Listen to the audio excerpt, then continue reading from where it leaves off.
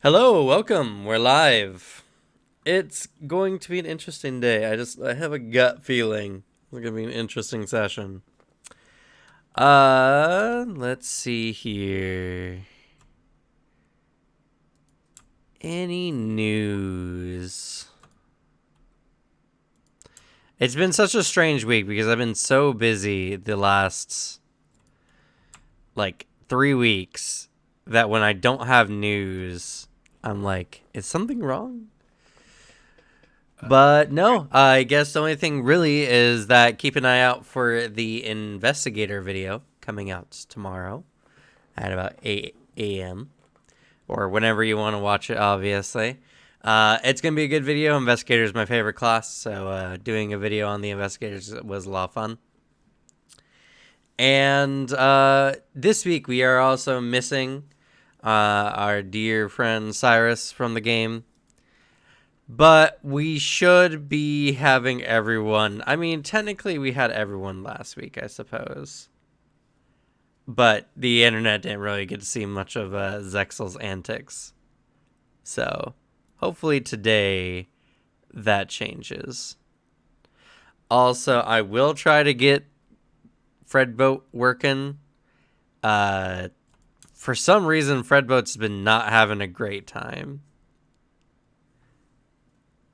And I can only think it's because, I don't know, probably something on Fredboat's end, trying to skirt that line that killed Groovy and Rhythm. Rip in pieces. For real.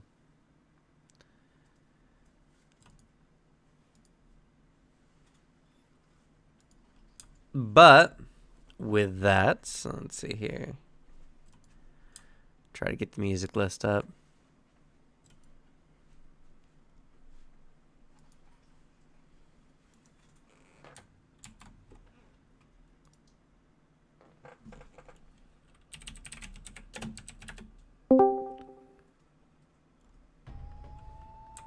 Well, hey, there we go.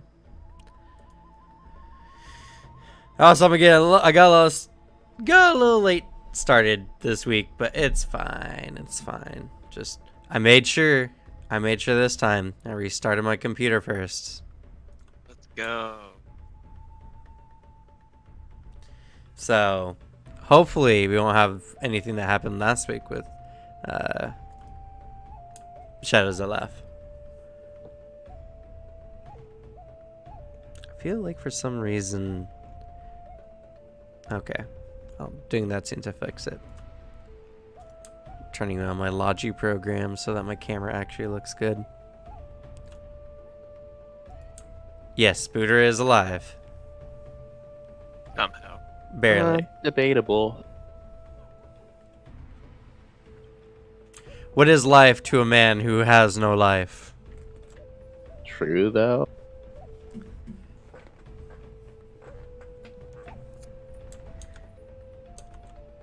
So, last we left off, you had all been asked by Mukluk to head to a small outpost that the Matangi have set up with Tani that for some reason had gone incommunicado a couple weeks back. The Matangi actually had made way in that direction before running across a couple groups of caravan that have been attacked by the Charuka. So, unable to continue on without risking the lives of the other individuals, Mukluk asked you all to go and check in on this fallen outpost, possibly, to see what could have happened. Along the way, you all fought a giant frilled neck lizard. And while being a dangerous foe, was not too dangerous for your group. So, with that, you continue on your journey.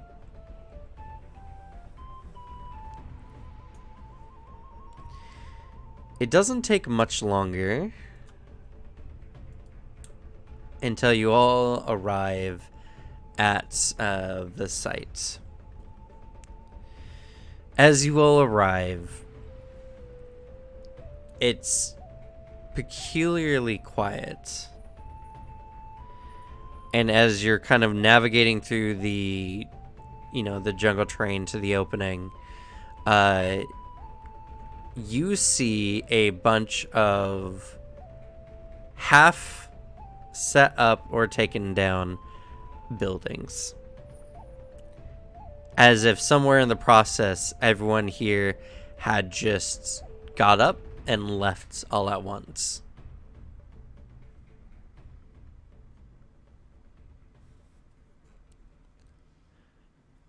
So, what do you do?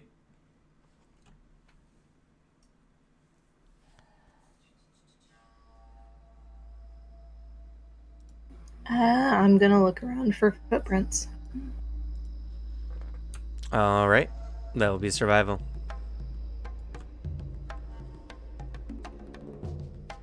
I'm gonna just scan the area just for anyone just watching us from afar, anyone that we might just be missing that's stuck around somehow. Okay. Roll a perception check.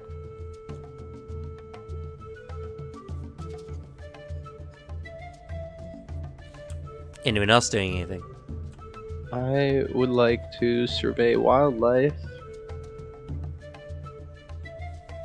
Okay.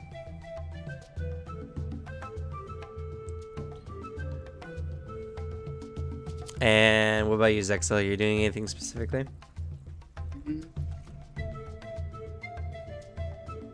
Is there any obvious overgrowth?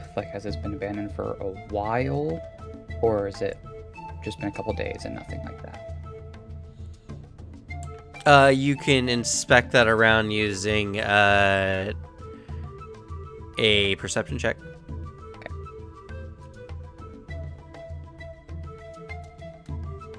A regular perception check, or a nature roll to see if nature is No, you're just looking to see if it looks like it's been some time or not.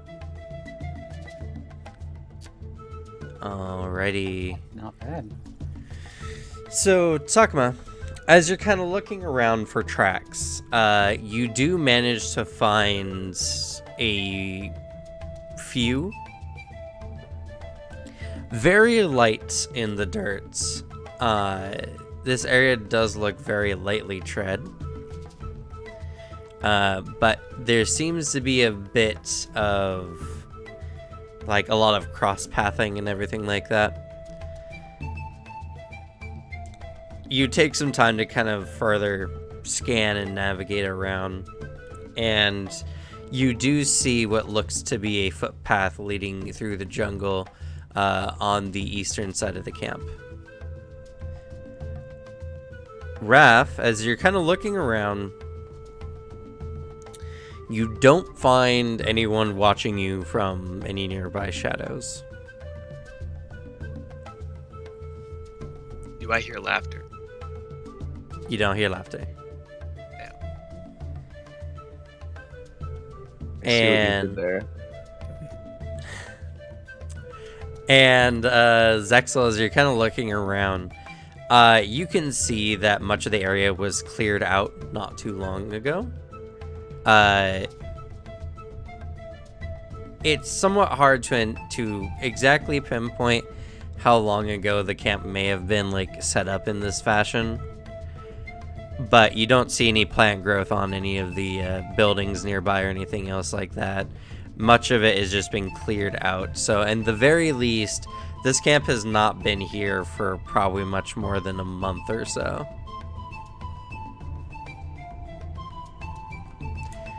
It takes about 10 minutes for Gale to kind of survey around, look for any signs of, scat or any other,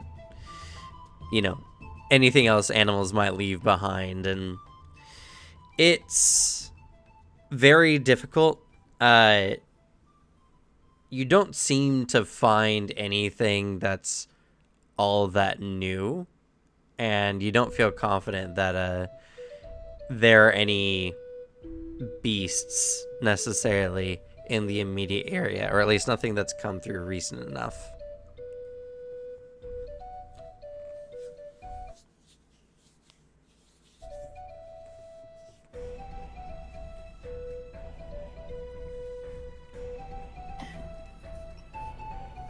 So, how big is this camp overall? Was it like about the size of the area we'd stayed in before, or is it a little bit smaller?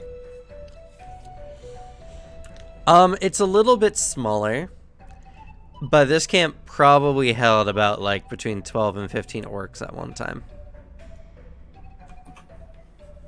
Takuma puts her hand up and looks to the group. I got tracks.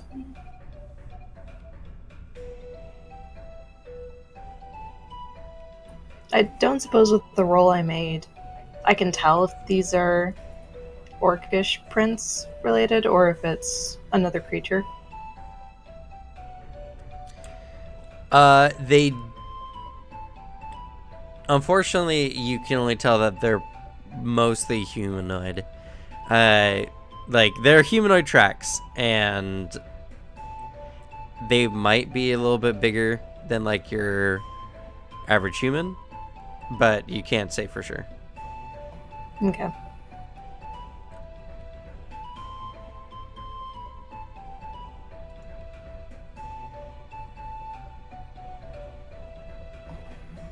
Is there anything I can see in the direction of the footprints? It looks like the jungle growth has been brushed aside or cleared out, or if it's just overgrown. It looks like a footpath. So, a well-traversed, but not, you know, like, handcrafted path.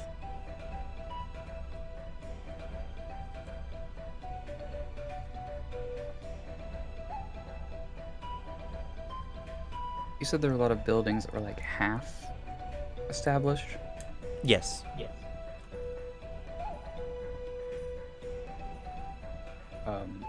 Maybe like an approximate like 50% or half finished, or they all look pretty equally incomplete. They look all pretty equally incomplete.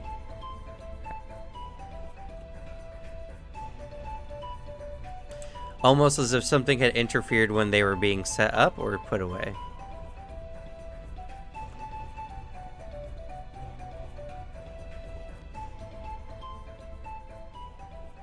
Are there any other tracks in the area that aren't humanoid looking, or different from the tracks that Takuma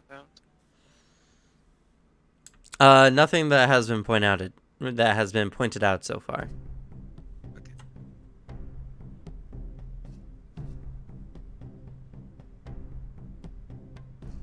I want to look to see if there's any like rations or anything like supplies kind of sitting in some of the buildings. That's smart. Okay. Go ahead and make another perception roll. Perception. Ooh, that's great. Okay.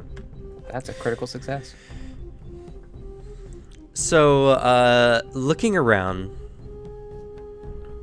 you see that in many of the huts, kind of like in a corner somewhere, there are backpacks, and in these backpacks, you see weeks of rations. You see standard traveling gear. You find small like machetes used for hacking away at the underbrush.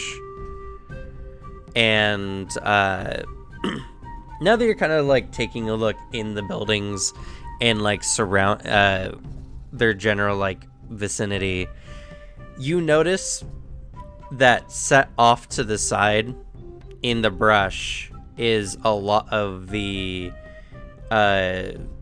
building materials used to like construct one of these buildings. And as you check them over and you check the leaves, you see that they have some mud on them, which is indicative that they were at one time like pieced together and have been taken down. So you feel confident in saying now that these were in the process of being broken down before whatever happens.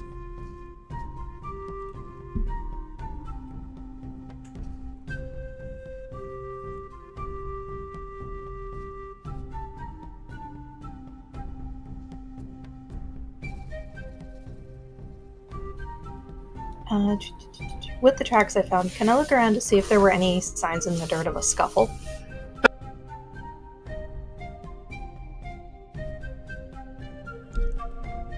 Sure. You can make your choice of survival or perception.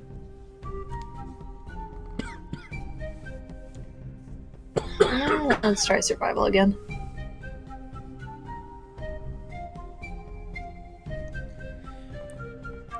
Looking around, you feel pretty confident that the surrounding area didn't really have any, like, scuffle or enhanced activity.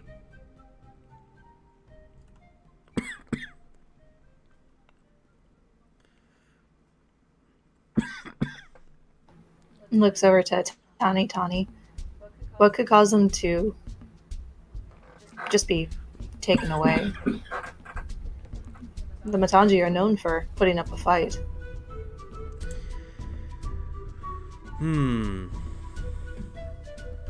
That is interesting. She kind of scans the area over.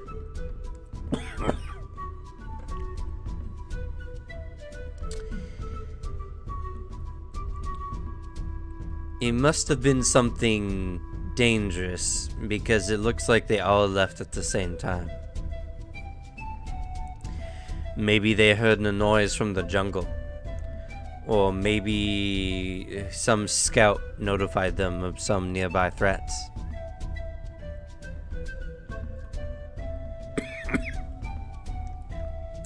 Also, Zexel, based on the perception check you made, you find that a lot of the gear, despite being kind of put in a corner of some of these like half-made structures, have signs of weathering and rain on them.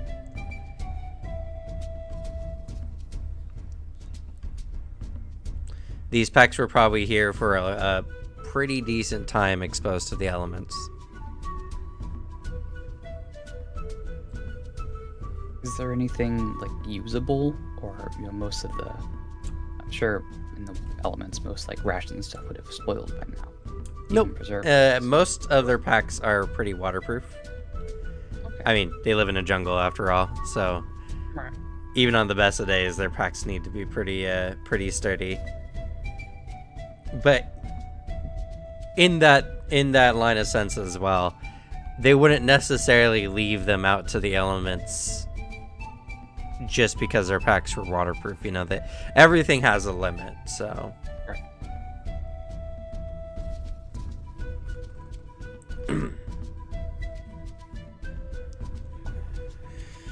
Looks over to Zexel. Were there any weapons or armor left behind? Some supplies, it seems, but not sure how much would be usable for us at the moment.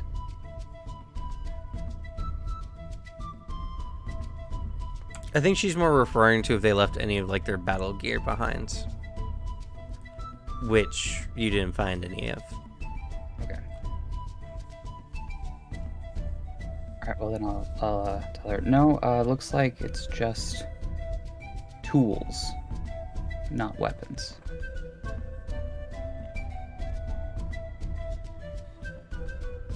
Best guess, they probably heard something nasty out in the jungle and went out to take it down. Although it's been a while. Well, do we follow after them? Do we report back? If we're gonna go after them, we may as well give a good account as if they're alive or not.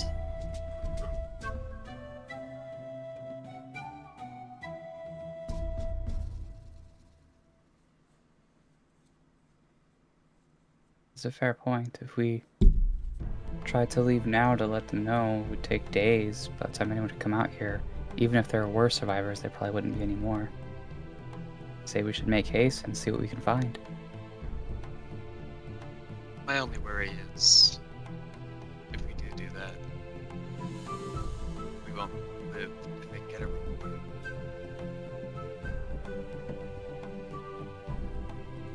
Where's your sense of adventure? We have dribble, we'll be fine.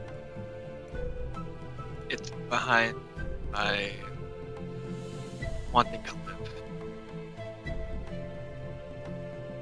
It's like, sounds like you're a little far from your mic. One sec.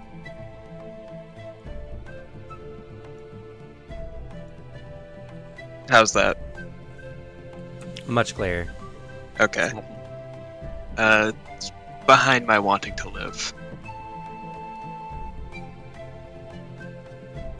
I'll push that aside and pull up the adventure part, and then we'll get going. Makes sense to me. Gail? Tani? What are your opinions? We've already gotten out of plenty of bad situations before. If we get into one now, we can just do the same.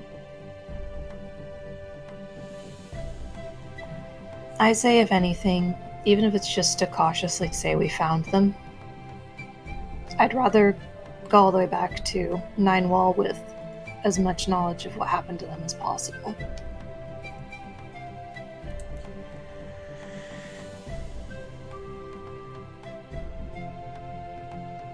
It depends. The fact that they are all not here means that they are probably, well, if not dead, captured. Which could be more difficult for a group like us to deal with. But if they're out there and we choose not to help them, then that's as good as leaving them to die.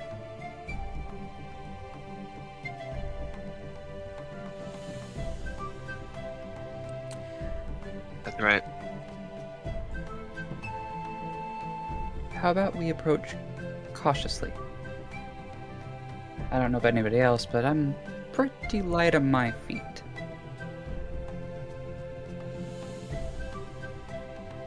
We can at least scout.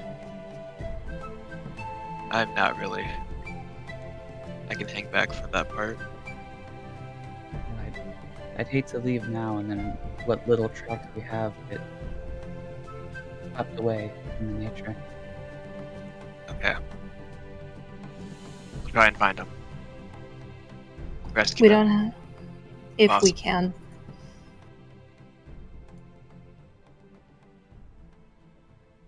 Ref, go ahead and finish what you were saying. Oh, rescue them if possible. What were you going to say, Takuma? No, she just followed with an if possible in confirmation to Raft.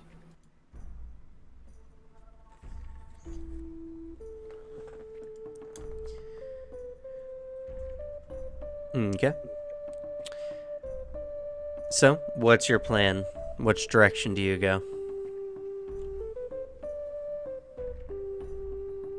Follow the Takuma, you track? found tracks, right?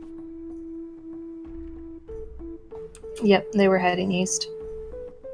East. Well, then we go east. Okay.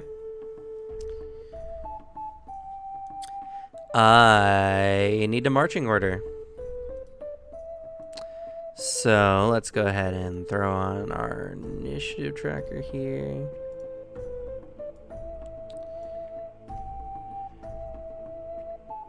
And let's see here.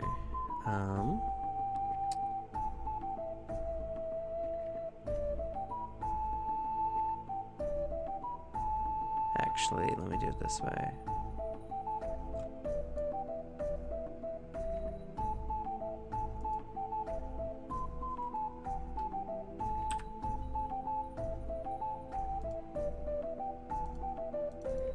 Does Tenny not have a token? That can't be right. I know you dragged your token onto the map, but I don't know if it was ever assigned to anything. It most definitely should have been assigned to her character sheet. That's strange.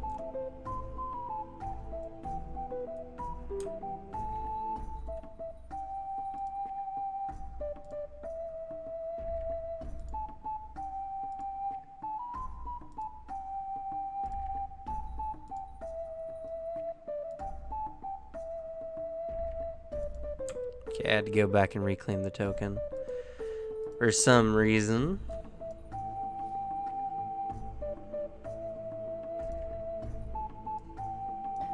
So, which of us has the higher perception?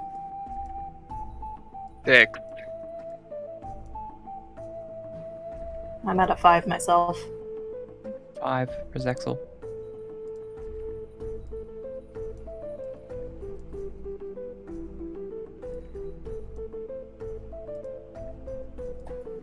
I got an 8. Oh, this man. Then do we want whoever has the highest perception at the front to keep an eye on the tracks? Wouldn't that be more of a survival thing?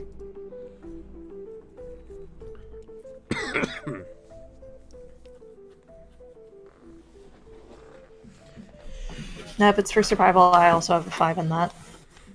I have a 6 in that. Same. I have a 7. I hate you.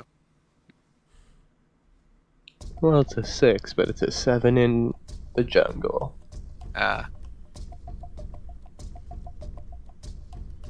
Sounds like our best tracker. I shall aid you. I will mention that you guys are equivalent. You're essentially moving as a group. So the position you are doesn't necessarily affect any of your checks. It just affects what might happen if something were to happen. So, like if you were to run into something, if it comes from the front, it'll affect the first person, or if it comes from behind, it'll affect the last person. I can't control my boy. You don't need to. I just need you to adjust your initiative. But I can't because I can't control my boy. Can you not? FL, No. Click that. Yeah, no, I can't do that on mine either. Alright, 1 second.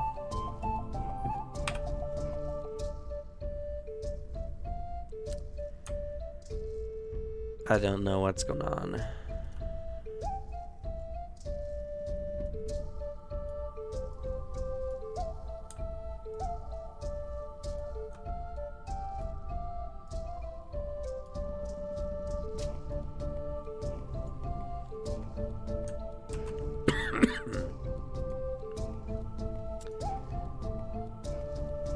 Because I pulled all those tokens from your character sheets.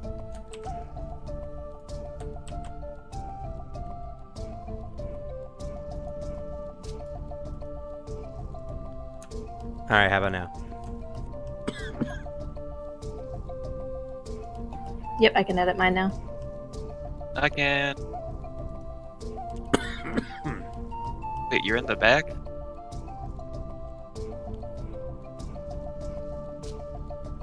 I mean, if all else fails, he's our line of defense if something attacks us from behind. True. I'll take 4. Guys, I'm not beefy. Takuma can go first and scout ahead.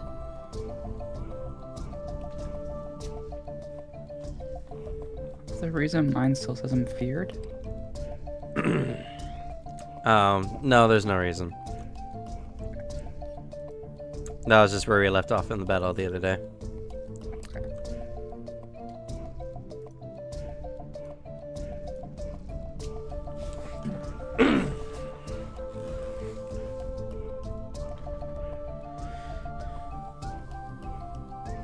I like how my token is distinctly smaller than everyone else's. It's fitting. Well, you are a small creature, so yes.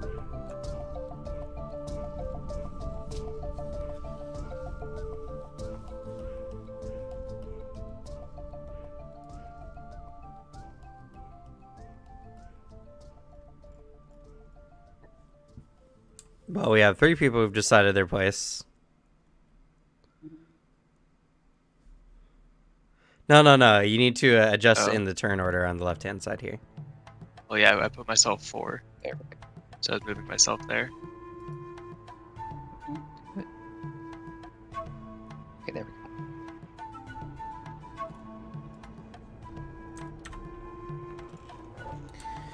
go. All right.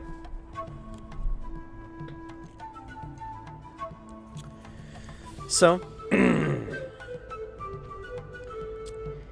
as you are traversing through the jungle, you're following this obvious footpath, and you can tell, without even needing to make a roll, that like a large number of people had come through here at one point, as much of it has been like torn through. It doesn't look like there was a lot of care in the treading of this path.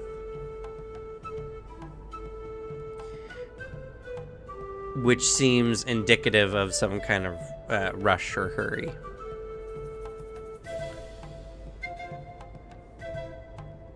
As you're all traversing through, you hear a low whistling noise. As if someone was blowing into like a well, it sounds like wind is being channeled through like some kind of object, causing this low whistling noise, like almost like someone blowing into like a bassoon or a didgeridoo.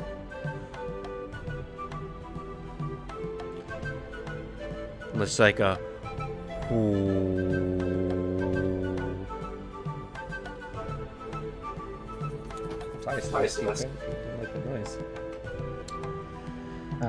Tawny, is that common? Do we know what that is? She looks around, keeping on alert, and she says, "I have no idea what that noise is."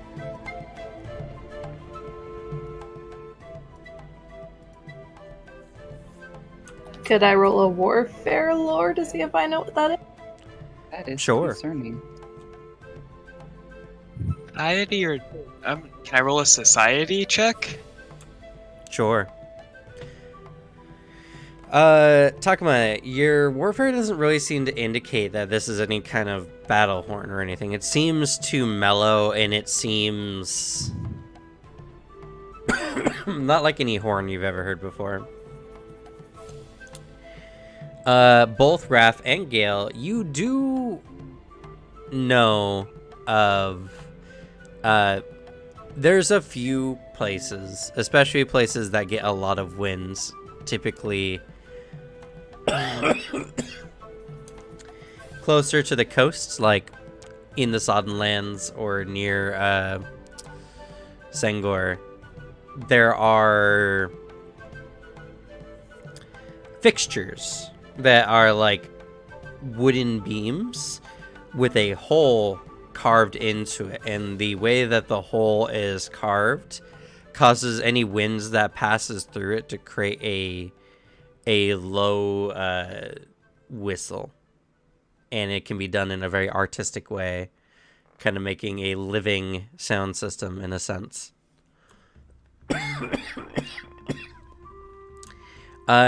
Just as you're all starting to like figure out what this is, I need everyone to make for me a will save, please. Oh boy. Colin needs to make another one for himself as well, right? Yes. He's always fucking go, Quantum, my boy. Unfortunately, whenever an effect affects you both, you always take the worst effect. Yeah, but you still rolled good. It's true.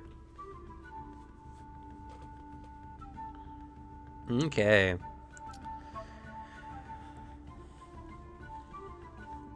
So, y'all hear this droning sound. What do you do?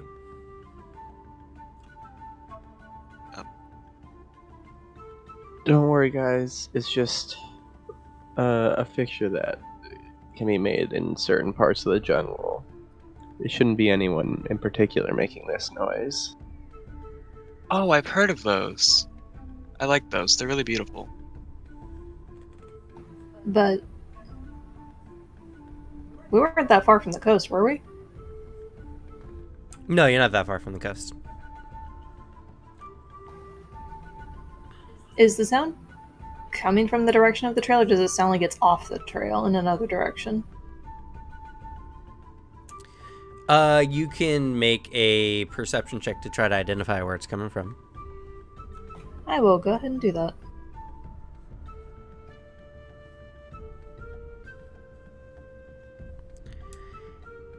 It's not a very harsh tone, and it doesn't really pique your senses in any one direction. It's almost as if the entire area is just filled with this sound. You have no idea which way it came from.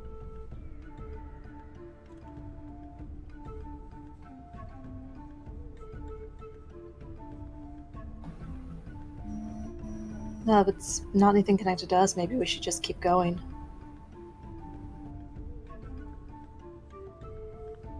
On the map, you guys are somewhere in, like, this region. For all intents and purposes. Okay.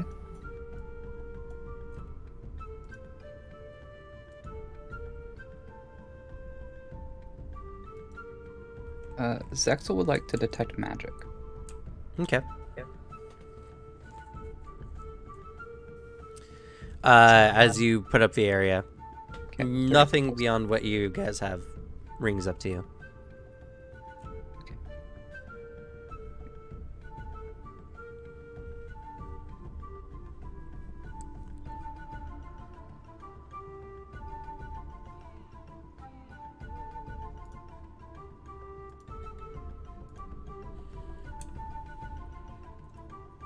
Alright, well, nothing seems immediately dangerous here, and if what Gale and Raph are saying is true, then I'll trust them and assume that this is just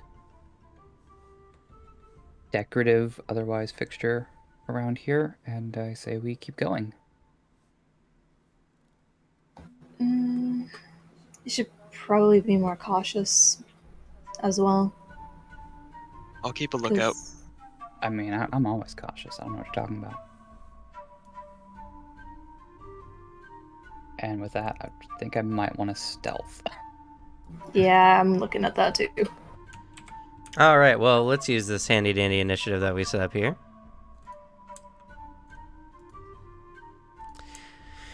So, Takuma, what's your exploration activity?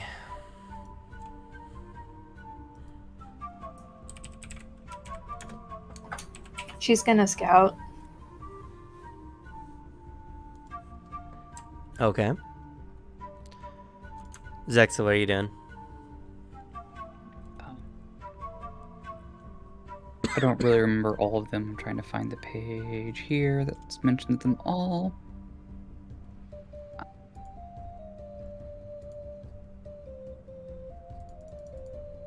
I think maybe the So if I stealth as the exploration, does that decrease my speed further than the already half speed of exploration activities? No. Okay. I think Zex will try to step off, like, to the side of the path as much as possible to try to, like, be in the foliage a bit without hampering me too much, if that's possible, and avoid notice. Okay. Go ahead and make a stealth roll. For the bet? Ooh, that's great. I'll take Yo. it. I'll take that. That's a really good roll. Sneaky kobold. I'm tiny. I hide in trees. All right. Tani Tani is going to keep up the detect magic action. Raph. Raph will search. I'm Euro pointing.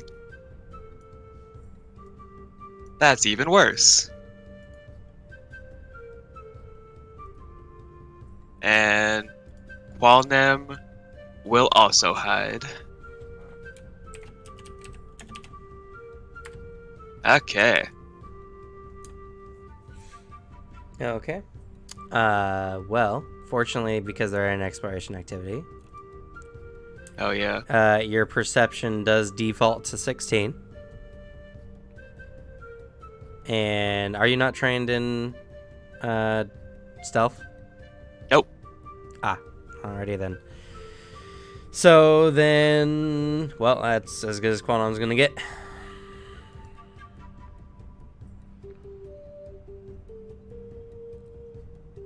And just a moment.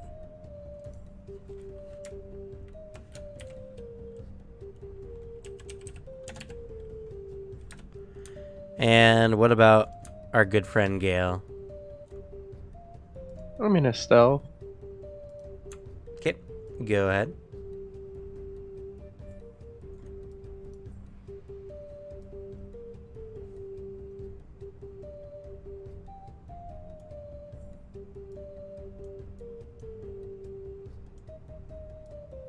It's an 18.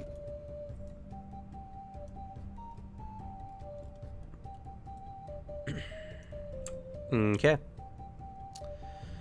All right. So you're all moving through the jungle.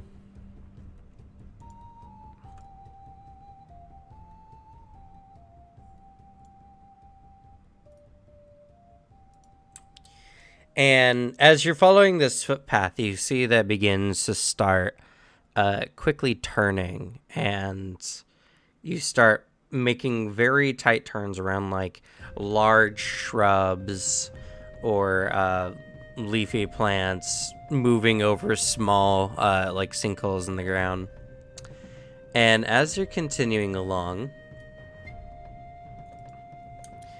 Zexel, suddenly you lose Takuma. Takuma's no longer in front of you.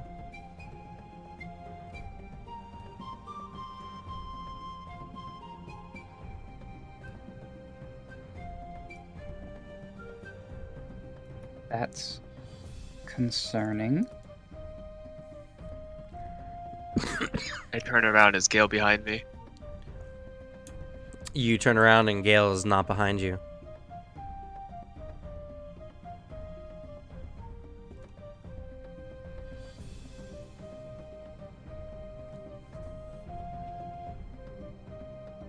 But Tiny, are the three of us, Tiny, Raph, and Zexel all together? Raph, you can only see Tani at this point. Oh god. Well, Zaxel is very good at hiding. Oh, right. Well, this place is also very... There's lots of sharp turns. You can only see the person in front of you or the person behind you. Oh.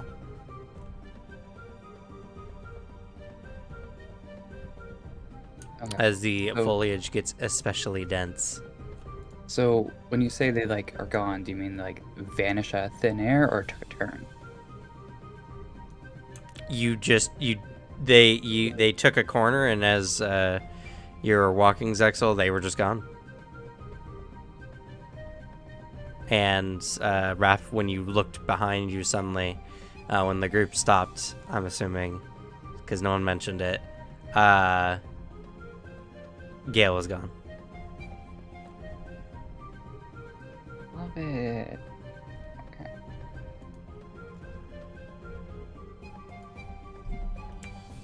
I'm checking something real quick.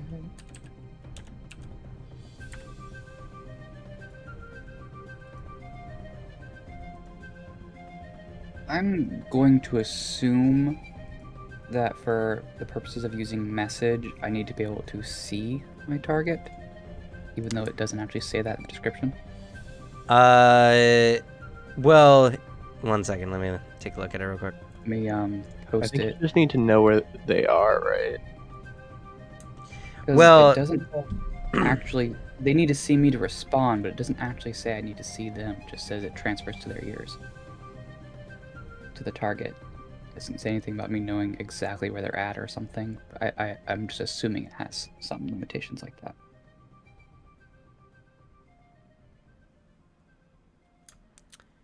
Yeah. So a spell will mention if the target does not need to be seen. Essentially, all spells have a line of effect, which means that nothing can be like between you and the target. The spells will say and otherwise. Like I think there is. Oh goodness, what's the other spell? I assumed as much. It just seemed interesting it didn't specify, because I know, at least in D&D, if it doesn't specify you have to see them, you don't have to see them. This one's making implications. Okay. Well, yeah, no, because in the standard rules for the game, there is line of effect and line of sight, and those are defaulted unless otherwise mentioned. Trying to find. Let me see if I can find the other spell. I think it's sending, right? Yeah. If it's this, it's problem playing with 5e and Pathfinder Yep. is because of overlap like that. Yeah, a lot of things that are really similar but just a little bit off can really mess some stuff up. Okay. So my plan was to try and use that if I knew where Takuma should have been. Approximately try to send a message. Nothing else, but Yeah, that's why one second. I here. figured it had a limitation.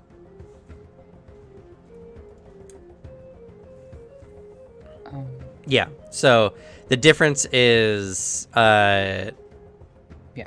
message just says one creature, while sending says one creature you are familiar with. Which just means that this has normal targeting, while sending actually has, like, it. The way it's worded is any creature you're familiar with, meaning you don't need to actually see them.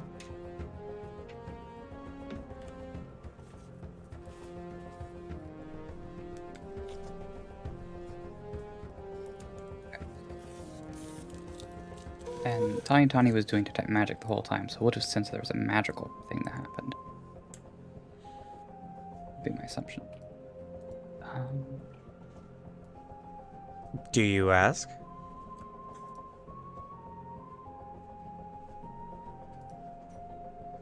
Nope, just go ahead and detect magic himself.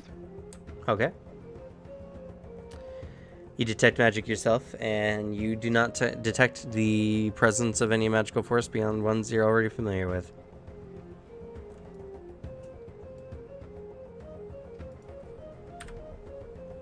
Okay.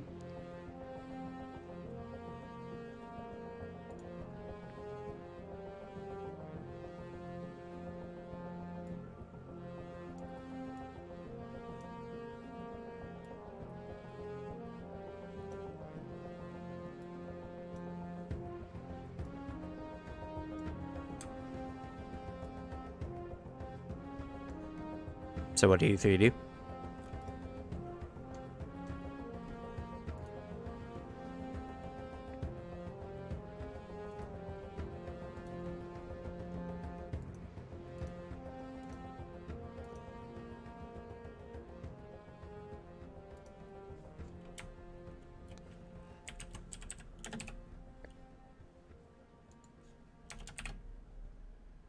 Well, I say we kind of get a bit closer, make sure we can all see each other as much as possible.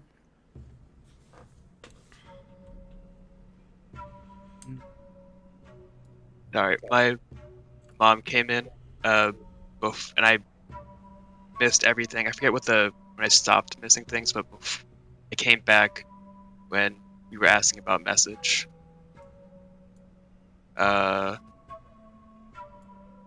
We have lost people.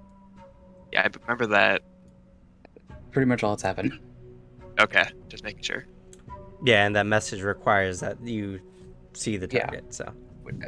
I assumed as much. It's just weird that it doesn't say it compared to like D&D where it specifies specifically on every Well, spell. Like, it's assumed that unless the spell mentions otherwise, you have to see them. So I understand that. I just don't like assumptions when it comes to wording.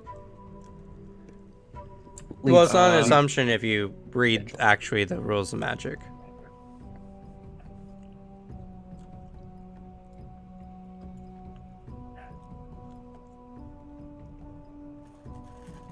uh,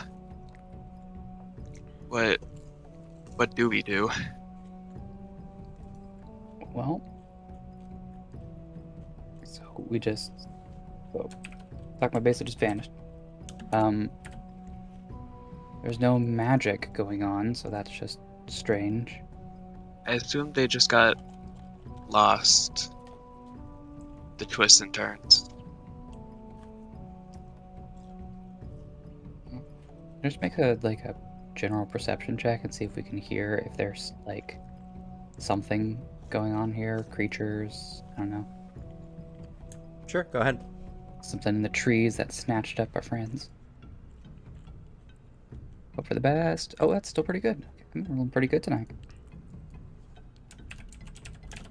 Okay, well, Ras is better, but still.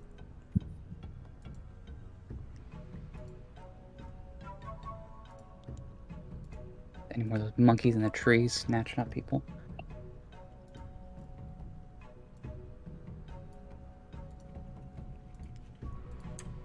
All right.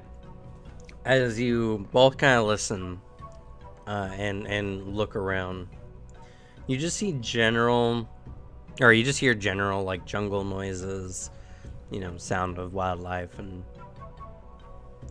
maybe a light breeze that's coming through, and the low whistling noise that's been kind of ever present.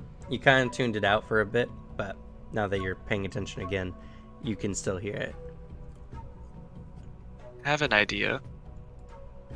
Do you remember when we got attacked by the monkeys and I cast a spell that made it so like my voice could be heard by like everyone within a certain radius of me?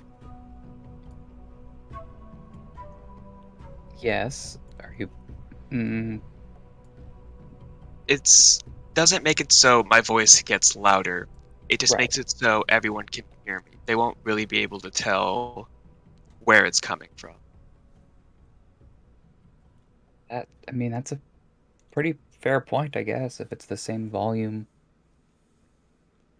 all around, it would be hard to pinpoint. It doesn't create multiple sound sources. Your voice just comes Oh. clearly and is not like you can't blow anyone's ear out with it at close range. Is more what the spell's description actually Okay. is supposed to mean. Yes, but it would mean that, like, they might hear a direction, but they wouldn't know how far away it is if it just sounds like a normal speaking voice, right? So even if something heard direction, they wouldn't know the distance. That's true. Yeah. That's what was my point. Should I I mean, try it? Before you do that, I want to try and, like, get a bit closer. Zexel is gonna put Dribble onto Raph. Uh. Hold. Oh. Protect with your life. And then Zexel's gonna inch forward a bit, try to get the spot where last saw Takuma. And see, like, are there still tracks continuing, or did they just, like, stop, or what's going on with that? But I can communicate with my familiar, so...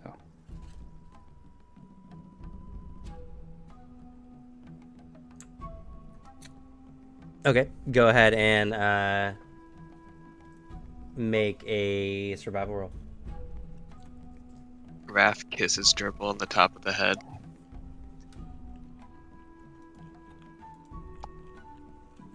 Well, now your lips are very moist. Fair.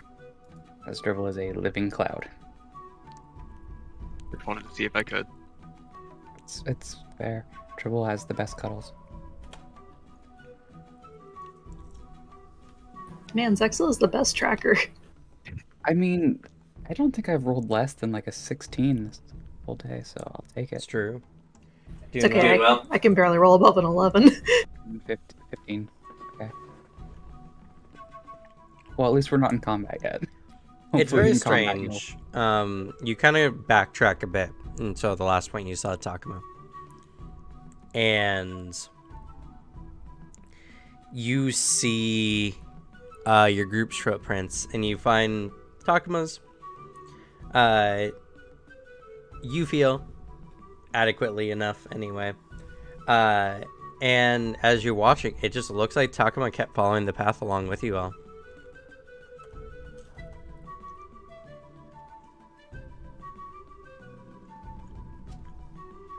Okay.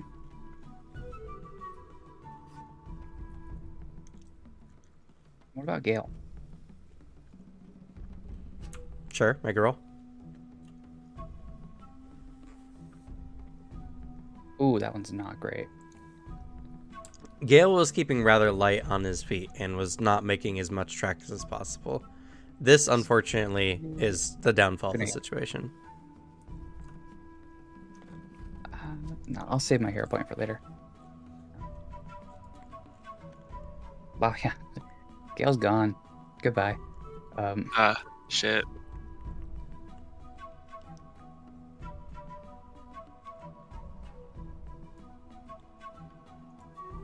Oh, did I try Don't the worry, spell? Joe. I knew him not very well.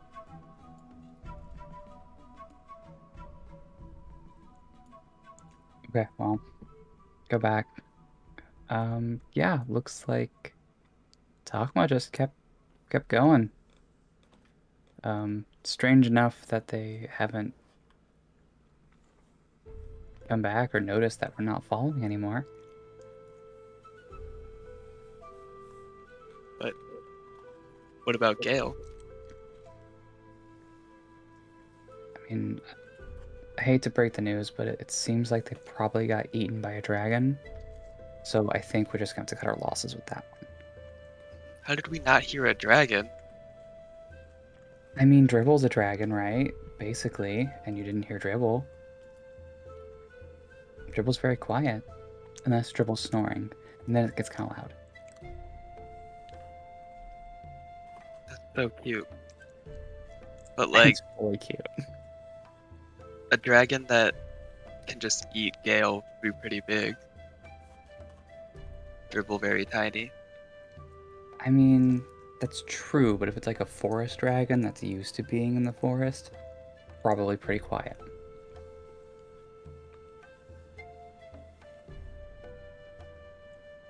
Yes. It's still very strange to just disappear without a sound.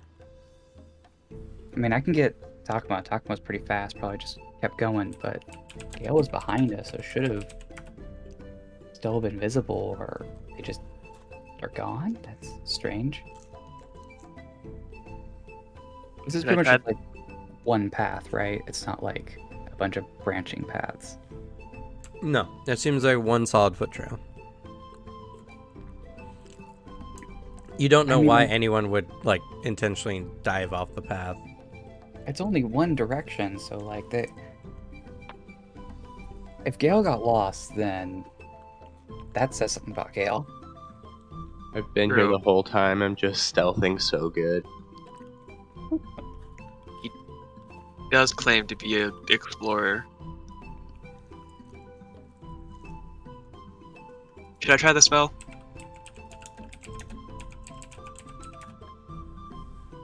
What's the worst that could happen? We've seen the worst. Probably actually a forest dragon is probably the worst that could happen. But that's fine. It's fine. I have a way with dragons. I'll trust you on that. And I cast Bullhorn. Okay. And I just calmly say, Gale, Takuma, shout if you can hear me.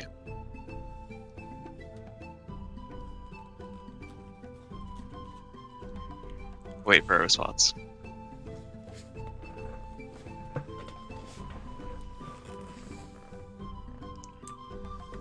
Okay. Takuma and Gale, you do not hear this.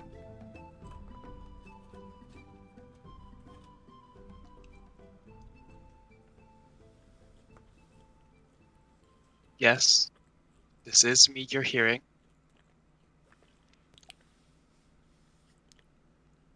Not a hallucination.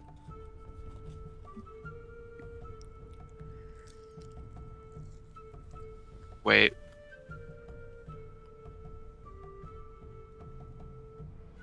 Cuts don't get a- Nats in a cage in like some alternate dimension, just screaming my head off.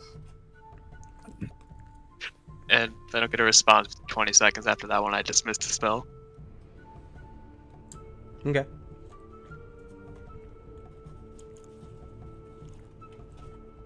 Doesn't look like they're within 500 feet. That's not good. No, that's terrible. How they? I mean, they get pretty far pretty quick.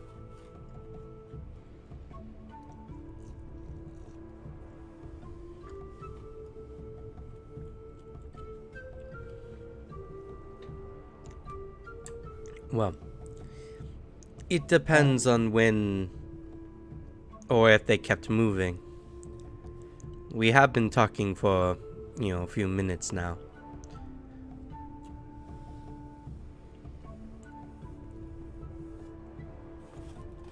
True, but you would think if they, they would notice and double back or something. Seems peculiar. The dark one, maybe, but the one in the front was probably unaware that anyone behind them went missing.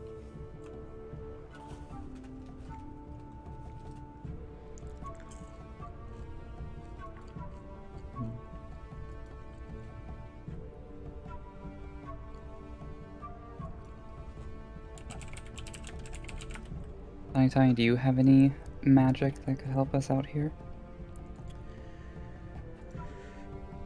Or tracking or detecting of some sort?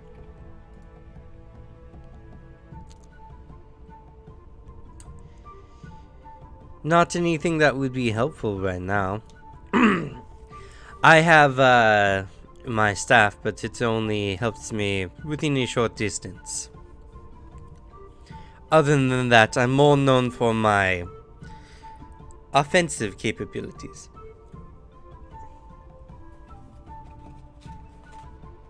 Understandable, and they've been helpful.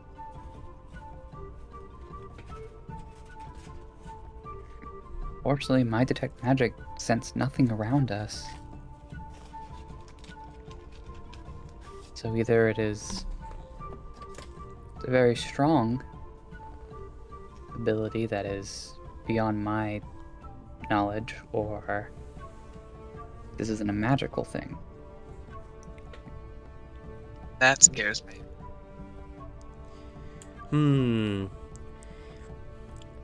It might not be so.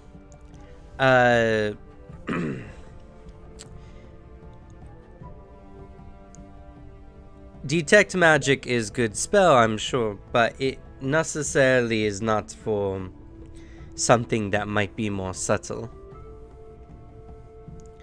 For instance, if this is some kind of illusion, the spell itself might be guarding itself from standard detections. Or maybe its range is beyond that of what you can detect. Yes, it's true. Hence, I mean, if I'm not strong enough to detect it, if it's a more powerful spell than me.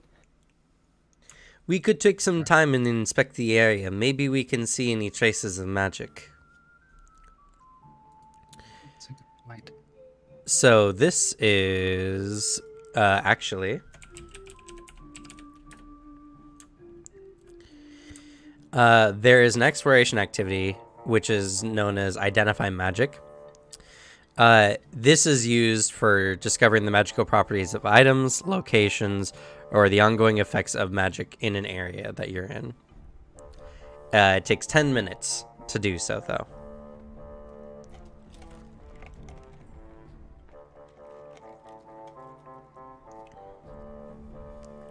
Seems like a lot of time to spend. We're missing 2 people. I mean, unless you have better way to find them.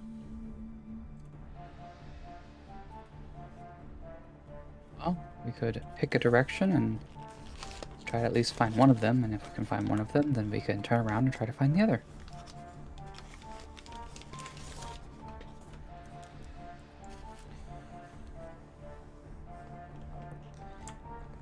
Going blindly in a direction in the jungle is never a good idea. We might not even be able to find this path if we get too far.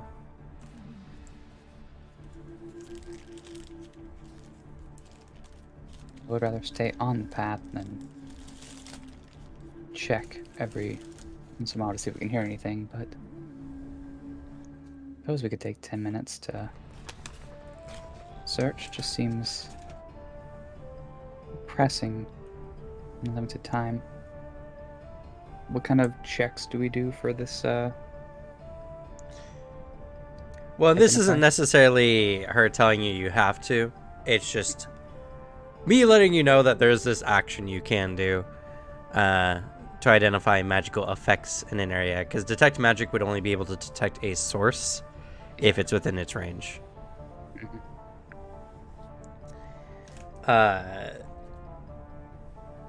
If you were to explore around, you have to pick one of the magic traditions, one you think the spell might be under, which would be arcane, divine, occult, or primal.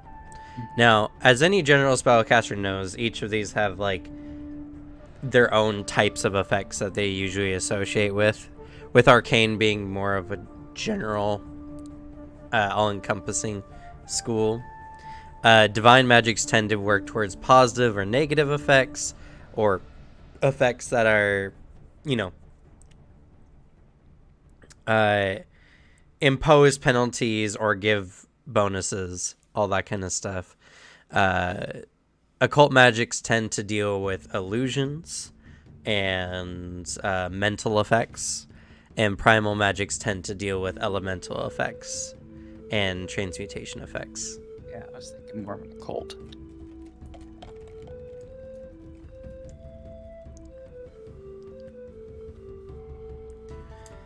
So, if you want to take that downtime or that exploration activity, you can do so. Really don't have many better options. Unless we just keep on Other the than- path. Yeah, following the path.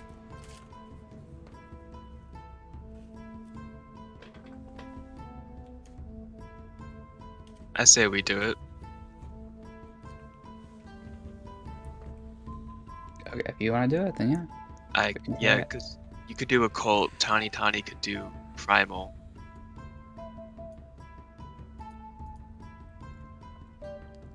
And I could just search. I'm not really much in the way of primal magics, though I guess I'm not worse than most. And I'm not in the way of occult magic.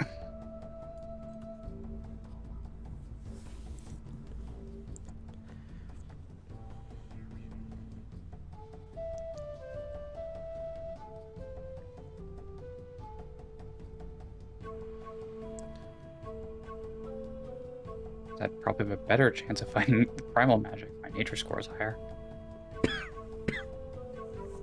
that has any indication of that. Well, Tani is trained in Arcana, religion, and nature. With nature and religion being her two highest, but only by 1 point. Well, my occultism is only at a 3. And it's not trained.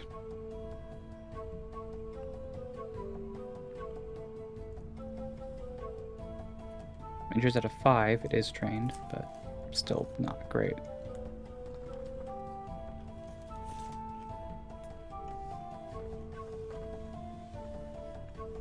I could do. Wait, can I do it as well, or do I need to have detect magic? Anyone can do it. Oh, Yeah. okay. I mean, you have spellcasting, so Sorry, You just my have to mom- be at least trained in any of these. Okay, my mom came in again. So sorry. I could do religion or arcane or arcana. I mean,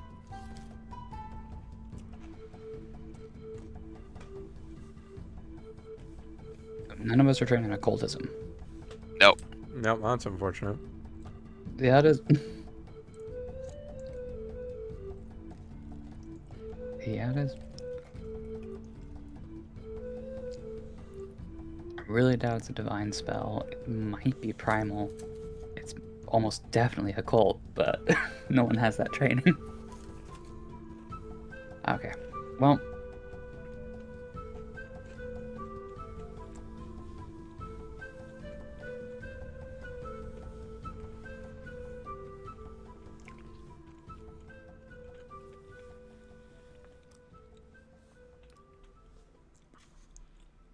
One second. How are we gonna do it? Well, you have yet to decide who's doing what. Okay, so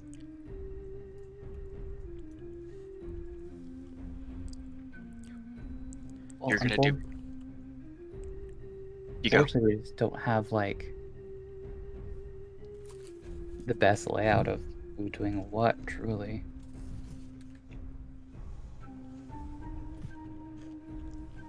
I mean, I guess I could search for nature primal if Raph searches for arcane, and Tiny Tiny searches for divine.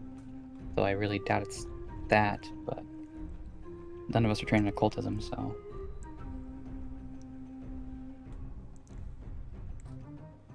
Yeah. Left with little choice when it comes to that one. Works for me. Okay. So what was Tiny Tiny doing? Probably divine, although Well, that actually. You said he could do You said she could do arcane, right? Yeah, I mean arcana. she's Arcana, Nature, Religion. She should do arcana. She has a higher level than us. She's more likely to hit it because we think divine's the least likely. That's true. So I will do religion. She will do arcana. You will do nature. Okay. Before you make those rolls, we're gonna hop over to Takuma. Yep. Takuma, roll for me a d6, please. Oh boy, that's always fun. Yeah, right. Ooh. Not sure how good that is. I don't know if that's good or bad.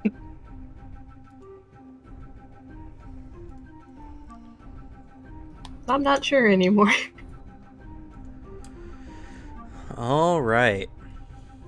Oh, wrong bar.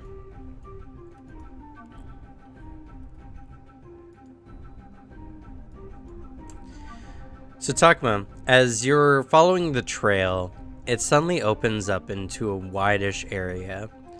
You find yourself near a cliff, and before too long you hear the sound of water rushing beside you. Oh.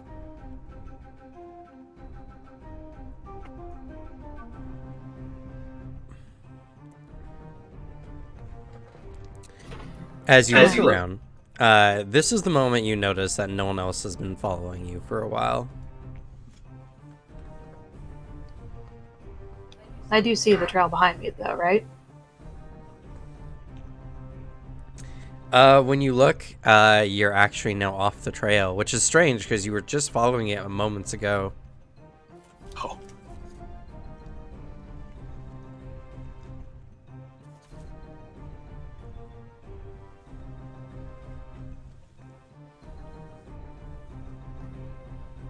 Out of concern, can I try to identify the plants in my area? Sure. Make a nature roll. Are you kidding me? I'm an expert in this. What the heck? You've been rolling like Oh. garbage today, dear. I'm so gonna sorry. hero point this. I'll say they all look like your standard jungle plants.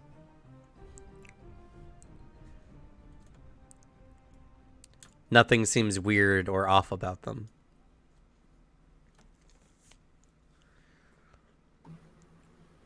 And I can't hear anyone behind me. Aside from the river. Make a perception check.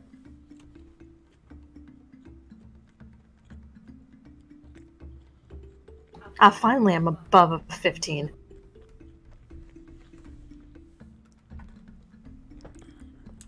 Okay.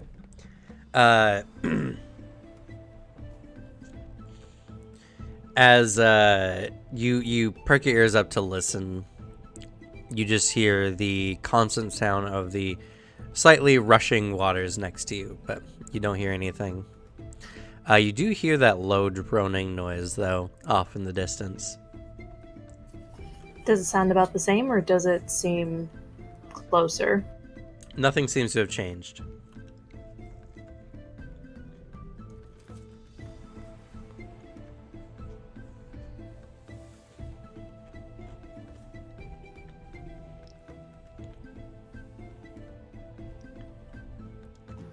Using the sound of the river, could I try to pinpoint where I am? In what way? Like using survival and the knowledge of kind of the general area to kind of guesstimate where I am? You don't have a map, and you're not familiar with where the rivers run or anything like that. You could try to sense direction using survival to know generally which direction you just came from. Yeah, I'll do that. Okay.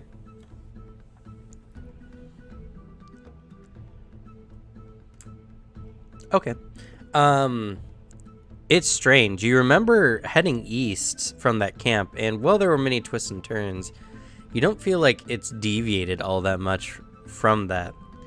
But the direction you just came from was north.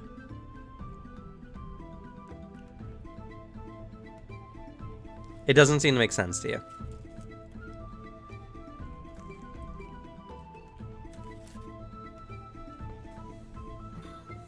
And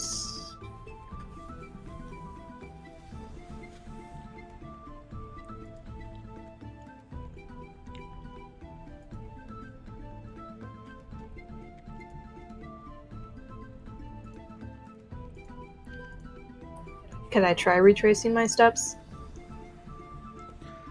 Yeah, you can try retracing your steps. So go ahead and try to do that cautiously. Okay.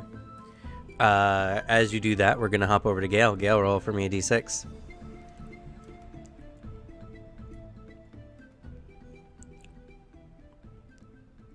Ooh.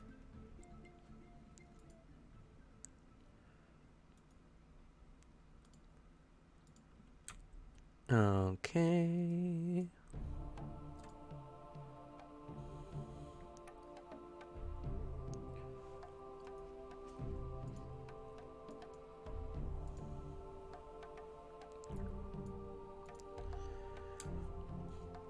So, Gale, as you're wandering through the jungle, you're following the rather vaguely jostling brush in front of you for a good distance.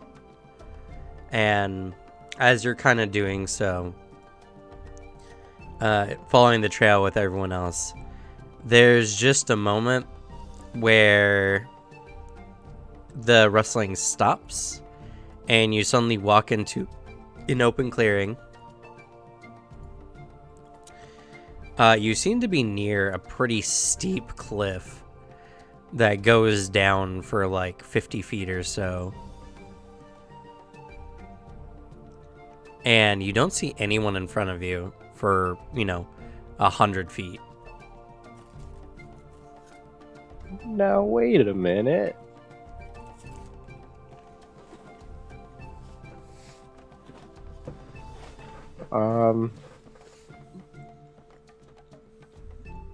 And there's nothing weird about behind me? Well, looking behind you, you don't see any trail. So that would be weird. I smack my forehead and go, dang it, did it again. I wandered too far away. Just completely blaming myself. And, I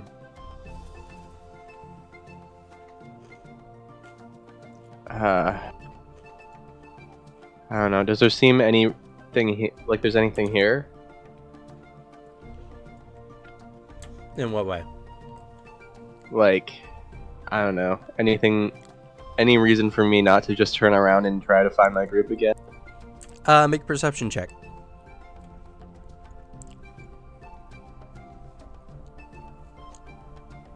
I'm so good at seeing. You are. Incredibly so.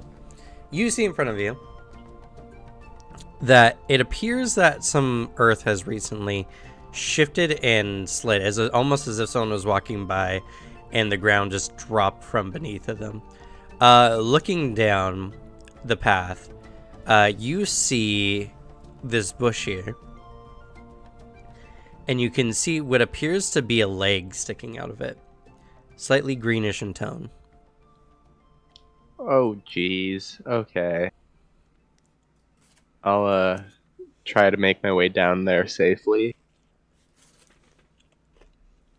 Okay. This will be either a climb check or a balance check, so either acrobatics or athletics.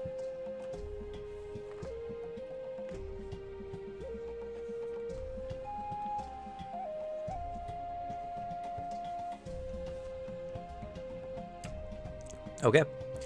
You manage to make your way down the hill, using your hands and feet to steady yourself as much as you can and digging into the earth deeply to get a firm grip. You make your way down to this bush.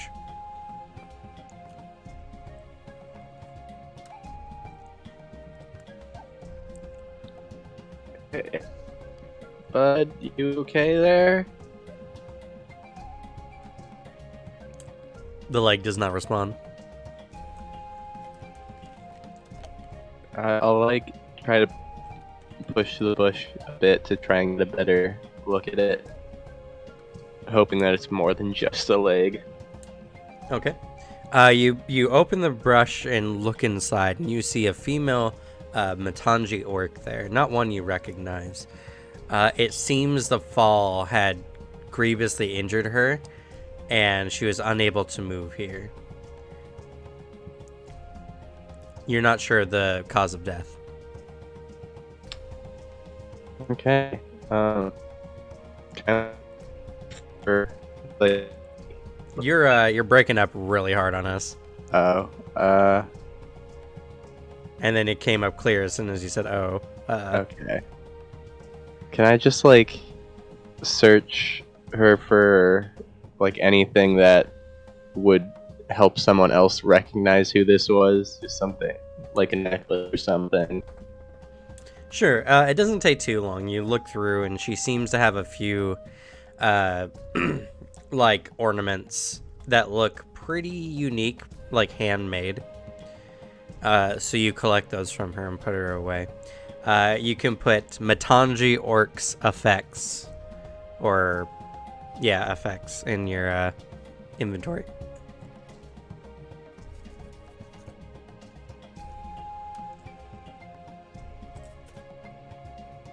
Now we see if I know how to spell Mataj. I believe in you. Good luck. That's the hardest thing we have to do yet. Wait, don't give it to him. Because we were close.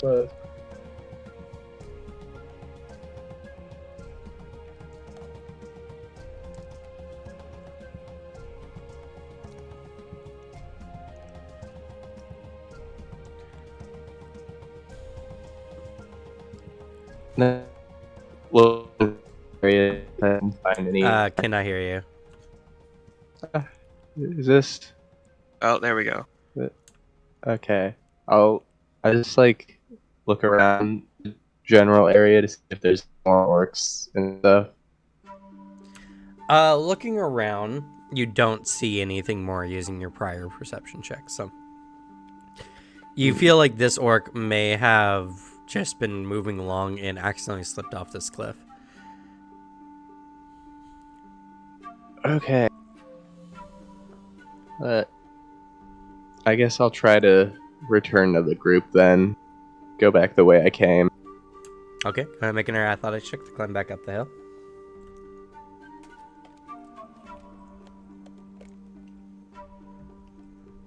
No. Getting down was relatively easy, but much of the earth seems very silty, and when you try to climb up, it just begins to slide underneath your feet. Nothing terrible happens, but you are just unable to climb up this hill after 10 minutes. Well, guess I'll make my way down then instead.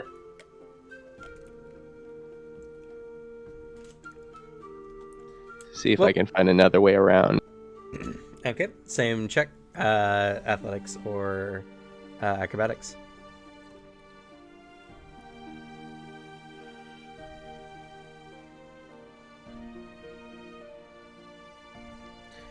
Okay, you managed to make it down the hillside. Following some of the mossy steps, you keep a firm grip onto the earth around you, and slowly but surely you make your way down to the bottom.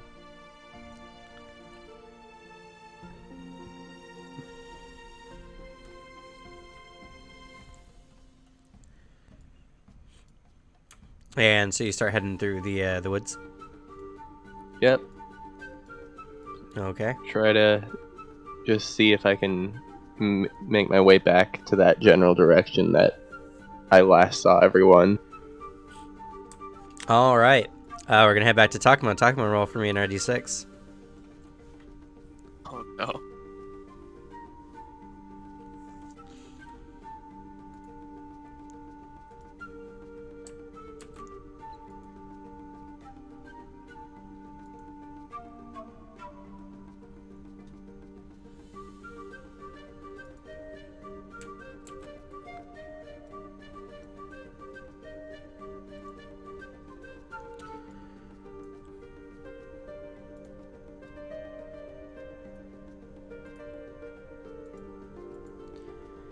Okay, Takuma, you come into another clearing. You don't ever remember being here.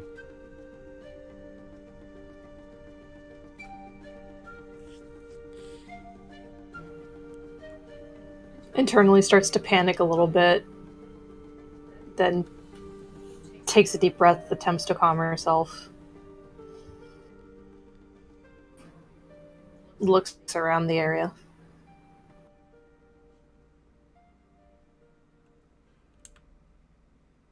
And this looks like steep cliffs going down?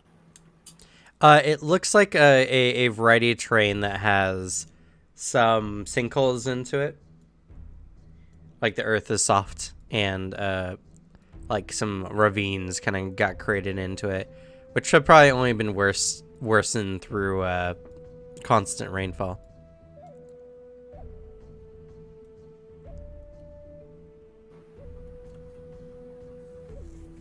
Takes a deep breath, mutters to herself, Grandmother Spider has lessons for a reason. And she's gonna look around for tracks. Okay, go ahead.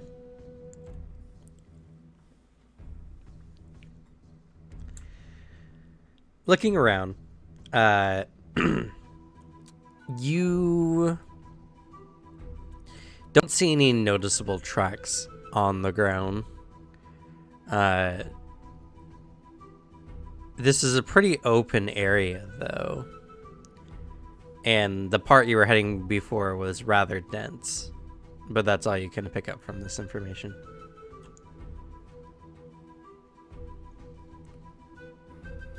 Can I see anything as a general overlook of the clearing?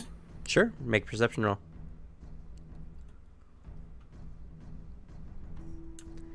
Looking around, you just see open jungle. Nothing stands out.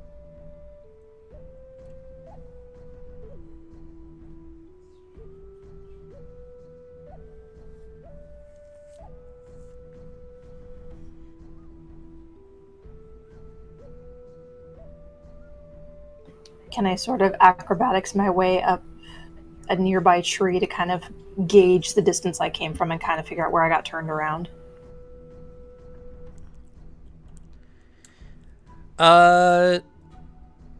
You don't feel like you could get significantly high enough from any tree to get a good look of the area.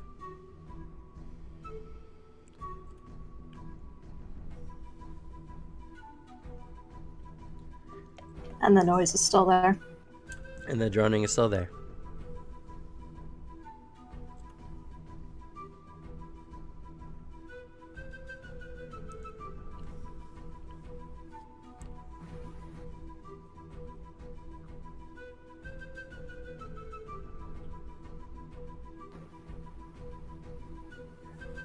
Out of caution, she's concerned about the noise, but she knows that if she plugs her ears, it puts her at a higher risk of predators finding her.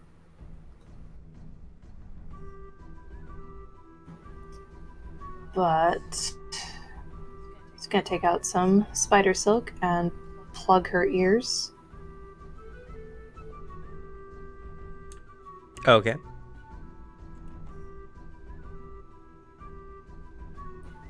And retrace her steps and try and figure out what happened.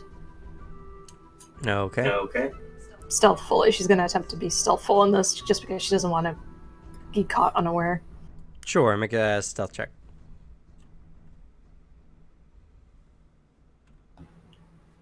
Can I hear a point that, please?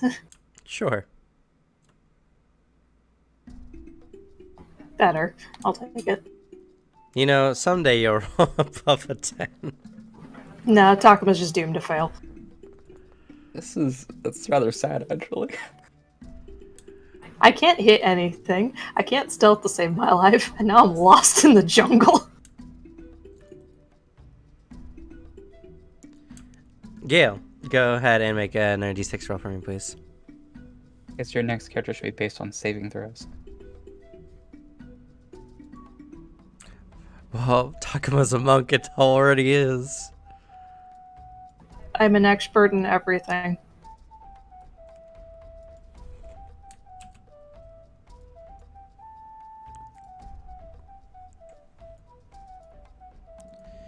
Alright, Gale. You cut through some brush and you come to another large clearing.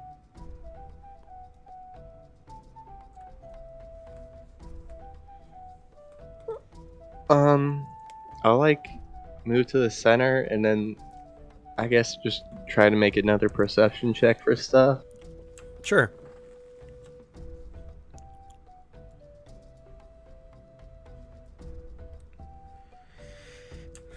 Eagle eyes, as always, you peer around the area. You see evidence of battle here. Looking around, you see gashes in the ground, some trees have fallen down, and not too far off, you see what appear to be quickly decomposing bodies covered in strange shrubs. You count about 4 of them.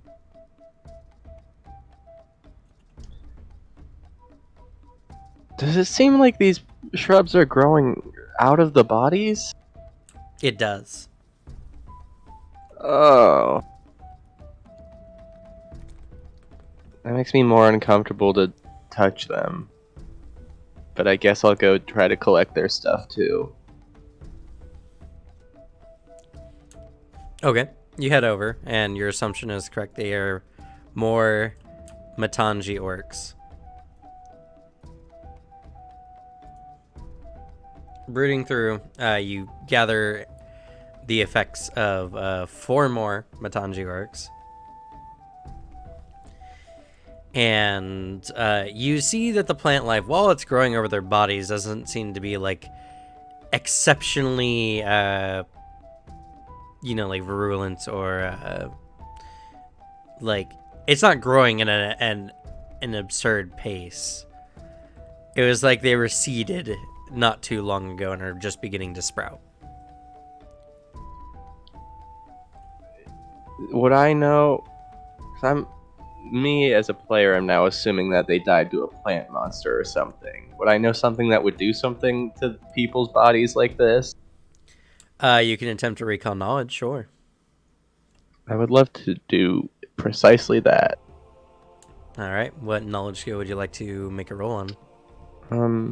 I guess nature? You feel that would be very appropriate.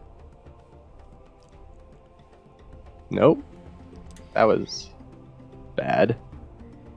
Unfortunately, you just don't have a lot of personal experience with plants that might do this. Though, it's quite possible that rather than a plant monster, they were dealt with by some kind of druid.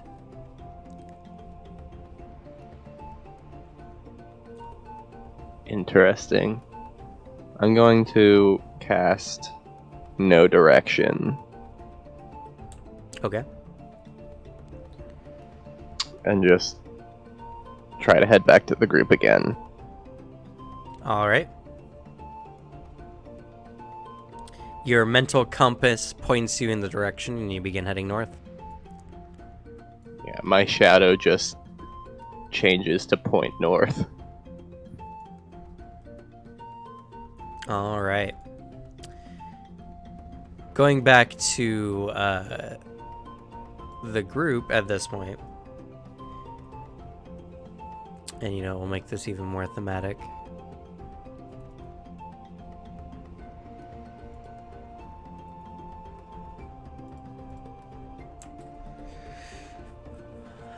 You're all attempting to identify the magic in the area, so go ahead and make whatever rolls you were making before.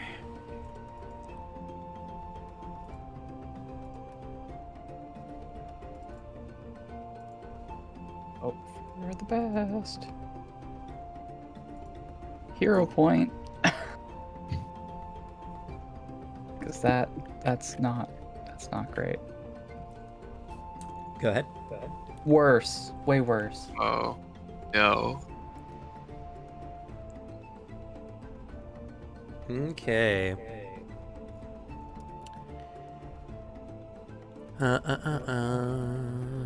One second.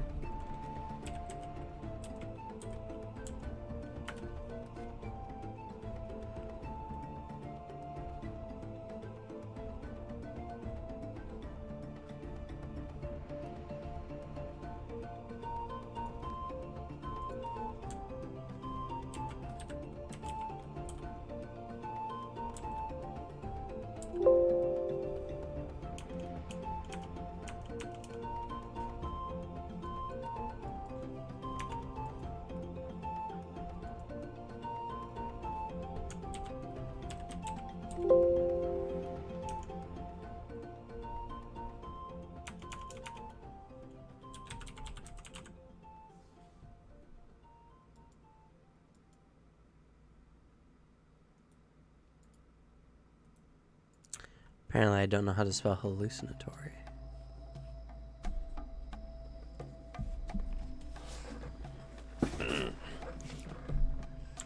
Okay. Ref, you are looking around for any, sensations, feelings of the divine, especially since your close proximity to Qualnam. You've started to gain a feel for those kind of things, but you don't seem to sense anything. Though, Tani, which I think... One second.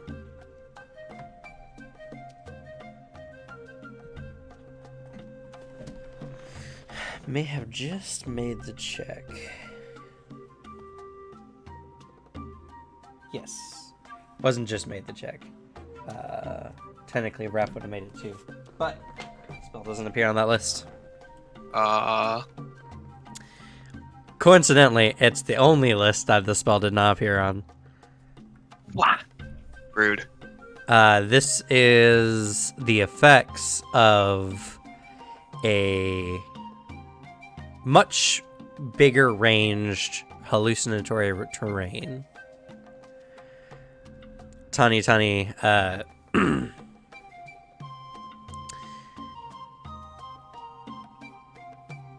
of touches the ground a bit in some places and looks around, and she just gets a sensation, and she says,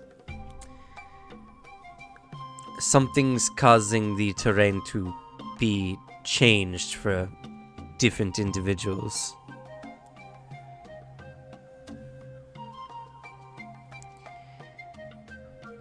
some kind of illusion. In fact, they may have not even known they were off the path until it was already too late. Something is causing this effect.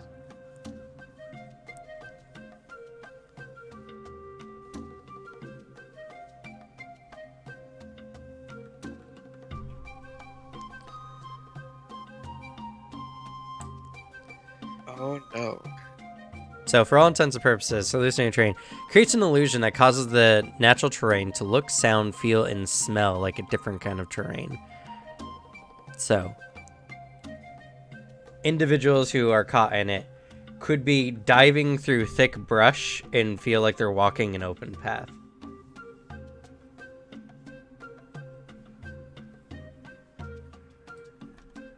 Hence falling off cliffs and such. Exactly.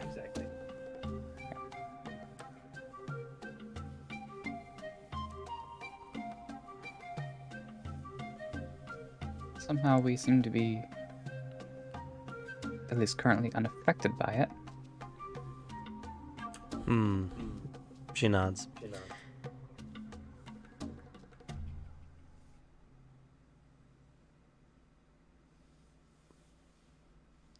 Unfortunately, I don't have any way to assure that we won't get lost by it.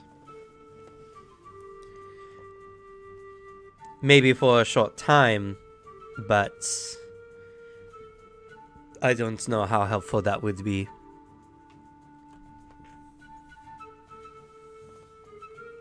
Well, we can't exactly abandon them now, can we?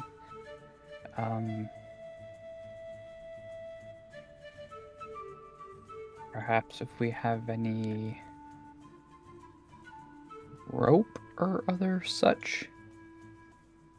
Tie ourselves together Essentially. works. I don't have rope.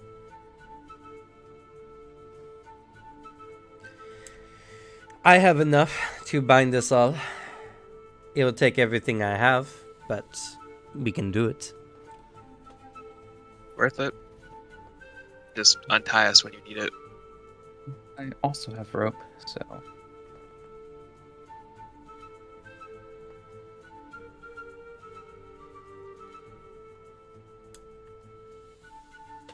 Well, you only need one length of 50 foot, so you can choose whether you use your own or whether Tani uses hers.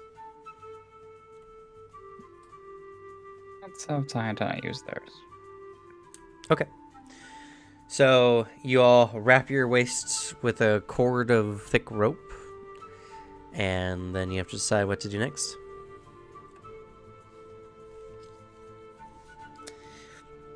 If we could find the source of this solution, then maybe we could deal with it, and it would remove the effect.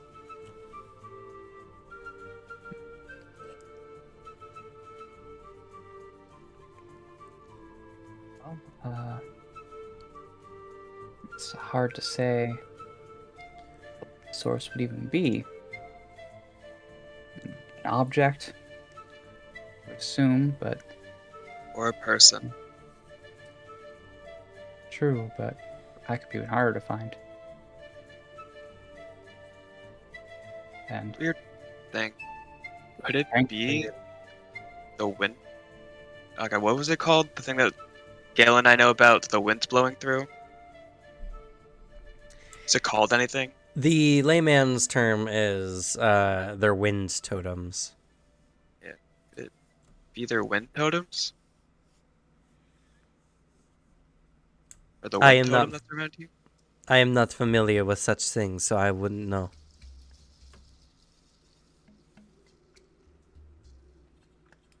Are you familiar with this area?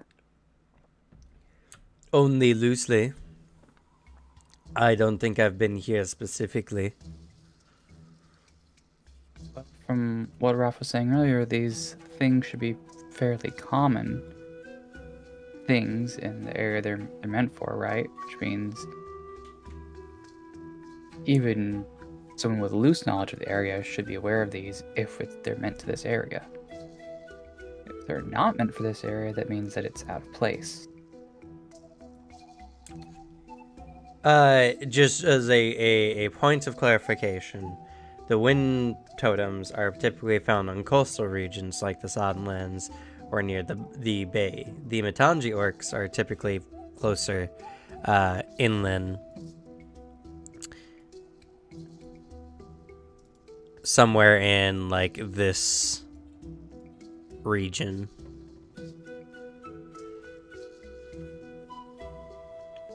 They don't often go all the way out to the Soddenlands, so this area may be close, and is close from what you all know, but it'd be right on the border.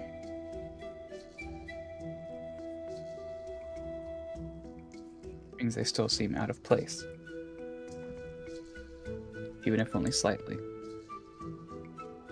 You're close enough where you could run into one normally, but they're also typically only made in inhabited areas. Right. Well, I have limited information of it, so Zexel's making assumptions. That's fair.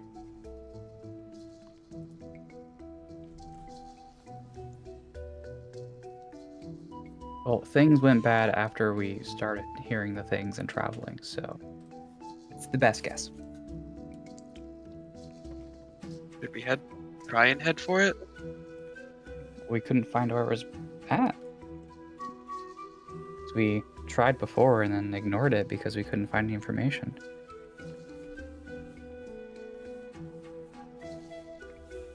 Especially if there's more than one in the area, creating a net, so to speak. An area to box us in. We really don't have enough information. I didn't really try it. I think that was just Takuma that tried seeing where it was coming from.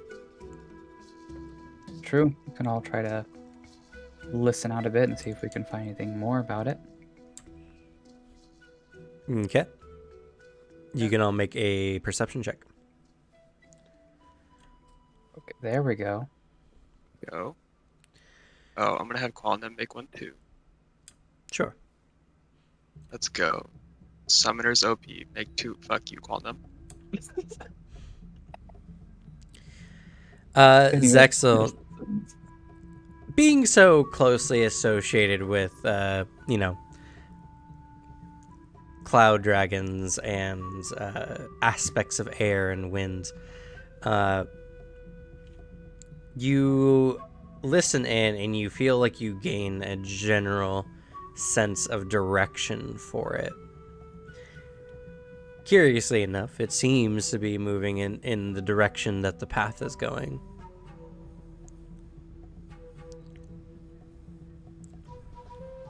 Well, that seems fair. Whoever might have put this down probably went the easy path.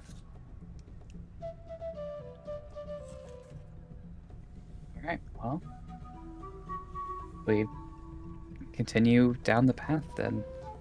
We saw some of Takuma's tracks, at least, heading this direction, so nothing else, we can try and find the point that Takuma diverged from the path.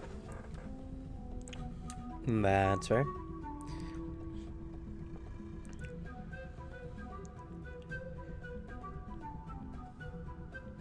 So, as you all continue on, I need you all to make another will save. Of course. Oh boy. Oh, I'm good. At least I hope I'm good. Oh no. Oh, Raph. Oh, honey. No.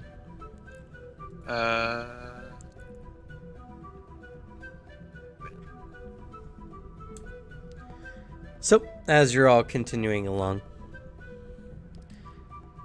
Oh, no. You have rope and Qualnam's around my neck, not moving. After this now. I really should have said something beforehand. you can't make that decision after you fail a check like that. I know. That's it was in my very head and I metagamey. didn't say it. I was Too in my bad. head and I didn't say it. Too bad. Whatever, you can't get more than 100 feet away from me. That's true, and pretty much is what happens. After you're going after you're following the trail, you all feel like a tug as Raph suddenly takes an odd turn. But the rope kind of restricting you snaps you back to reality as you realize that the direction you're heading was definitely not the path. As you look around, Qualnam is gone. And then, well, after a moment, you feel him unmanifest. Just manifest him around my shoulders. Okay. You can tie him to the rope as well. He's also a medium creature. He's not just like a snake. Yeah. He's a... Listen. Unless you feel like putting on an extra 5 bulk onto your bulk weight right now. I have 1 bulk. Yeah. So you tie him with the rope along with you. Oh, wait, no. I've already... Wait, how do I have 1 bulk? I have 2 light items. Oh, healer's tools are 1 bulk. Never mind.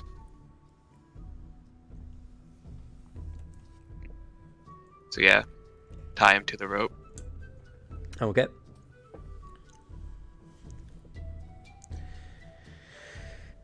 So, as you are continuing down the path, we're going to go back to Takuma. Roll a d6 for me, please. Just so it's clear, since it was never actually said, Dribble is back on my head at this point. That's fine. Okay. Dribble's not actively walking, so you don't have to worry about losing Dribble. Just to be clear. Sure. All right. Where did we leave you off at, Takuma? Last one was 2.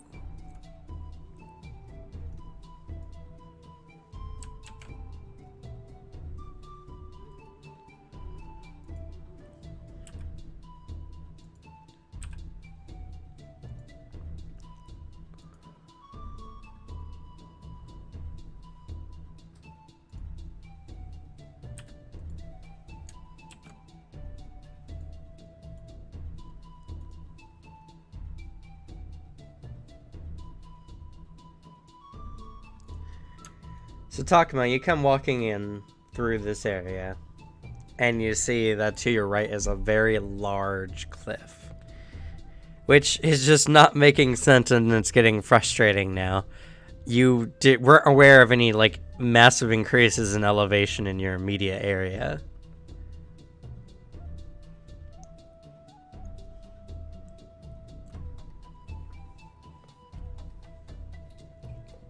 Look around for tracks. Sure. Go ahead.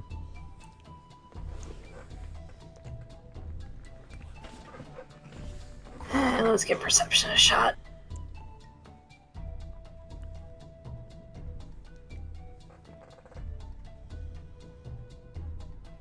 I see nothing. I see nothing but plants. Yep, pretty much. As it's been for quite a while now.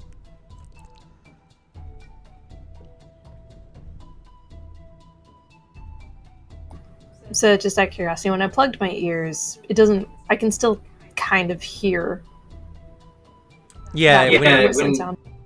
When you plug your ears, you just suffer a -2 to perception checks based on sound.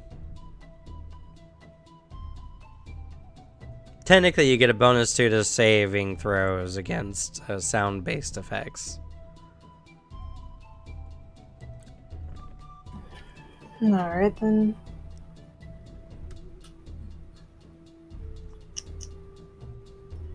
Oh, tracking would be survival, but I don't think that would have changed with rolling 8.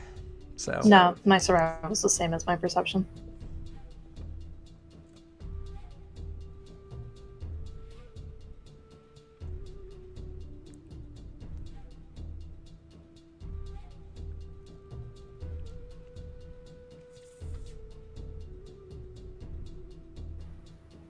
Investigate the area. Sure, what are you looking for? Anything out of the ordinary. Okay. Make a perception check. Okay. As you're looking around, the only thing that seems to be off to you is looking up this side of this hill. You see a section that has kind of collapsed, and it seems more recent.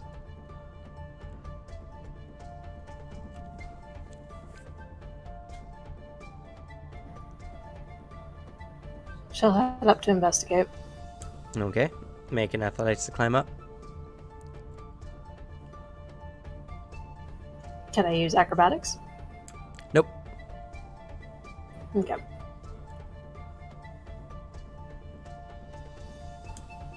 Okay. It's a bit hard, but you do manage to make your way up the somewhat mossy slope to that section there.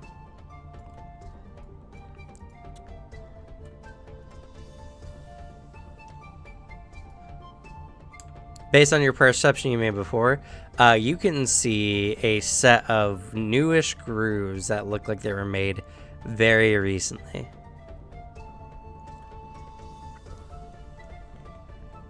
Looks around the area for tracks. Sure.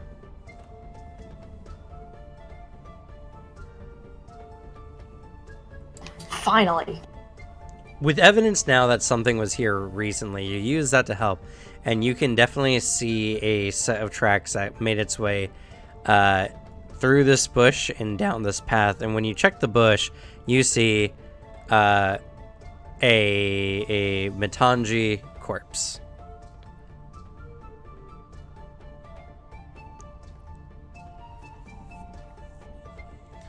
Whoever came through here probably stopped here for a brief moment before coming down the hill and then leaving the way you came in.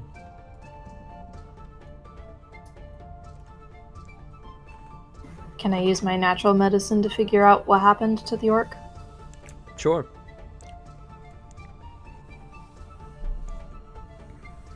Actually, that only applies to treat wounds, never mind. I can't just make medicine checks with it. Sad. Actually, let me just post that. Sure.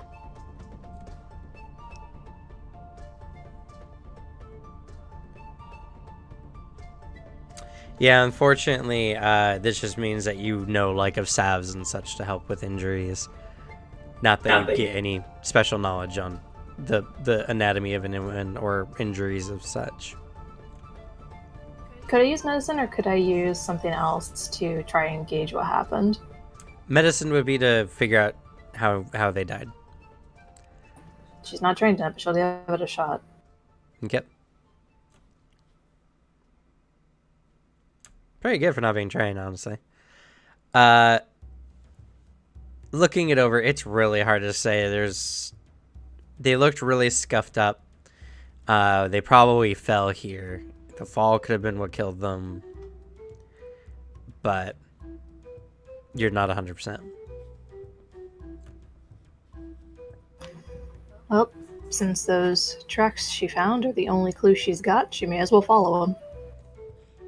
Okay, now you need to make your way back down with either athletics or acrobatics. Acrobatics, please. Okay.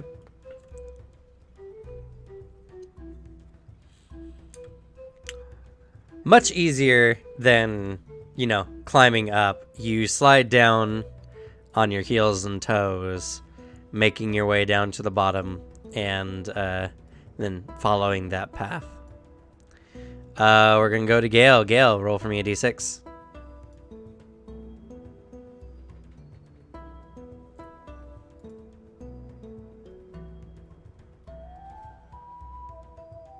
Oh, me? There's you no other Gale? Gale.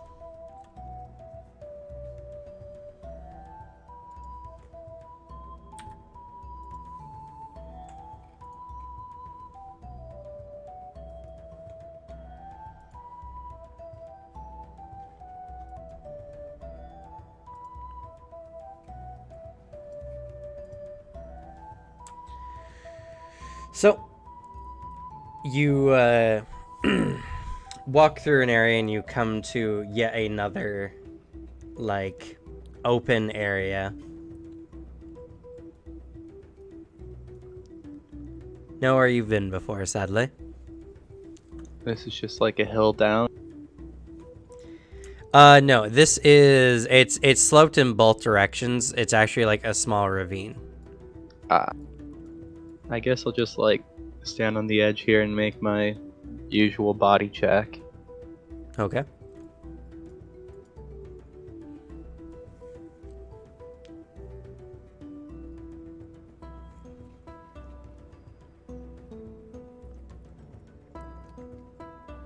It's probably way easier at this point now that I know it's most bushes probably. Well, yes and no. None of the surrounding bushes have bodies in them, fortunately. Though you do see what appears to be a strange talisman in the ravine. Is there a safe way to get down there? If you make the check, it's a little harder than normal. You could use either athletics or acrobatics. Yeah, I'll go for it. All right. Just out of curiosity, when we all were getting set up, did any of us grab climbing gear with the adventurers pack, or did we just do something else? I bought a gun, and then I was broke. Bought healer's tools and a bandolier. Got it. All right. So you manage to climb your way down. Looking over, you find a curious-looking amulet.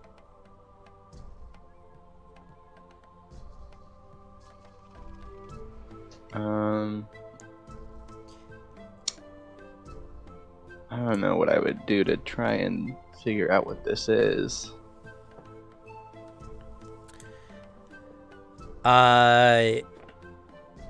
For identifying items, it's the same as, identify magic. You pick a tradition. Or, if you're trained in magical crafting, you can make a crafting check. I think I'm trained in some kind of crafting.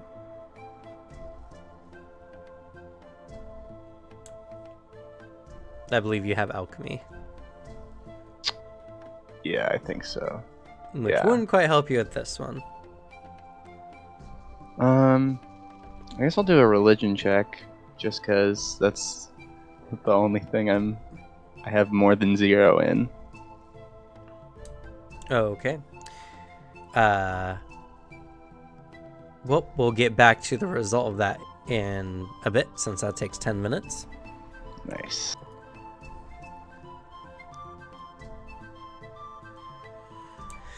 Going back to the group, you continue following the path a little bit further, and you can hear the sound of the whistling is getting louder and louder. I need you all to make another will save, please.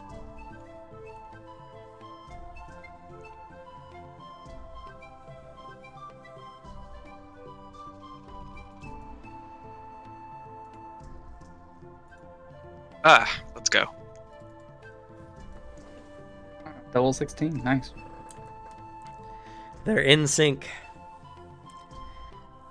As you're continuing along, again, Raph, you find yourself nearly walking off of a steep ridge before being yoinked back by the rest of the group.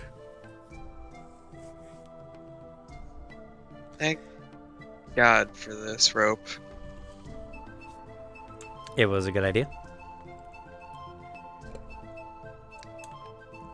As you all kind of round a bend, you see a slightly ascending hillside. And then... Actually...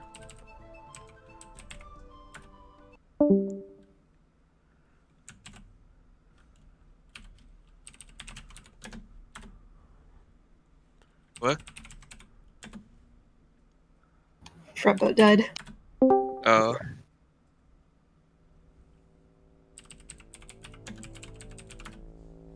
Oh.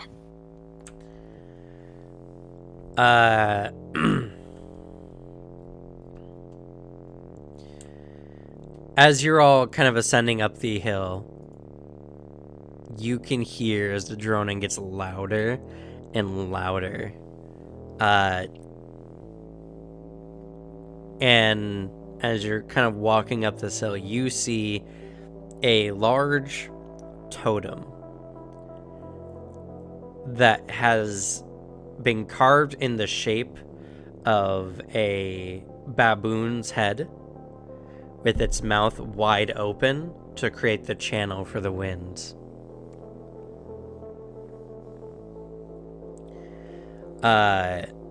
It is done in a very, aggressive, intimidating fashion. And as you approaching it closer, your ears start to ring a bit as it's deafening. It appears that this totem had been shoved into the ground. As you see, no natural plant life has yet attempted to climb up it.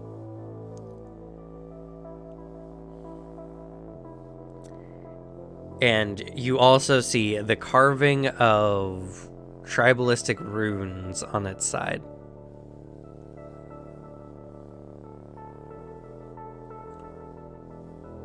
Huh. That's weird. Yes, it is.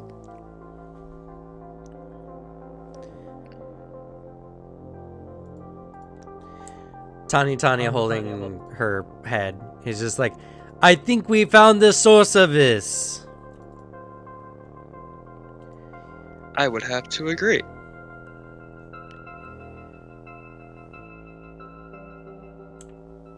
If it's alright with you both, I'm going to deal with this now. As he raises a hand and a large, spiritual-looking axe, deadly and dangerous in design and very aggressive-looking, manifests. In her hand or just... It's floating around? above her. Oh, okay.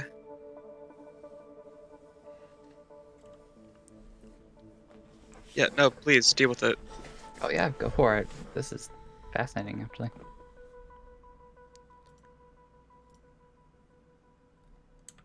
Oh, long spell. Yeah. She uses a spiritual weapon. It did but for damage, though. Sad.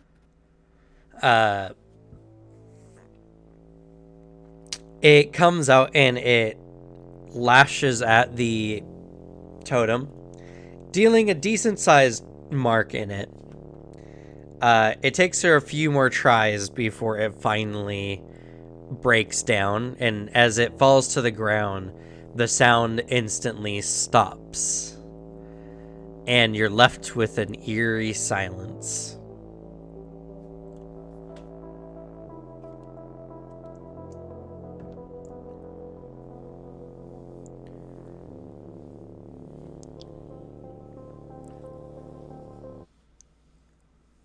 Okay. Does the terrain look different? The terrain does not look different to you. Okay.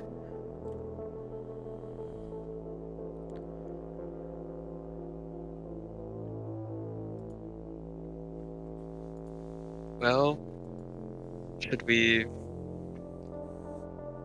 go back out looking? It's probably a good idea. Perhaps we should start trying your spell again. Maybe if that sound is gone, maybe they can actually hear you now.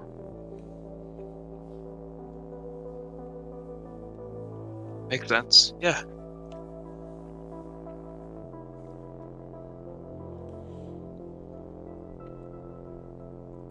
Should I start now? I see no reason not to. Tony? This is a pretty high location. Maybe we can see them from here. It might be hard, though. She incantates, and then she suddenly swells in size, growing to about 10 feet tall. Okay. Can you do me a favor? If you want to get a better view, can you take Qualnem, throw him up in the air? I'm sorry, I'm not that strong. Fair. Okay, take dribble. Throw dribble in the air.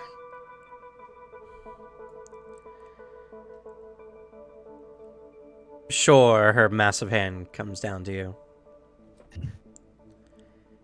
Can't guarantee he'll make it down to the ground all right, though. Should be fine.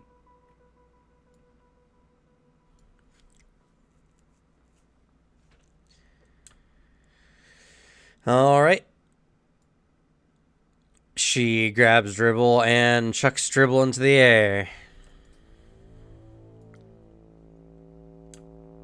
A pretty good amount. Pretty straight up. I guess, let's see here.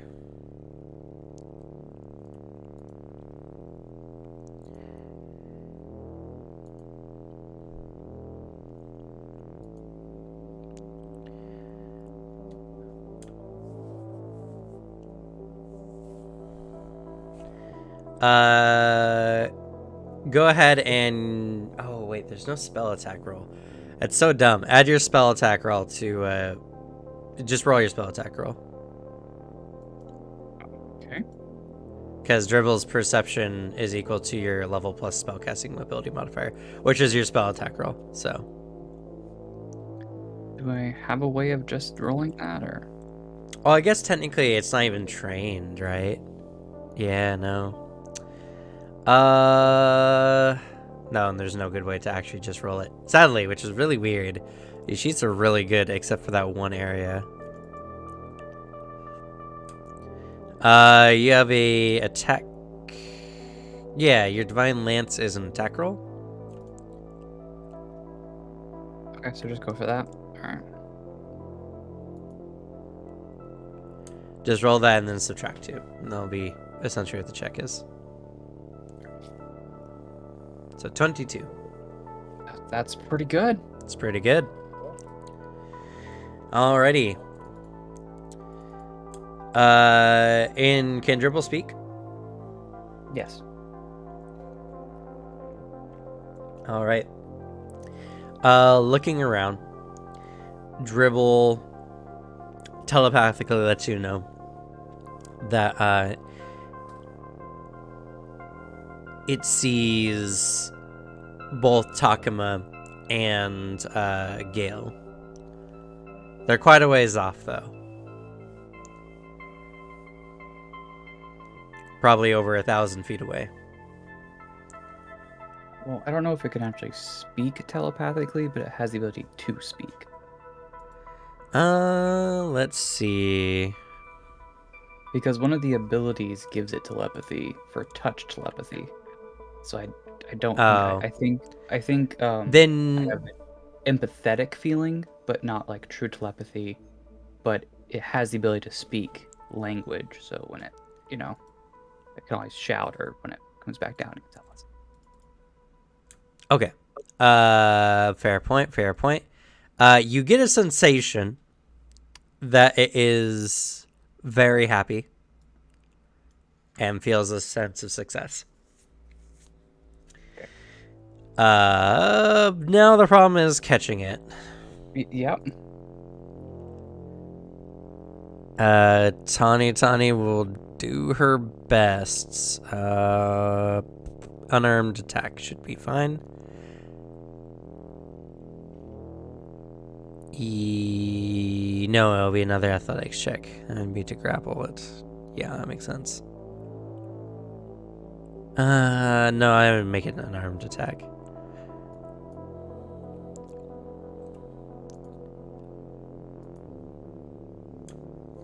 Okay. easy enough. Tani reaches out and grabs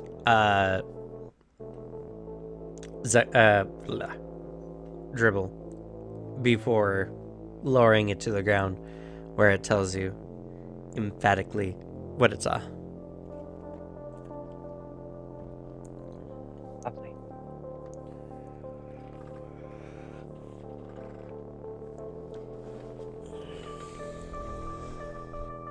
Tells us that sees both of them just a ways away. Yeah, they seem to be wandering through the jungle. How, like, what distance? Any approximate distance? Over 1,000 feet away. Oh, lovely. Who was closer?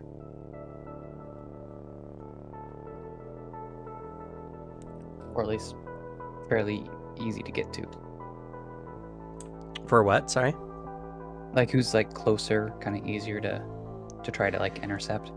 They're both pretty much the same distance away. So I guess dealer's choice. Alright, probably try to head towards Takuma. Okay. Notice Gale seems pretty good at finding his way around. Takuma's having some troubles sometimes. Woof. Okay. I will say that eventually you all gather together somewhere along the path, as now both Gale and Takuma's like efforts have got them success finally, and they've made their way back to the path after being just aimlessly wandering for a bit. And you all meet back on the jungle path. I'm guessing I didn't figure out what the thing was. Unfortunately, you did not. Yeah. You missed the check.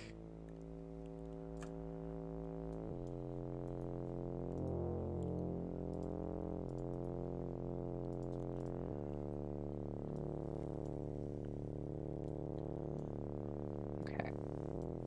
That takes us a bit, but we can reconvene.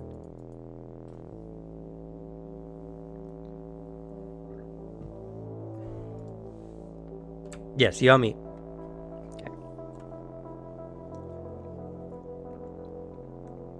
Well, that was an interesting time. I found a lot of You are- things. You are unhurt. Yeah, sorry about that. I kind of wandered off a bit far this time, huh? Oh, that actually wasn't your fault. We found there was like a, you know the wind thing, the wind totem we were hearing? Oh, yeah. Apparently that was, creating hallucinatory terrain. Well, I mean, let's be honest. It probably had something to do with me. Well, kind of, but like it's not entirely your fault. You're not to blame at all. Anyway, I hold out my bag of orc goods. I found some bodies out there with plants Oh, growing out of them. that Tried to gather what I could. that's not good. I'll hand my orc goods off to our good friend Tani. She looks them over, and she asks you, like, in what condition you found them. Varying condition? Or were they all, like, pretty decomposed? Well, the ones that were covered by plants were, decomposing at a accelerated rate. But the one you found in that bush was, not not like an open corpse or anything like that. It looked mostly in one piece. Well, a lot of them were decomposing, but some were more or less in one piece and doing well as a corpse can do.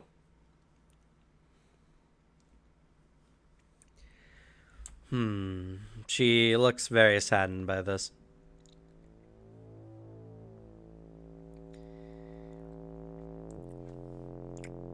Those damn devil apes. They must have tricked our members to going into the jungle with that totem there. They must have gotten lost and ambushed, maybe. I did see there was a fight in one of the places I came across. Well, it did its job. It did separate even us, but fortunately, they were probably not around to ambush us with. Also, I found this. Do you know what this is? And I hand my amulet over.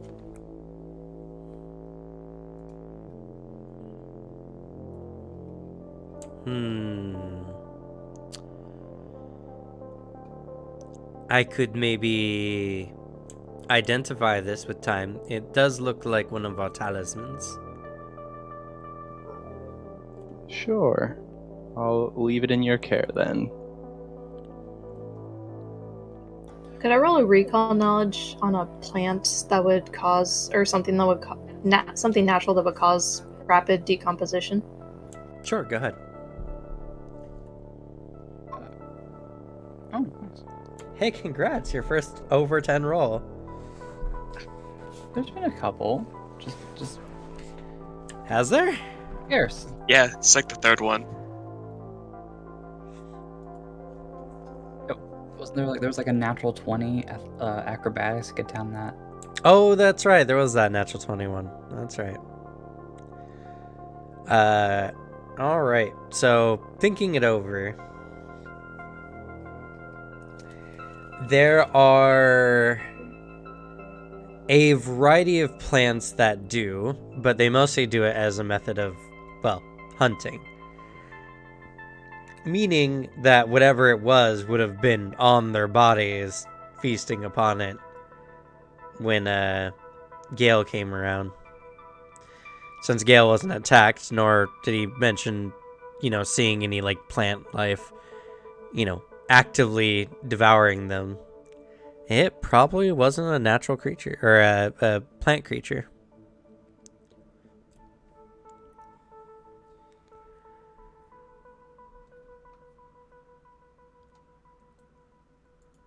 It's a question for Tayatani. How many Sure. of your people were supposed to be here? About 15 or so. Well, we've only found a few bodies. Right, Gale? You only found a couple.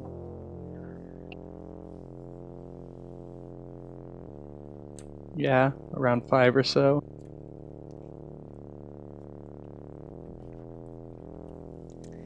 That is true. There could be others around, but maybe some of them were captured. That wouldn't be uncommon for them. That means we still need to look around and see or track them, find the origin of them, perhaps. Because there could still be, several alive but captured. Or they might have managed to escape somehow, and somehow got lost by the wind totem. It's also possible. When Dribble was thrown up into the air, see anyone else kind of popping around? Unfortunately, Dribble only had enough time to look for the people I was looking for in the few seconds it was thrown into the air, so. Right. Just in case there's any, obvious movement or, a group of people or something. It's kind of the...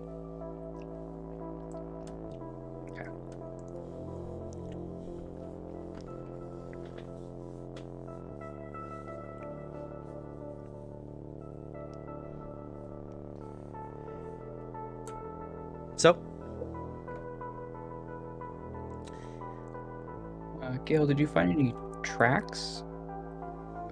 You know, when you saw that, the combat signs, were there any tracks or anything?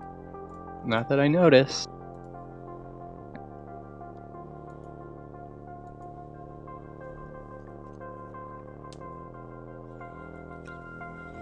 Might be our best bet if you think you could lead us back there.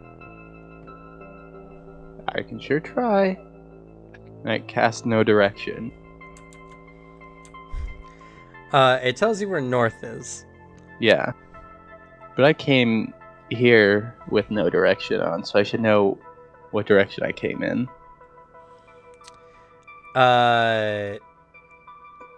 Kind of, not really though.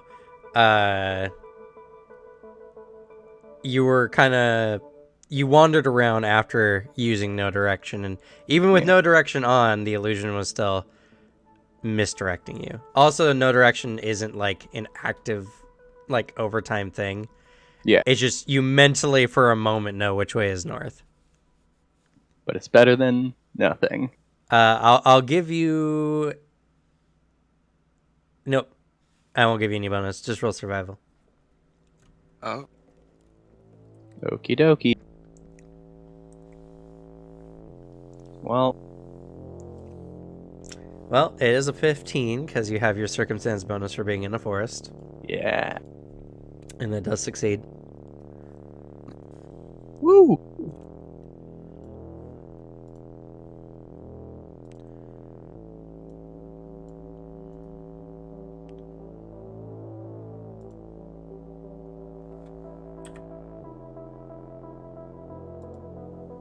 So with that, we could make our way. Yep, taking you there now.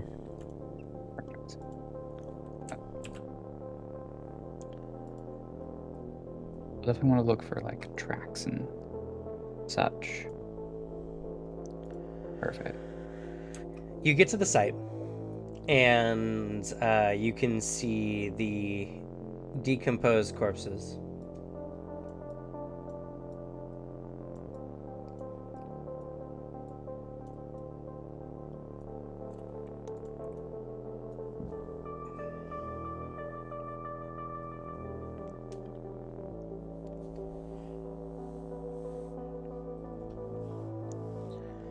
What do you all do? Takuma is going to look over the scuffle and try and see if she can identify specifically the Matanji's footprints and figure out what happened. Sure, go ahead. Make a survival roll. I suppose I'll survey wildlife in here. Rash Okay. is queasy as fuck because dead bodies. Extremely decomposed dead bodies. Yes. I mean, it is a grisly sight. You can see their bones sticking up through the mossy exterior. Fortunately, the strong sense of death is masked by a very earthy scent. He doesn't throw up. Zexel, are you doing anything? Want to try to see what, I mean, we know there were Sanji here, but see what the opposition was. Try to pinpoint what they were fighting. Okay. That will be a survival roll.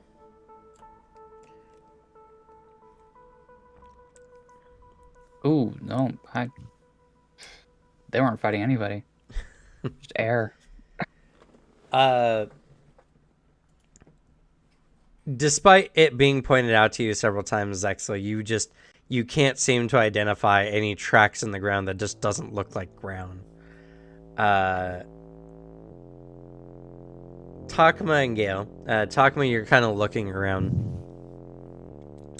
and you do see what appear to be the footprints of the Matanji, in addition to the what appear to be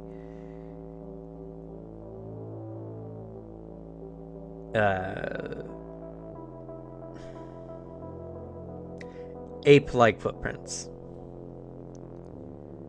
And you can definitely see what appears to be tracks of individuals being dragged away. And yeah, what were you looking for? Survey wildlife. Ah, yes. All right. It takes you about 10 minutes.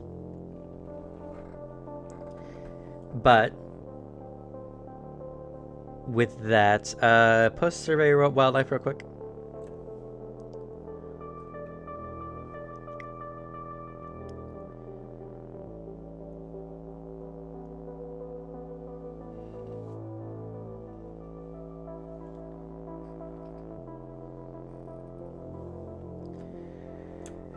So, as you're kind of looking around, you don't see much in the way of any kind of like scat or anything like that, which is actually odd because birds are very, very, very common in the jungle, and it's very hard to find any stretch of area that doesn't have at least some trace of them behind. You have a feeling that the totem was probably messing with any beasts in the area as well, causing them to wander aimlessly.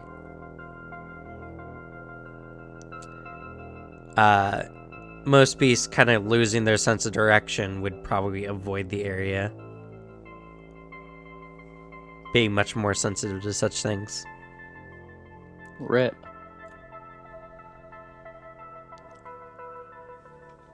I will explain this to the gang.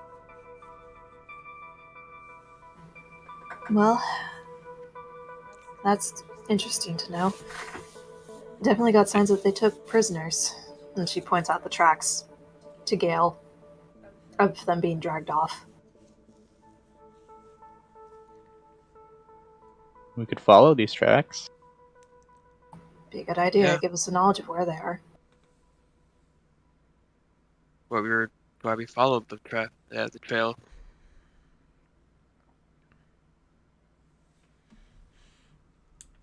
Okay. So, you begin following the trail. This takes... Sorry, go On ahead. the way there, can I attempt to treat wounds on Tani Tani since I noticed her health hasn't gone back up at all? Or is she back to normal health? Let's see here. It's been, I believe, a day since the last fight.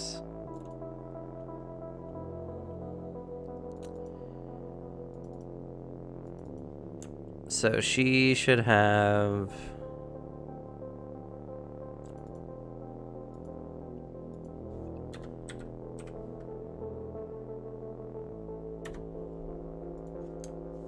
So yeah, she's still not looking at 100.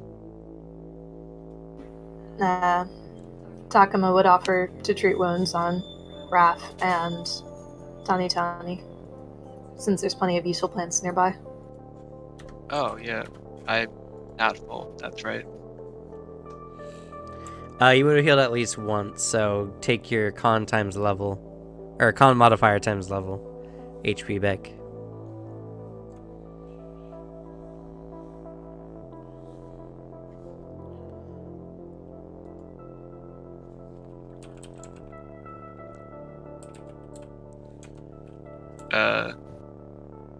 Question: what's your modifier when making medicine checks for nature? I have a 9. I will assist you. Okay. So can I assist with medicine when Takuma makes a nature medicine, like a nature checks for treat wounds? Yeah, that's fine. Okay. So who You we can doing help. first? Apply bandages and such like that.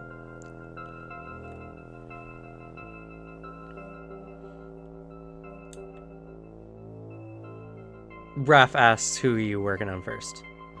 I'm gonna work on Takuma first since she's the more injured one. You're Takuma? Not Takuma, Tani Tani. We have too many names. So for aid, A +1. +1. All right, what's your DC you're aiming for? Takuma. 15. 15. Go ahead. Success. Let's see. 2d8. No, that wouldn't be a critical success, damn it. No. So 2d8.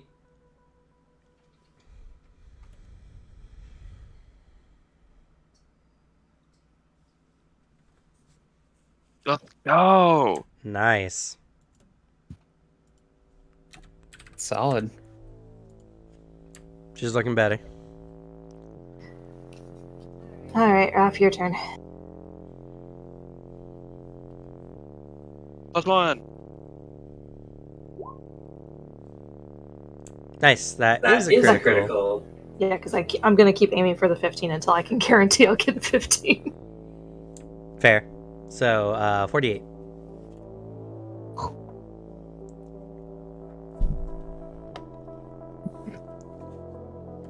That overheals me by a lot. I needed 8. So applying salves to bandages and wrapping them around the wounds, you aid the healing process significantly, and your allies thank you. Does anyone else need bandages?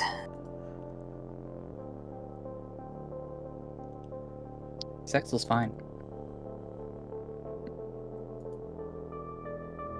Just quite the model of health, actually. It's a true specimen. What about Dribble? Dribble can't get hurt. It's impossible. Dribble is just under being a god. Just like right below that level. Dribble's fine. Alright, that's what...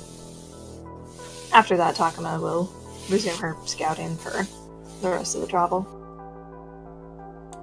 Okay.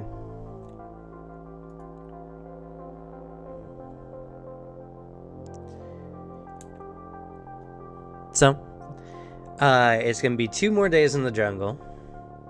So we're going to roll for possible encounters. The group can go a little slower, risk another days of encounter, but reduce your chance of encountering something. Or,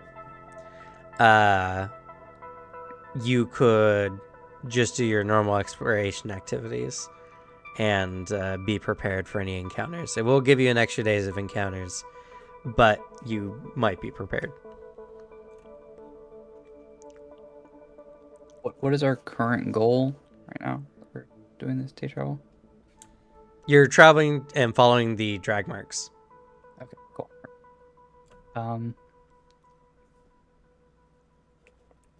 Honestly, I'd say we want to get there as fast as possible. Adding an extra day to travel means an extra day that something bad could happen to whoever Right. might be left. I agree. Okay. I'd rather go a little bit more risky. If nothing else, we could hope that at least they might be distracted with their capture. So theoretically, this area is actually not as dangerous as it could be. All right. You could all hustle, or at least hustle when available. This will increase your chance of encounter, but you'll get there after 1 day and probably late into the evening on the next.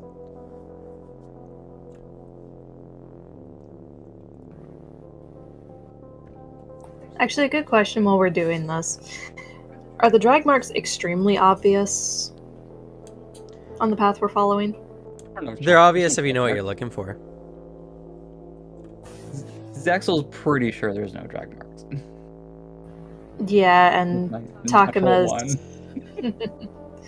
Takuma's more concerned of if we rush too fast, we could lose the tracks and find ourselves lost again. I think we should take some measure of caution. I don't sure we want to rush through the forest. Yeah. We can But I sneak don't want to around. also be so cautious that we take too much time. So I think the middle ground is probably the best bet. Okay. I agree. Same here. Alrighty, then this is going to be anything above 60. Ah, 2 days of encounters. Alright, let's go. why do you hate us, Cameron? I don't mean, hate so you. It wouldn't have mattered either way.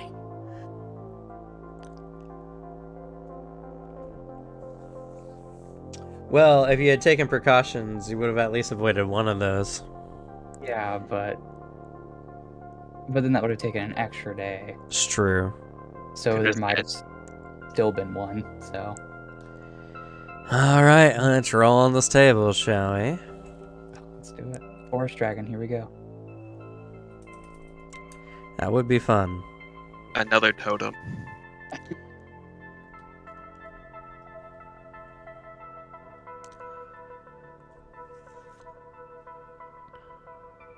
Yes, okay.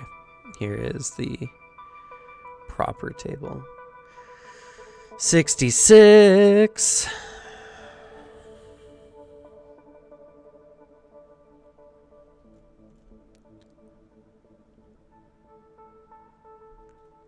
Okay. When you said that, it sounded like you said 6d6, so my mind immediately went to 66 damage. That's a lot. That would be a lot of damage. Right now, yeah. Just cast fireball on us. That's it. That's the encounter for the day. Alright. So, as you are all continuing through the forest, or through the jungle, let's see here. I should not be in front, by the way. Don't worry, you'll get to pick where you get to be in just a second. Because this is an old encounter table, I might not have access to the same creatures. So let me double check to make sure they're in the system or not.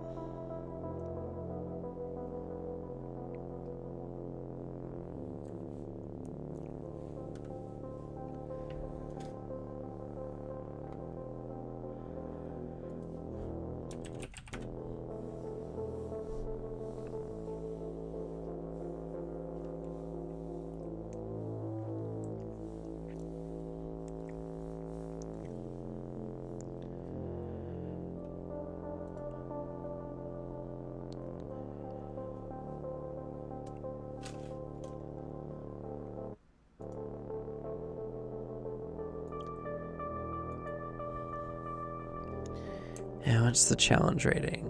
That's gonna be fun. Oh no. I don't like the sound of that. Like when you say that. I like saying just disturbing things. It makes my life so I fun. know the feeling. I'm a GM as well. I know the feeling. Don't worry, dear. You'll get your payback in Age of Ashes. Right. Fair. He doesn't sound threatened. Death just means I get more opportunities to make more characters. That's how I approach it. I already have my next character planned out. If something Kill me, I unfortunate dare you. happens to Zexel.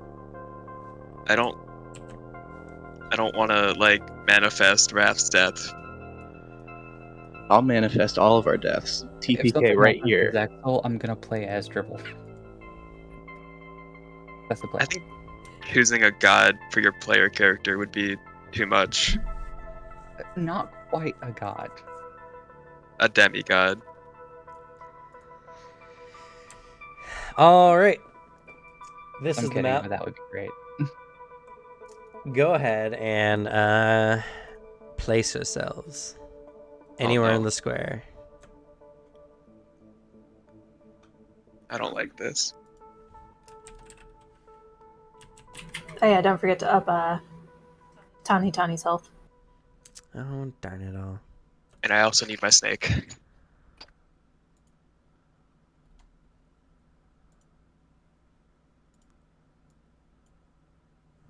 Actually, yeah, I think over here. There we go.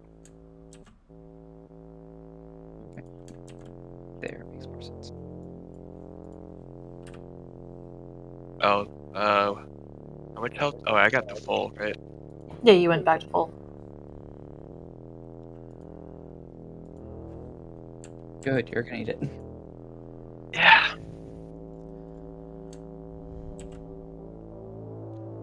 Actually, no, I wouldn't be over there. I know the most effective person for my buffing spells is right over here. Darn right. Considering it's the only person with us right now that actually uses a weapon for me to use magic weapon.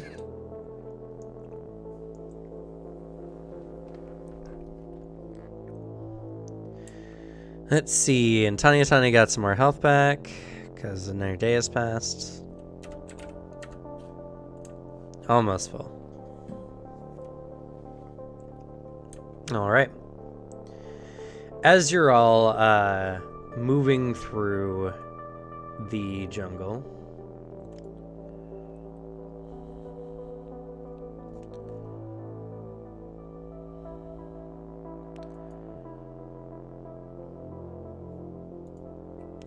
sorry, 1 second. I have to craft the encounter. Oh, That no. should be fine.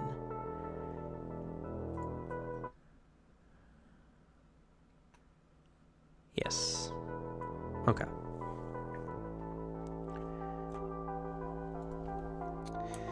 As you're all moving through the jungle,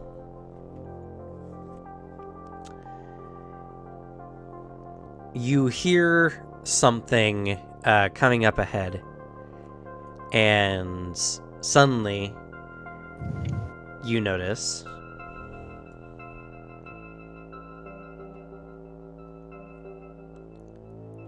as soon as this loads. Oh. Oh, no. Not these assholes again.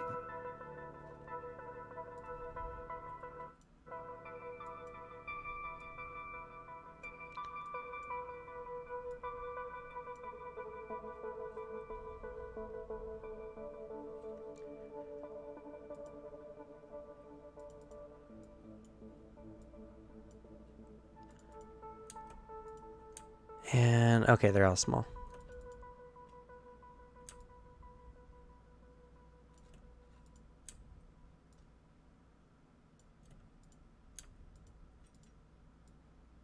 Prize.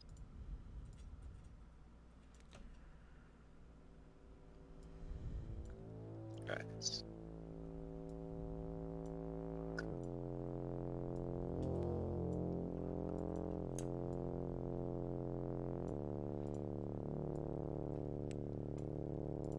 All right. You notice a bunch of Charuka coming out of the jungle, and they seem to be on patrol at first, but in the greatest inconvenience, it seems that the two groups notice each other at the same time.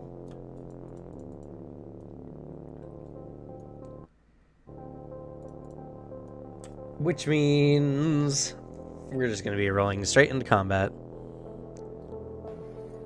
Guys, get ready. And she gives you guys a +1 because she was scouting.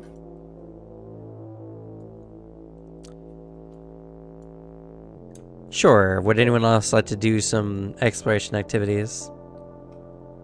Mine typically is search. Okay. Stealth. Sure. Probably would have been stealth. Okay.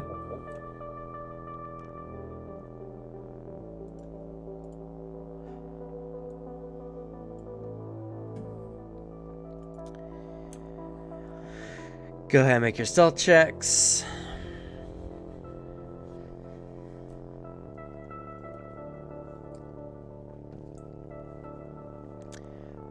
Oof, not good. Oh, makes sense. I'm kind of standing in front of the tree. I'm not really behind anything. Fair enough. Alrighty, so we're going to be getting into combat. Go ahead and make initiative rolls. I changed music. Remember, add +1. Okay. So now I can roll initiative as stealth. So you have regular perception. Yes. Cool. Slightly better.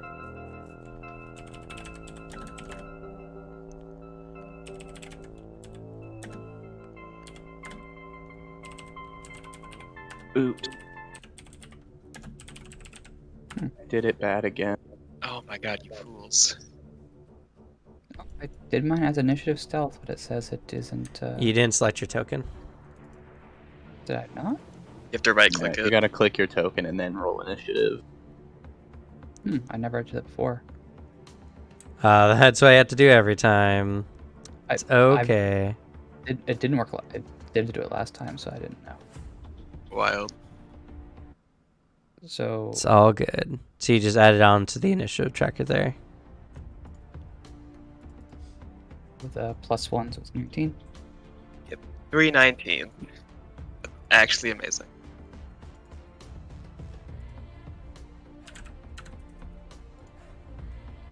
Let's go, Tawny. Do you have your initiative monkey?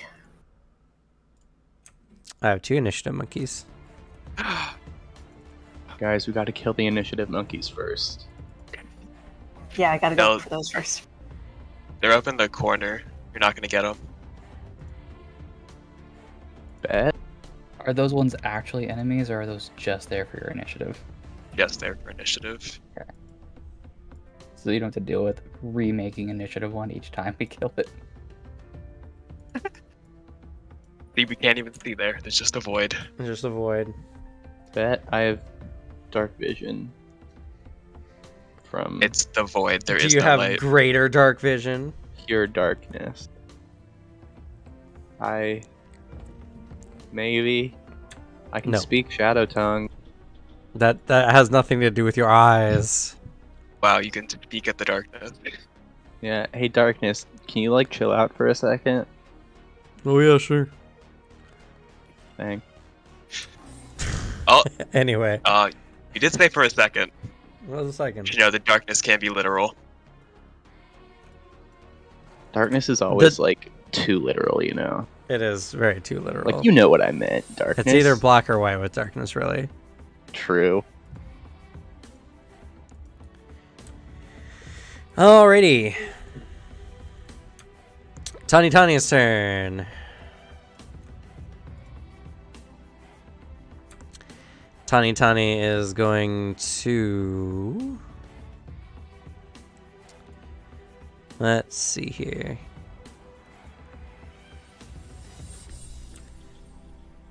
What's the duration? I think she'll wait on that one. And I did not. I'm a fool. I did not put the.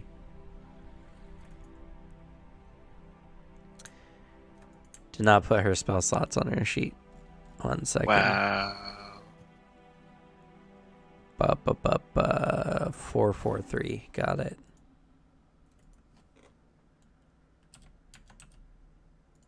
Way better than me. I have 2. Sorcerers also can cast the most spells of any other spellcaster. Damn, sorcerer. Alrighty. She's going to cast Spiritual Weapon.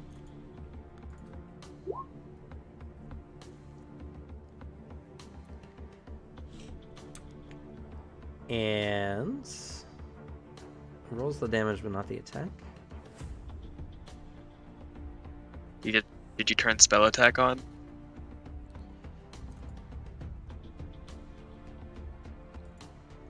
It should already be on for this one.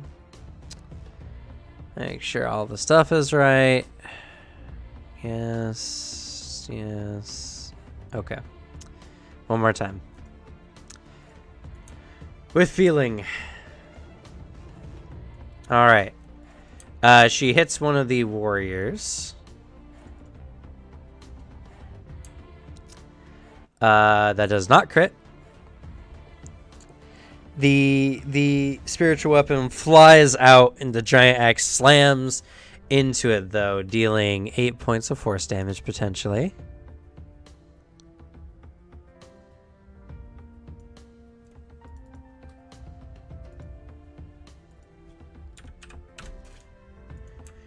And then she begins making her way over there.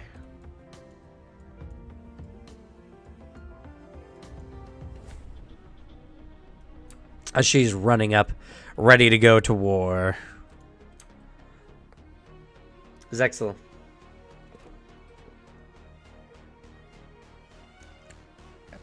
Yeah, how are we resolving this tie with us all having 19? You have the way to deliberate yourselves, so you can choose. I feel like it should go Zexel, Gale, me. Because Zexel will buff Gale. And Gale can attack. I'm fine with it. Can I attack? Pretty dang far, mate. What's your weapon range? Not that far. Well, I mean, your weapon range is divided into 4 different increments. Within the first range, you suffer no attack penalty. Within the second Actually, range it's increment, 6 increments you can go up to. 6. Within the second range increment, it's -2, and then it just goes up by 2 each time.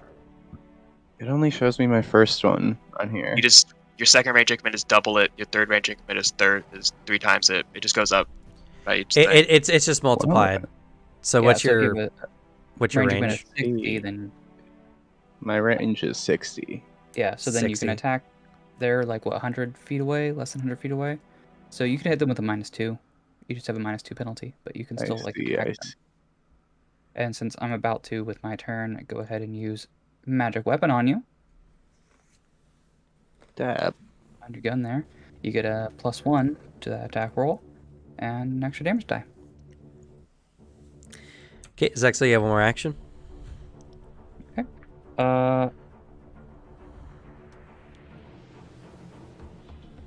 You know what? Let me check. 1 second. This is the ruler one, right? Yes. Oh, just out of my range. Alright, yep, just out of my range. Okay.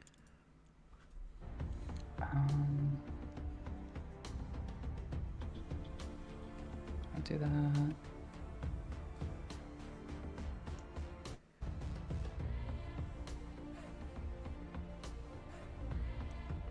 Can I like try to move more into this?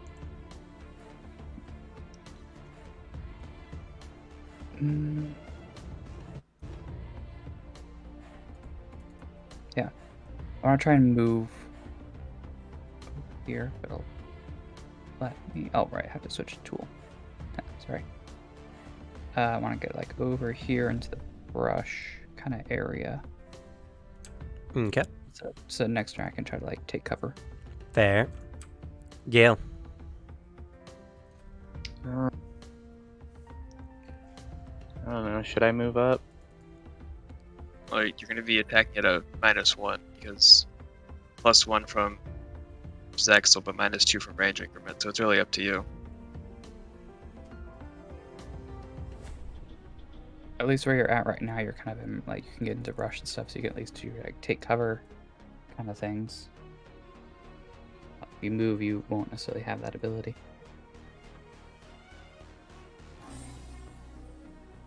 I suppose so. I will. I guess I will. I don't know. Hold up.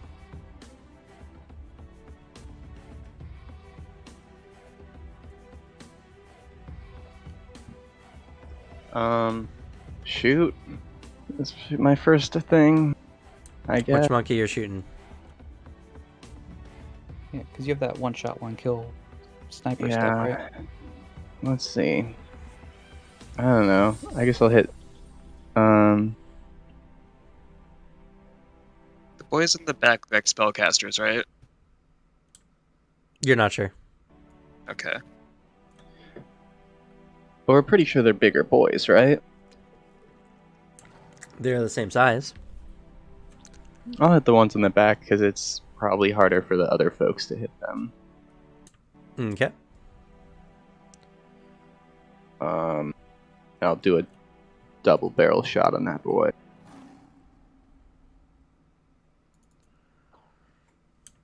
Okay, If I'm double wrong, barrel but shot. Doesn't that give them cover or something if you have to try to shoot past someone to hit another one?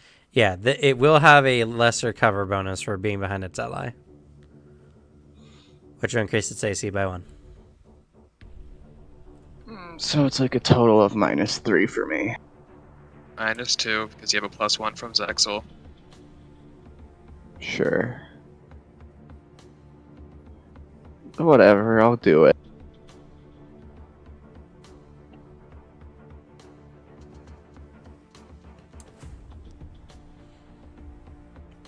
Do you have a hero point remaining? I do. Yeah, I'll do it. Okay. Think it was worth. Yeah, That's a lot better. Is that a that's crit? it's Mystic. So it flies out. You have a -1 overall, so 27 versus their increased. Okay, it's not a critical. I do need Dang you it. to roll one more d6. D8s, because it's a double barrel. Oh yeah, one more d8. Would I have to 2 more D8s. roll D8s Oh. in general for damage, right? Yeah. Yeah. How many is that? 2? 2. Just roll 2d8. Plus a D6 from one shot, one kill. That's already on there, which is. Is it? It's the 5. We're seeming to be using that. Oh. I see. The. Oh, do you not have? Oh, you don't have your one shot, one kill on there, actually. Yeah. Yeah. Roll d6, I suppose, and then add 1. Balls. Cool. So that's a grand total of 13 points.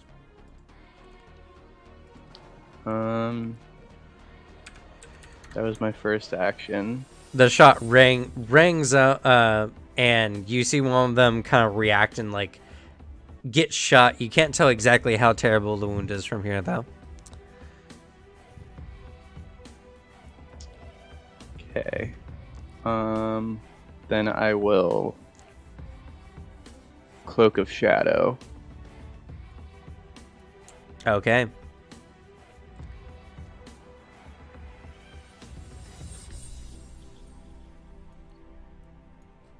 All right, you create 20-foot emanation of dim light. And then as my last action, I will Covered Reload to hide.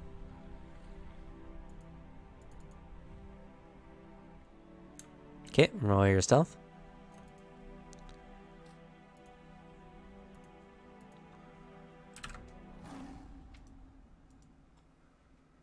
Oh boy.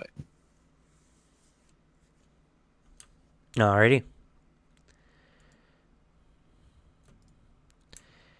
Raph. Well, best course of action to me seemed like holding back, just letting them come to us because we have Gale. However, Tani is going in.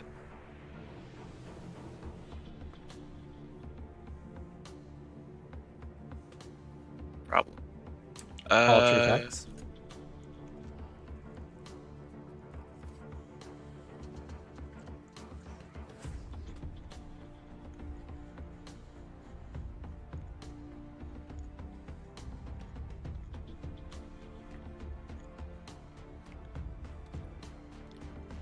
How far away are these guys from me?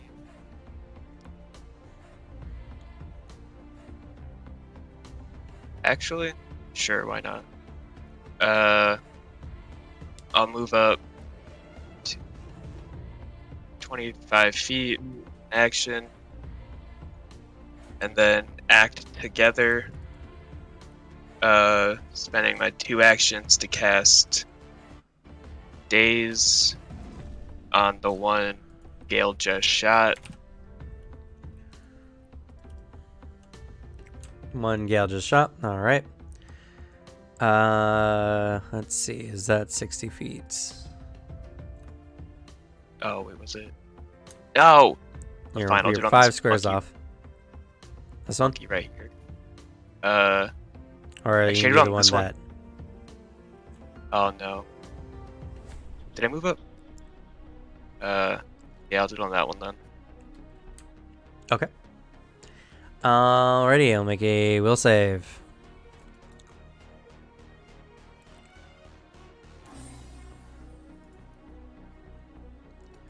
Rude. It does pass, but it does take half, so it takes 2. And then all then moves up.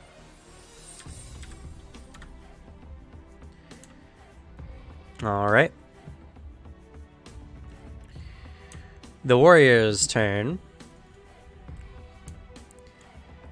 Let's see here. Yeah, that throwing distance is not that great. They're going to slide down this hill. I'm going to have them make an acrobatics roll. Or an athletics roll, I guess.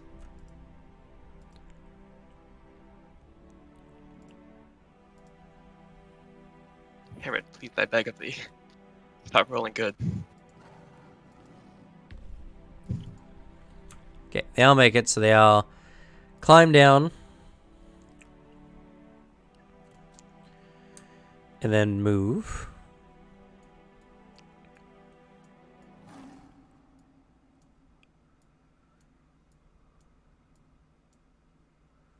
Okay, so they all pretty much make it just into melee range. This one will stay back though. And he won't do anything else.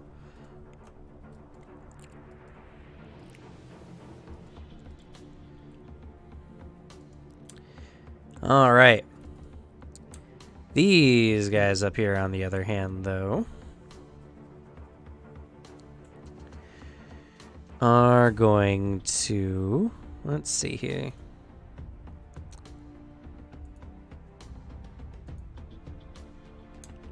Yes. One of them begins bouncing around, making strange ape-like calls and gesturing as... Right... Let's see here. A large amount of plant life begins to grow rapidly.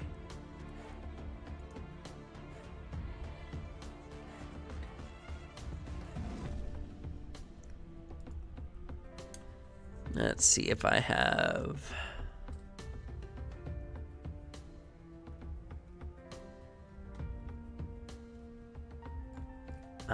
you know, of all the spell effects I have, I don't have one for this.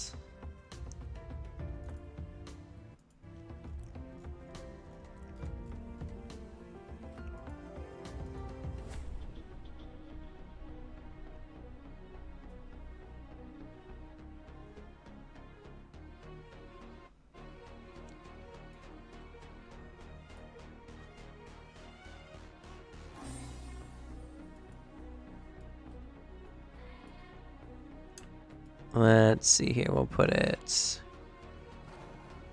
here. Expand that.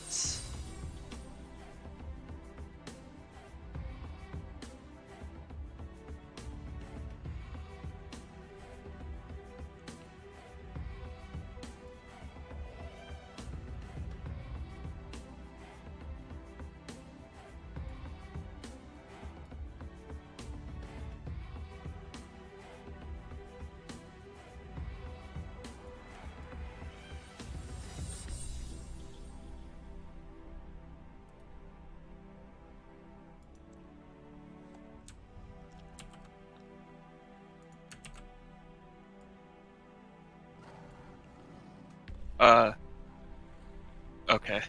That's fun. I am hidden.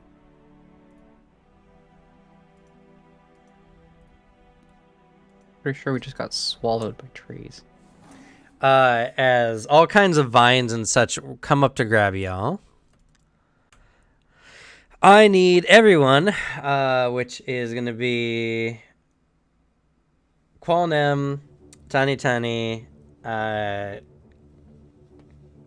Gale and Zexel to make a reflex saving throw for me, please. Oh boy. Even though I'm hidden. Oh, buddy. Unfortunately, they're not targeting you. They're targeting the area you're in. Oh. That is very unfortunate. That's right.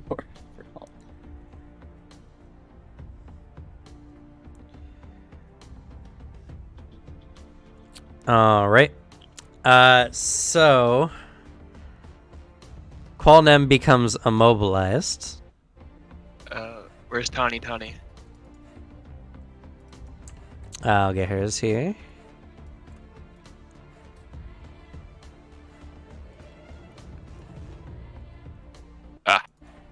Easy.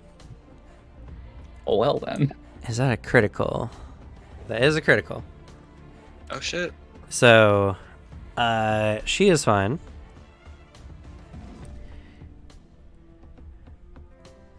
And does this area become rough terrain like normal?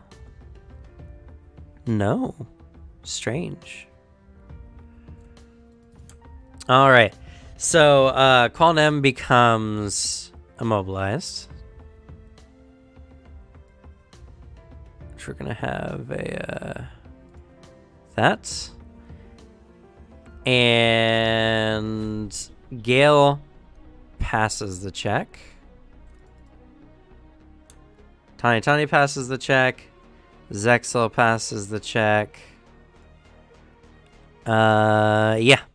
So as the plant light comes up to grab at your feet, you quickly move away, but it's still animate and it is still ever grasping.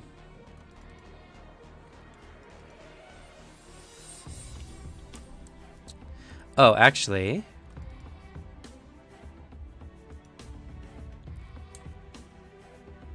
Tiny has a reaction. Recognize spell. Ooh. She's going to attempt to identify the spell. It's not on her spell list, so she doesn't automatically recognize it. So she's going to make a nature roll.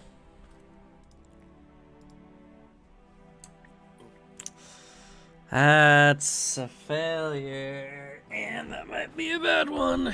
1 second.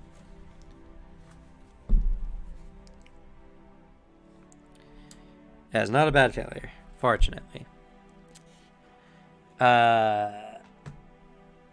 She just doesn't know what the spell is. Unfortunate. And she's like, they're using magics! And that's it.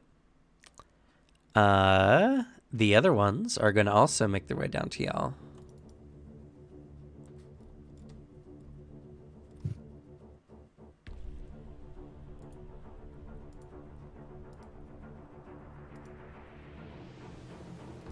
Love to see it. And they both failed. For the first time, Cam rolled low. Right? So unfortunately, they only make it that far with all three of their actions. Good. Takuma. So, question for GM: how high is this ledge right here? The ledges are 10 feet.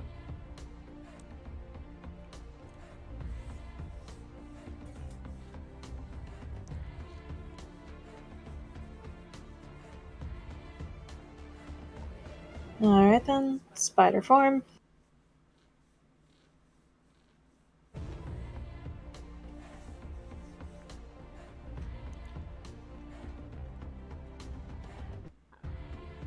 So she's back in her spider shape, Okay.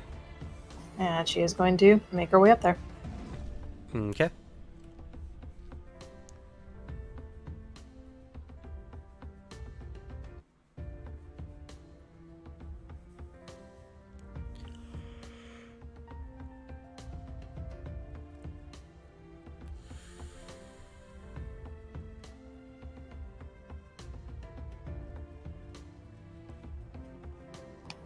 Unfortunately, that's as far as I can go.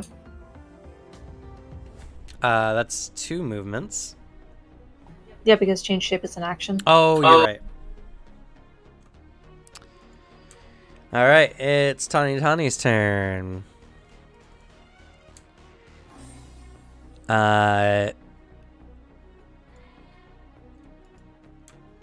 Let's see here.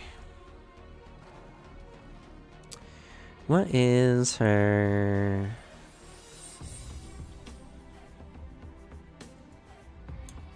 Yeah, okay.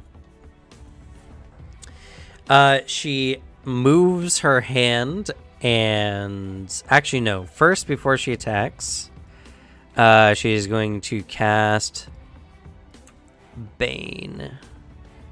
Yes.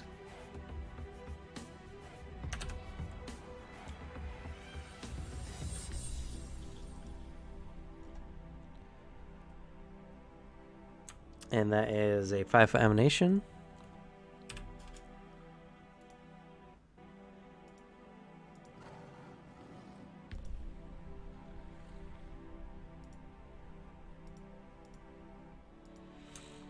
So just the ape in front has to roll a will save.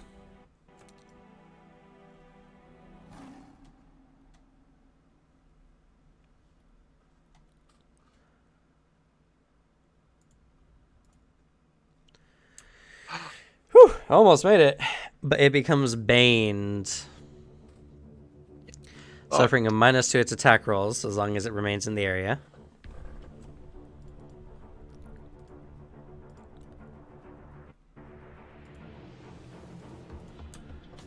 And then she motions with her fingers, and the axe manifests and slams down onto the ape.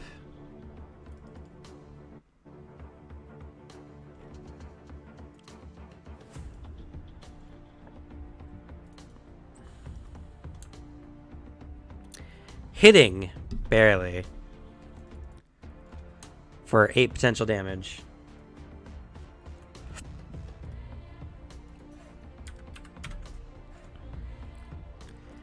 Zexel. Oh, wait, actually, 1 second.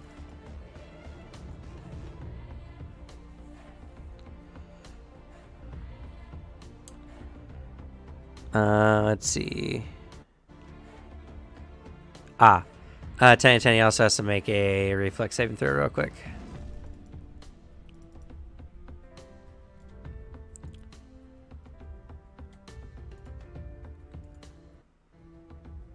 Okay, she passes. She's not affected by the undergrowth. Zexel, I need you to make a reflex save.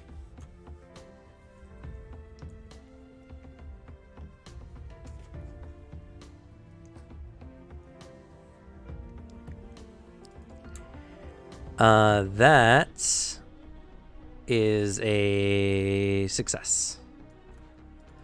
You're not affected by the undergrowth. Perfect. Okay.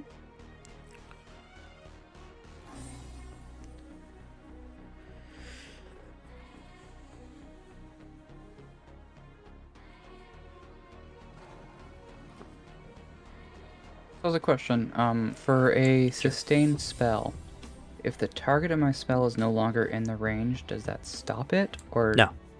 Okay, that's what I thought. All right. I'm gonna go ahead and stoke the heart on Tani because I should just at that 30-foot range. Okay. Because that's just a +2 status bonus to any damage roll.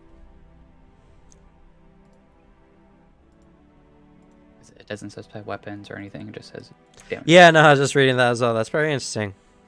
But Yeah, so nice. Even those spiritual weapon attacks will count. Yep.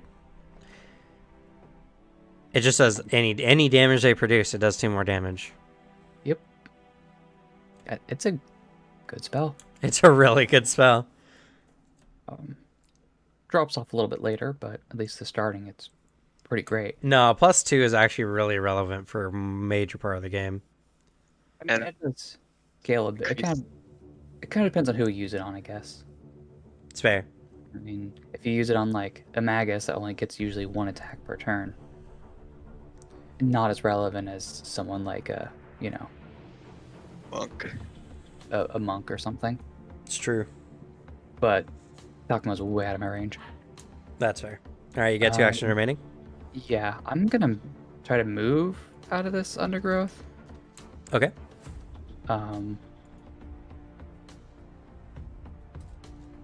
Yeah, fortunately it puts me out of range for pretty much everything else.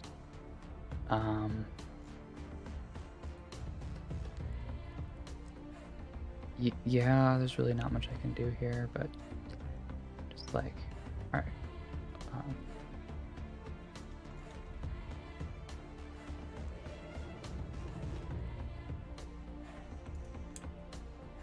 think I can get about here if I use 1 action.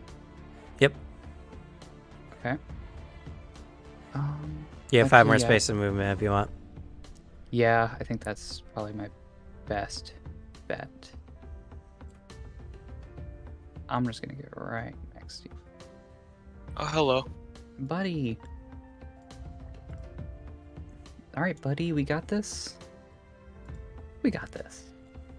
Gale, roll a reflex save for me, please. Yeah. Oh wait, never mind. You're just. Oh no, yeah. Roll a reflex save for me. Duh.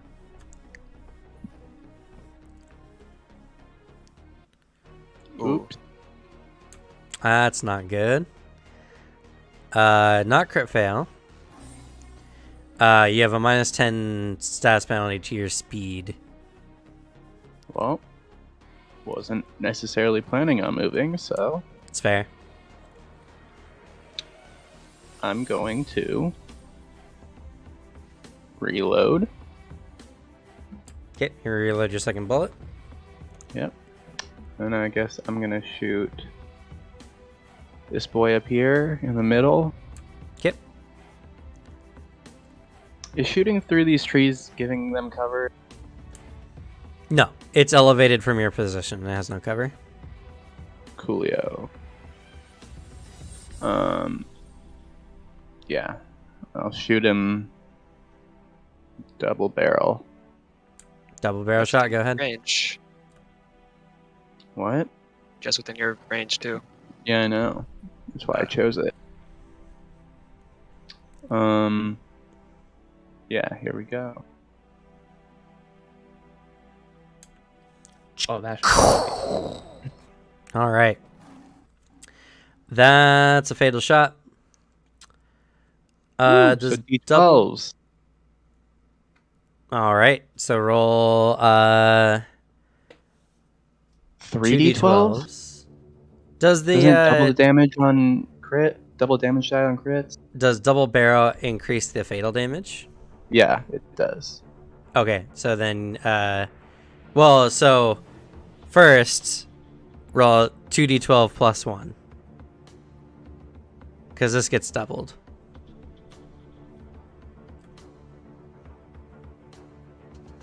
So that's 9, 18. Now roll one more d12.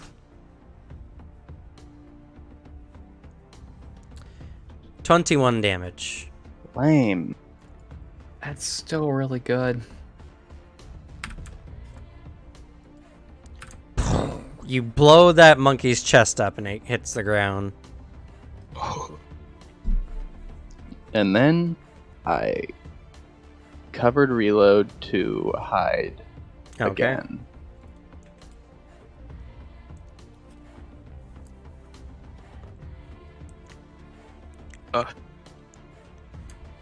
You hide very well. Yeah. Ref. All that foliage just gave you cover. Yeah, they gave me a bunch of good cover here. I'm in dark, dim light. does Quantum need to make a reflex save? Nope. Quantum's immobilized until breaks free. Cool. Mobilize means he can still attack though, right? Yep, just can't move. Okay. Act together. Cast Boost Eidolon. All right. Makes wing attack against the dude in the middle. Buddy. Ooh, Rough stuff. wings are held down a little bit. Qualnum's trying.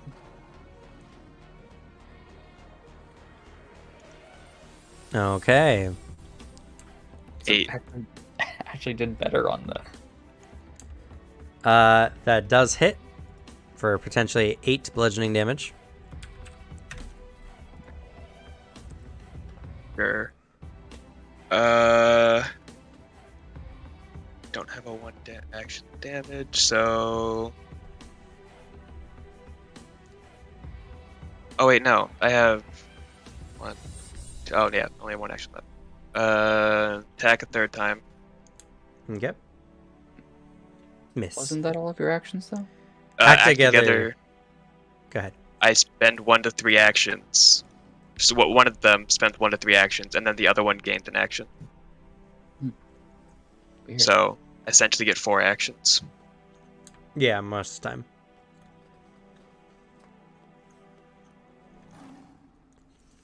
Alrighty. The warrior's turn. This baned one is going to attack Tani Tani.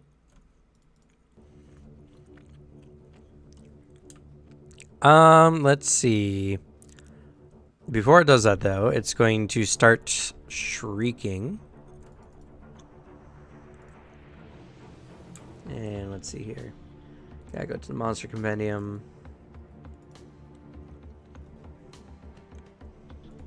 Okay.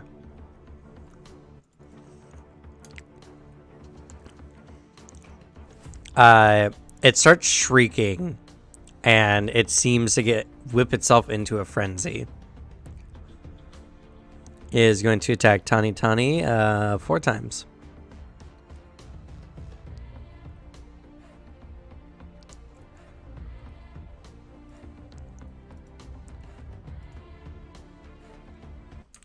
That's a miss. That's a miss. Oh. That's a miss. And that's a miss. This heavily damaged one is going to freak out a bit. It's going to move back. And it's going to chuck its... it's going to chuck a stone it finds on the ground at Qualnem. Kind of rude. Not gonna lie. That's going to miss. It's going to throw another one. That misses. This one, feeling pretty brave, also whips itself into a frenzy and attacks Qualnem 4 times.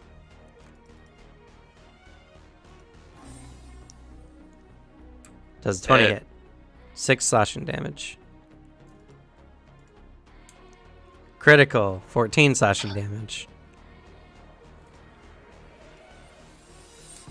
Miss. Miss. Ow. All right, these bad mam jammas go.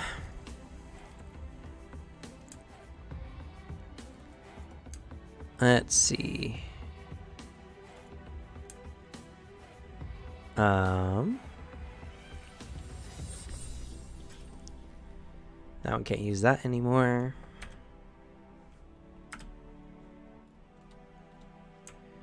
It's going to walk down the hill, or try to anyway. Oh, I'm so dumb. They have a climb speed. Well, derp.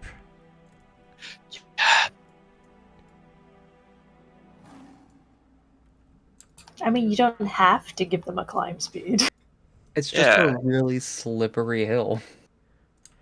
Special It comes conditions. down this way, and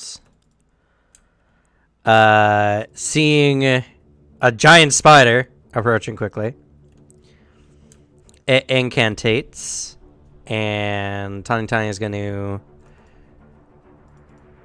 Use a reaction. It's gonna roll nature.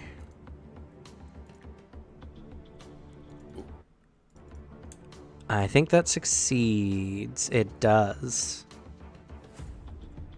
She identifies the spell it's casting, which is Sound Burst.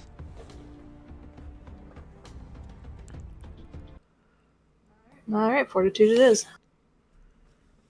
Hey, rolled low on damage.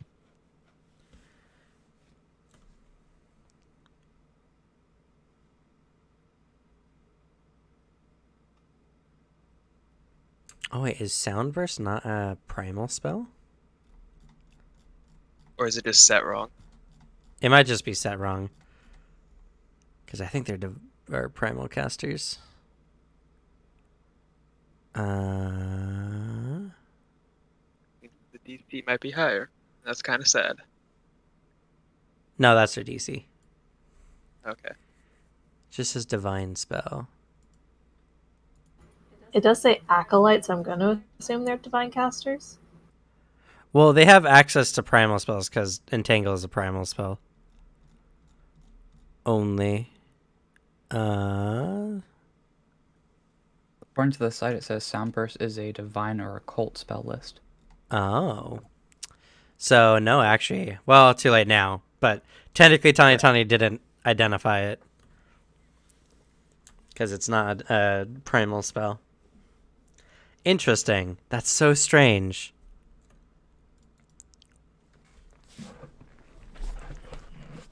Well, it does seem Regardless, well, you know. You still take half the damage, which is 4.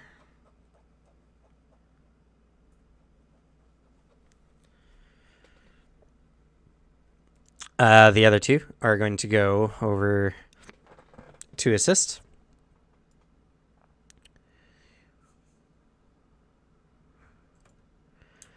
This one incantates, and you see natural energies wrapping around this Charuka, and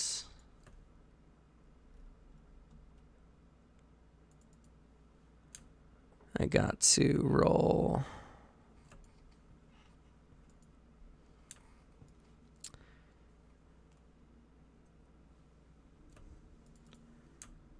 Is that correct? That might have not been correct. It's not correct. It's okay. It restores some HP. This one runs over. Tom? And this one starts getting wrapped up in energy. And restores some HP.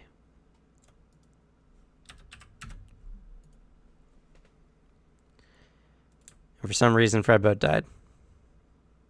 That.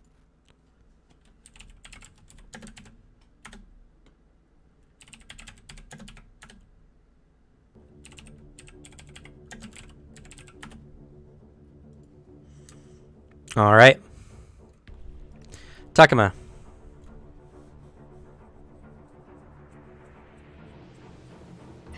Alright, so I might as well finish climbing up this hill.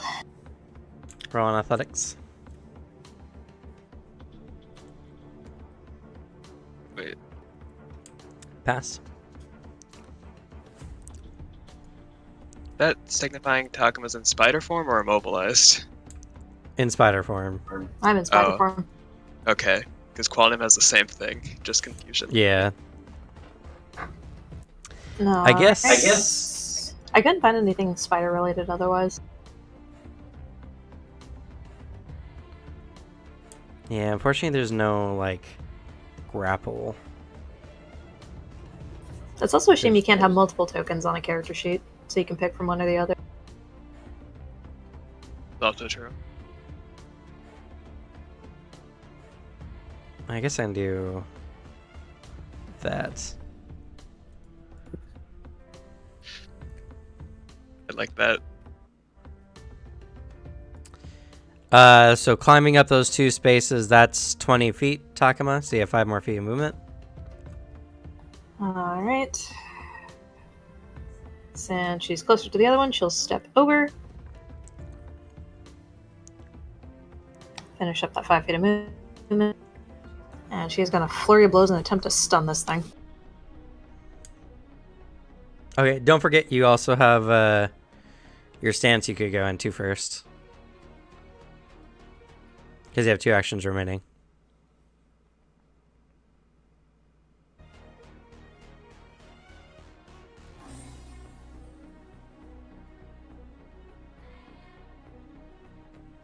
I do, but I'm trying to get as much actions as I can to make up for the amount of loss. Okay. Just wanted to remind you.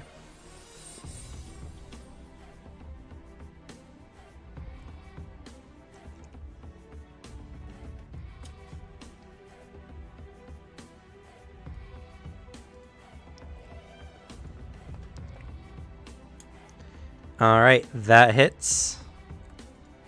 Not a critical from the sounds of it, so. Let me double check.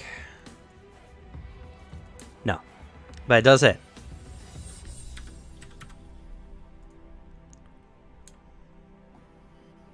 Woof. And another second attack. Yep. So with flurry of blows, it's still the -2 modifier because it's a second attack on top of that, correct? Yes. You apply your attacks normally. That misses. But it does need to make a DC 15 fort save. And did your has your class DC gone up at all? It's a 16. So yes, your description's one off.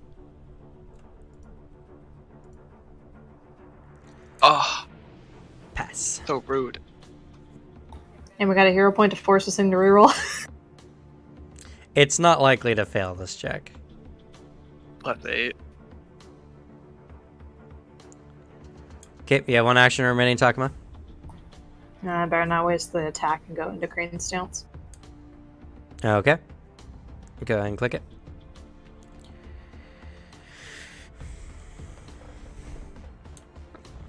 Tani is not too excited about the 2 casters. And is going to... Yeah. She's going to gesture at the one that Takuma's not on, and a beam of pure darkness pierces it.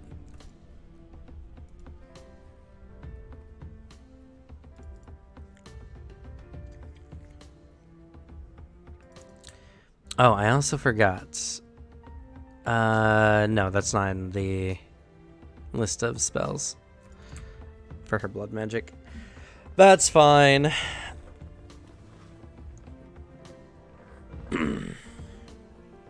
So, she points out to the one on the right and hits it.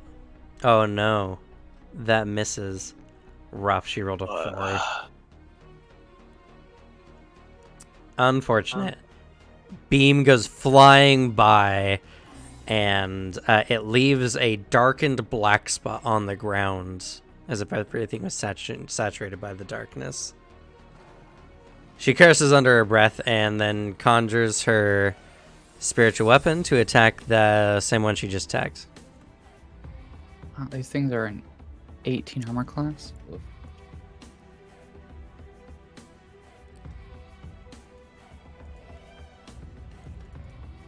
Oh, That does hit for 10 potential damage. 12. 12, you're right.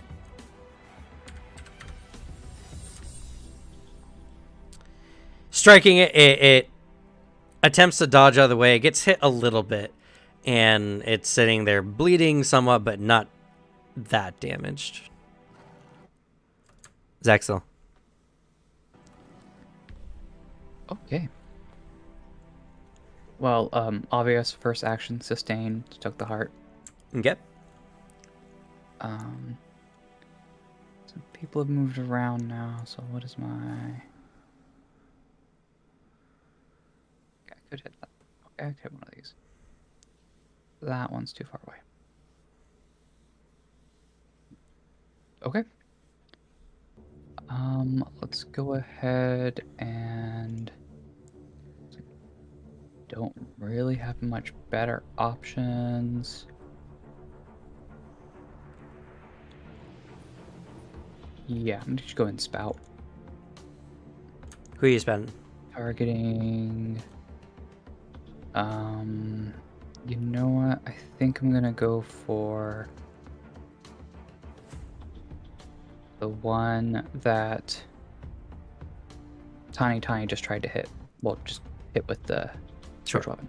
Just make sure you call it out before you click your spell next time. Oh, okay. All right. It's going to make a reflex save.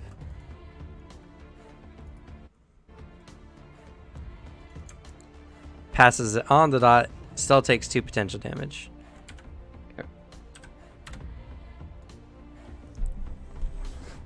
Okay. As a spout of water comes up from beneath it, deluging it slightly as it steps out of the way. It doesn't look happy. And that's it. All right, Gale. Okay.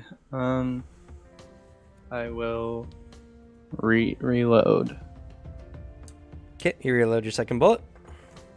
and then I'll shoot this magic boy over here. Okay, doing so will impose a +1 to its AC because you have to shoot through 2 squares containing enemies or allies and enemies. Obnoxious. That's fine. Yeah, I'll double barrel it again.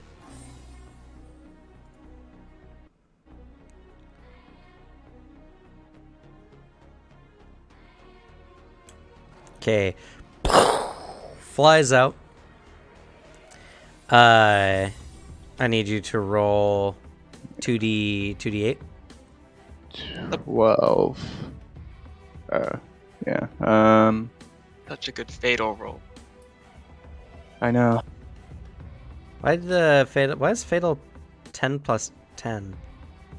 Because it's Oh, that's D10. we did change it. That's right. I know what we did. Okay, I'll remember that from now on. Granted, that doesn't matter if we're gonna if you're gonna keep double barreling because that number's wrong. It's fine. Okay, +1. That's gonna be 8 potential damage.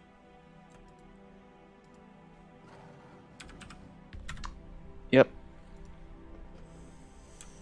Then Yep. I reload, but covered reload to hide again. Okay.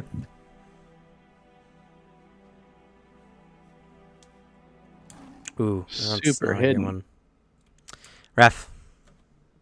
Bitch slap the spell on this boy because we all seem to be gaining up on him.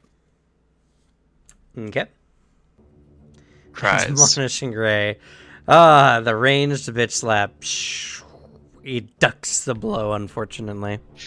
Raph's she like reaches out her arm and just like a spectral version of it comes off it and flies towards him. She goes to just make a slap as he dodges out of the way in time. Cries. Act together to battle medicine myself at a DC 15. Okay.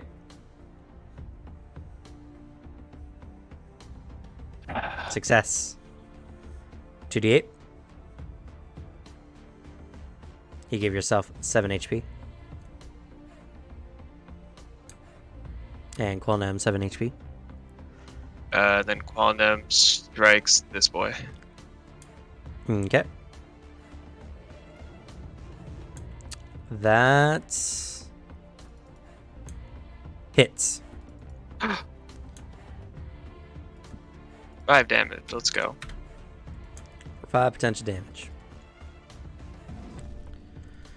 Alright, the Charakaga. This guy doesn't like being close to you anymore.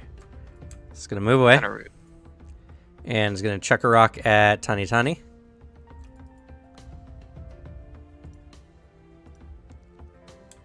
Whew. I think that hits. Oh, yeah, that hits. Alright, Tiny Tiny takes 7 bludgeoning damage. And then it's going to throw again.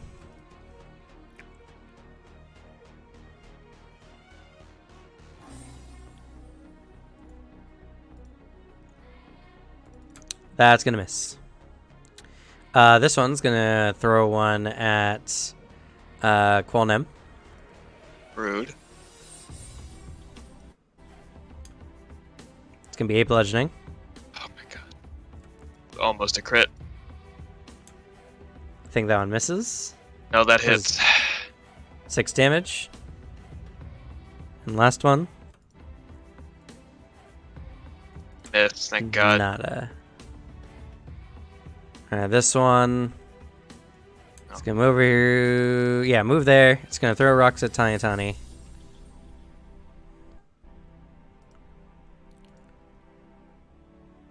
It's a miss.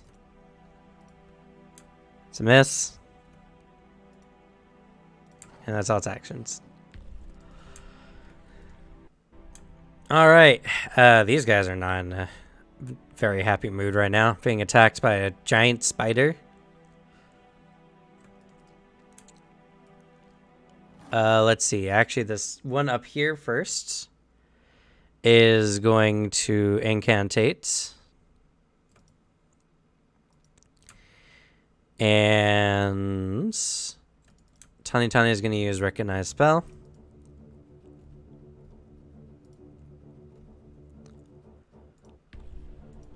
And we'll try Religion this time.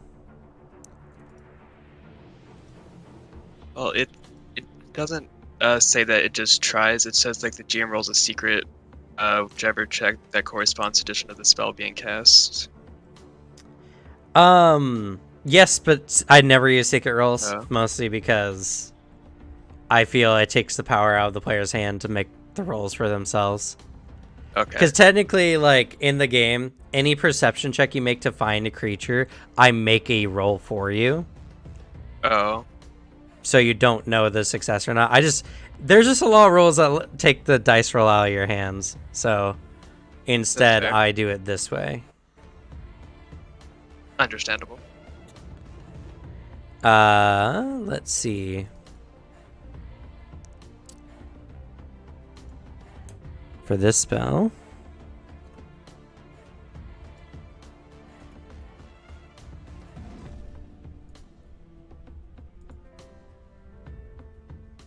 Gotta load up.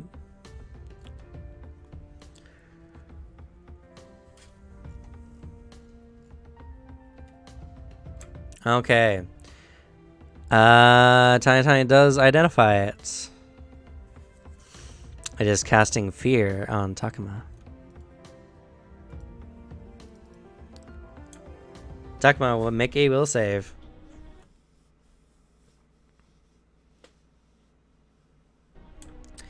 Failure. You're frightened too. Alright. As it finishes its incantation, you get the sense that you're being watched. And the image of a horrific ape's face penetrates your mind, shaking you to your core.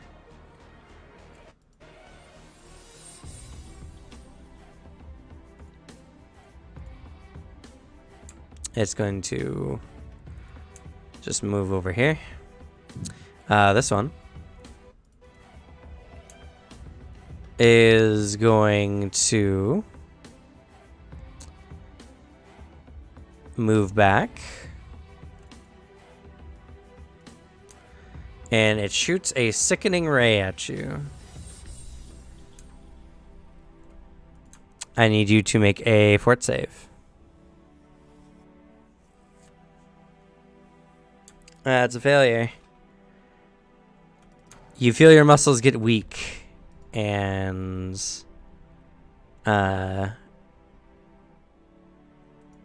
you feel that you're not as strong as you used to be. You are enfeebled 2.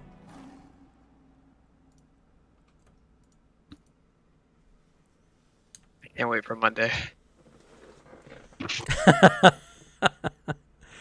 This one is getting completely messed up by Tani Tani. It's going to cast Fear at Tani Tani.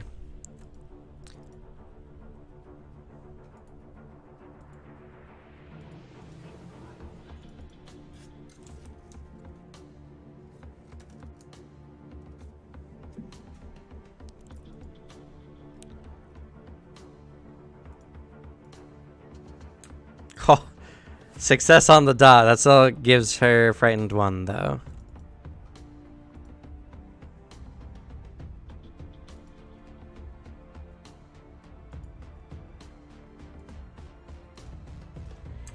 All right.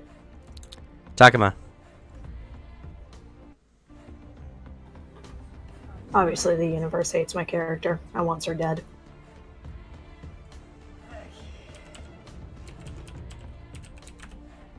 So it's been a while since I've been enfeebled, so I'm going to assume that reduces damage because I've lost some strength in that area. Yeah, it takes a status penalty equal to the conditioning value to strength-based rolls, DCs, and checks. Now, I will mention that the frightened effect kind of counteracts it a bit. So it really, the enfeebled only just makes your damage from your strikes 2 less. But otherwise, it's just a -2 to all your checks as per Fear. So.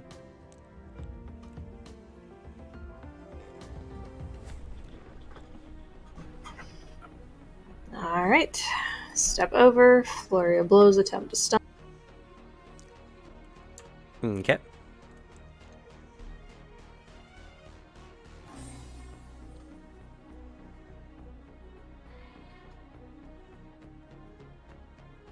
That's a miss.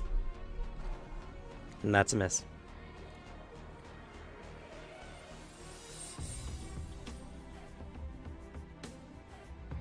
It's a super miss.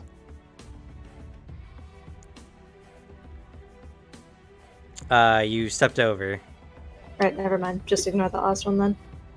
Which is sadly your best roll so far. Unfortunate. Also, GM giving you a heads up, I will have to leave soon. Yep.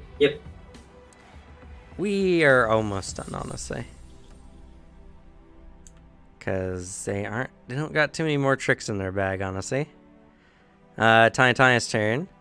Now that I expect people to move, I'm going to make a reflex save.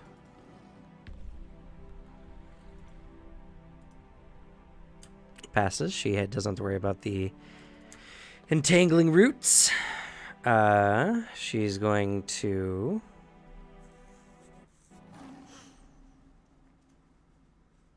step up. Expand her Bane.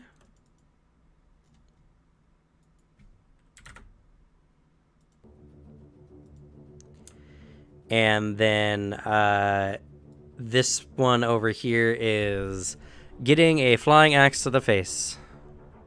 Good. This will be at -1 for fear. Oh wait, I can actually give her frightened on here. 1 second.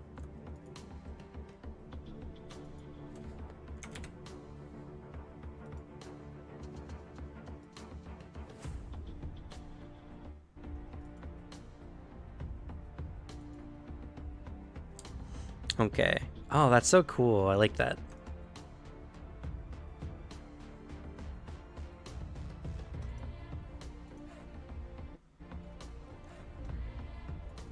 That still hits that monkey super hard. Well, not super hard. 6 potential damage. And that's all she's got. Zexel.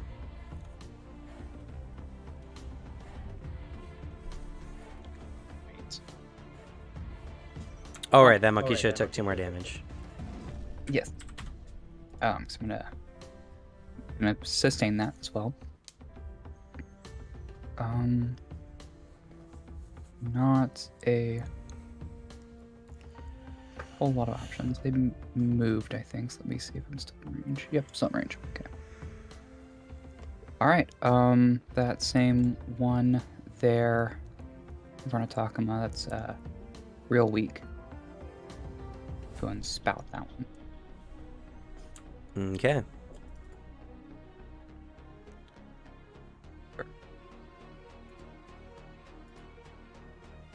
Oh. Crit success, no damage. Yep.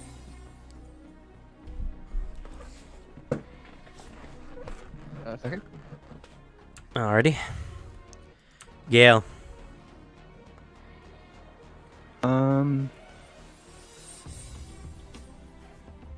I guess I will reload. And then,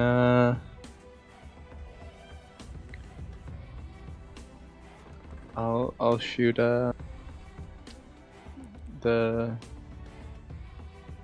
hurt boy up here. Okay.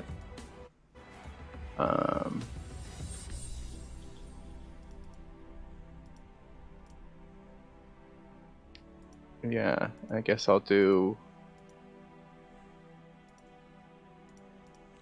a double shot again. Okay. That hits. Go ahead and roll 2d8 plus 1.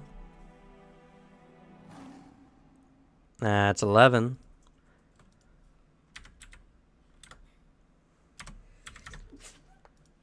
Protected forever. Right. So cute. And I'll covered reload to hide. Alrighty. Go ahead and make your stealth roll. Raph.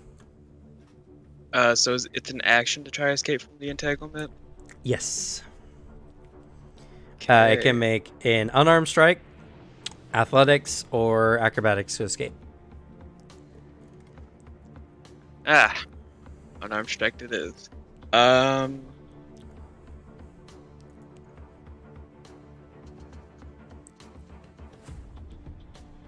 It's unfortunate.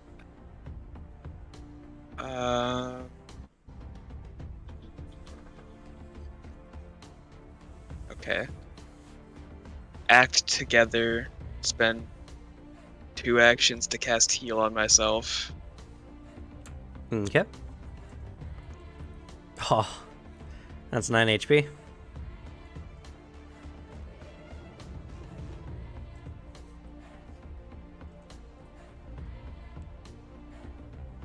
Quantum spends his action to try and escape. Success.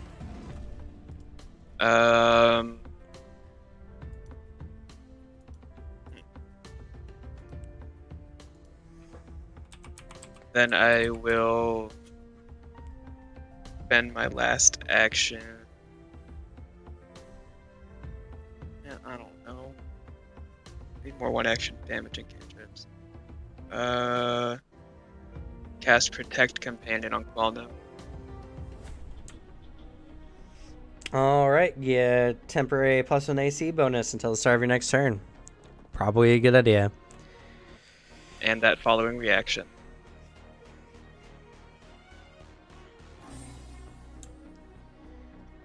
Oh yeah, life block.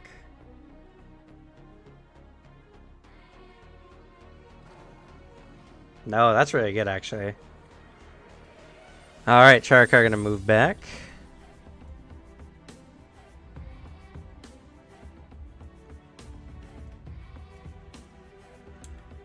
They're getting out of that Bane range. And they're gonna chuck stones at Tani. The leftmost one is gonna strike twice.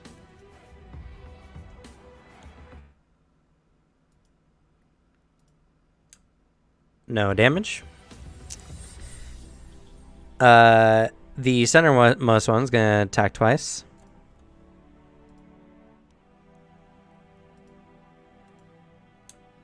Oh, crit. Only 8 minimum damage. Yeah, not bad, not bad.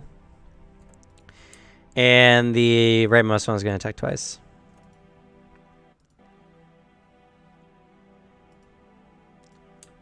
That first one hits on the dot, unfortunately.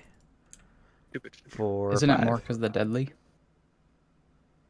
Oh, you're right. D6. Thank you for reminding me. She takes 2 more from that. All right, so she's getting pelted by rocks. She's kind of body blocking for Qual M, noticing that you were having a hard time. And she's also trying to reduce them, but they keep moving out of the range of her Bane. All right, this one is going to incantate and use a spell. Tiny Tiny is going to recognize it. Wait, question? Sure. The third, Kairokai Warrior's first rock throw, that's at -1 because of Bane, right? No. With that, even if they move out of the range, okay. They're out They of were its range. I thought they were The still corners affected by it. of these bubbles don't count as squares. It's Okay. any full square encompass. So It was just that I thought they were like still affected by it, even if they moved out of the range because they were in it during her turn. nope. They're only affected by it while within its range. Understandable, makes sense. Tiny Tiny doesn't need to roll because she knows the spell. It is using Daze on Takuma. Takuma roll will DC. Oh yes, and you're only frightened 1 now.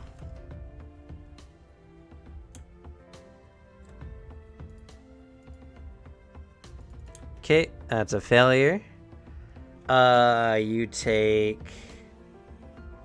I did not roll its damage. It's just its spellcasting modifier. Yeah, but ability they can just modifier. put that in and have it roll Yeah, you 0 dice. It is 2 damage, Takuma.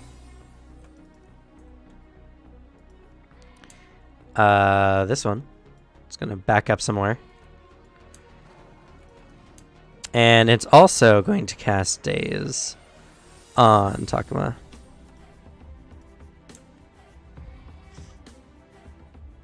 Success. You take 1 damage. And this one is going to move away.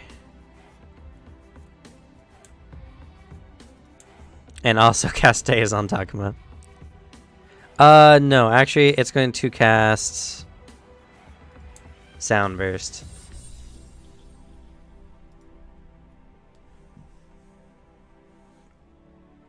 That's a failure. You take 10 damage. Takuma, you're taking blows to your brain, your eardrums hurt, but you're still up and you're still ready to fight. Yeah, weakened, feared. Yeah, I'm doing great. Step and beat up the weaker one.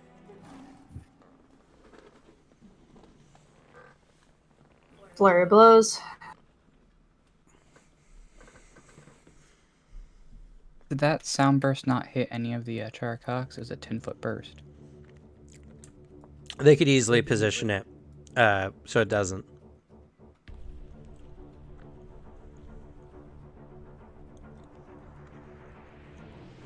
Okay. Well, your first blow hit. Oh, since I'm right next to the other one, may as well make the other attack towards the second one as well. Well, this one's still up. So. Would the 19 hit it? No, Uh, and 18, because I'm unfeared. Your frightened's already is your frightened condition accurate? It's down to 1. Yeah, the condition actually affects your attack, so that 19 is accurate. Oh, no, wait, you know what? It would be reduced. Are you using your... Yeah, I am. I'm using the stuff on my sheet. No. Are you using your strength or your dex for your unarmed strikes? It's dex automatically. Is it? I think it's strength automatically. It was originally strength, but I used my ability because they're considered able to be switched to dex, so I switched them all to dex. It's just Okay, cool. damage-wise, it's reduced. So that one does hit then. Wait, did your Feebled go down by 1 at the end of your turn? I don't think Enfeeble goes down. I think Fear Oh. goes down. Yeah. Okay. Which reminds me, the 3 bludgeoning damage would have been 1. It's already reduced in there. You scroll over it. Yeah, because it's already added the -2. Oh. Oh, interesting. Okay, cool. Man, they really did well on these sheets. Now, if only they could put out auras that actually match the ranges for some spells. Yeah, that would be really good. But all right, so with a flurry of blows, you take down that charred cob, beating it to a bloody pulp. You look up dangerously at the next one. You have 1 action remaining.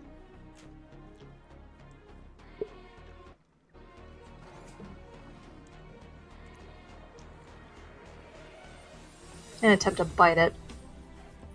Okay. Fang attack. Wait, that's the wrong roll. Never mind, ignore that one.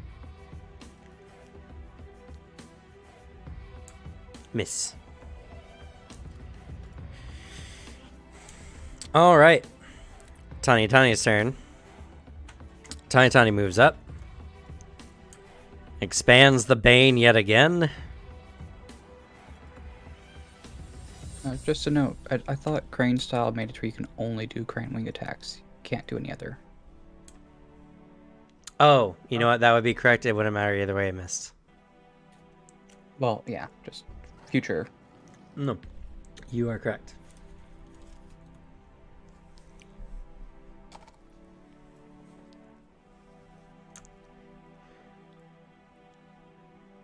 All right. And then axe attack on the weaker one.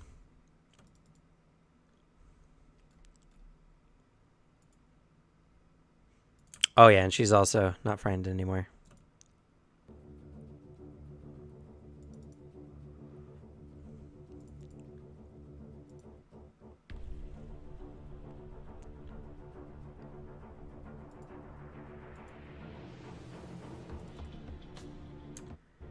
That hits.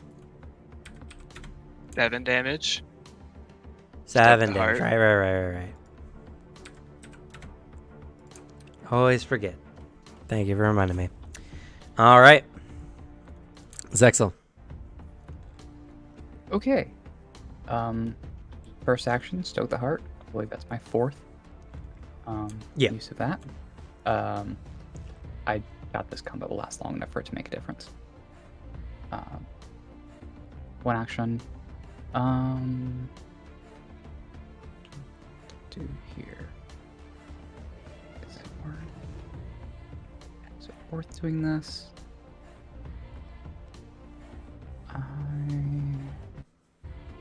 No, I'm not gonna worry about that. That's what's left. All right, the one right here on the left of The Tiny Warriors. Yeah. Okay. The leftmost one there. I just accidentally closed my sheet, so I got the it's No worries, spout no worries. again. There we go. Oh. And okay, still half damage. Pass. Though. Still takes 3.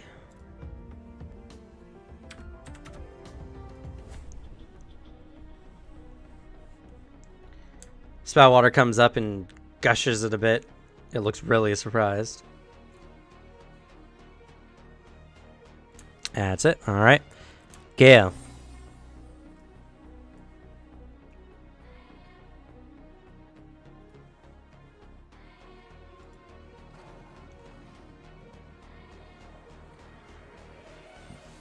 Nice.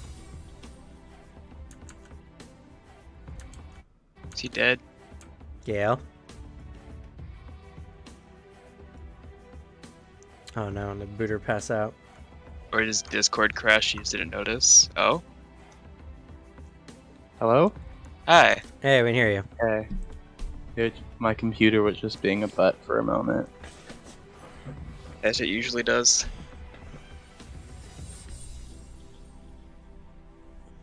I reload. Reload fire.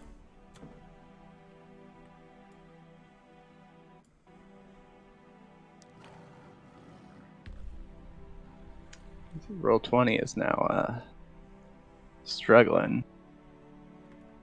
I think it's your computer that's struggling. Wow, that's a hefty accusation. When has Is my it wrong? computer ever struggled?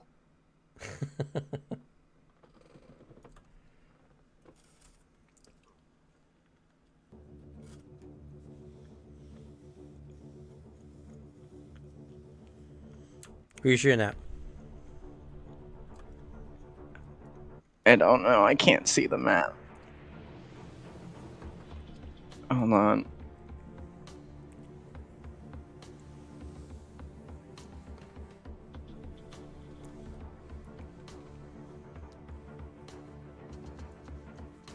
I'm shooting at the healthiest boy.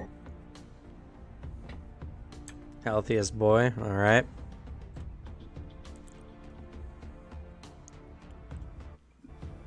And I suppose I'll do another double barrel. Okay.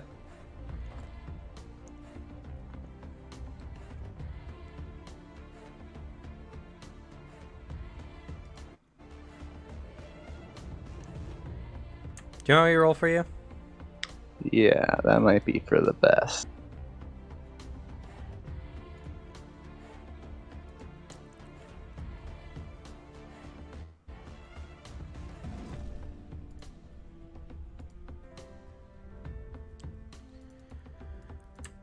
All right, shooting the healthiest boy, and from your current status of stealth, that's a crit.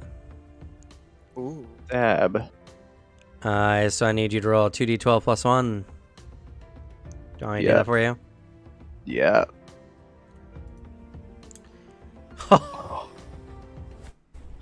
Yeah, this is why Cam should just start rolling for you, so he actually rolls high. Right? I'm just gonna pretend like I'm always out now. That's going to be 42 points of damage. Oh, wait. 43 points of damage. God damn it. Misty Monkey. And then I hide and reload. All right. And roll your stealth. Yeah. Raph. Act together. Spend 2 actions to cast. Qualnum needs to make a reflex save. Ah, son of a bitch. That is pass. Thank No God. negative effects. So act together. 2 actions to cast Daze on leftmost monkey. All right. Left my monkey must make will save. Fail. Takes 4 damage.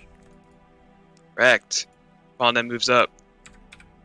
And then makes wing attack All right. Go on ahead. the leftmost monkey boy.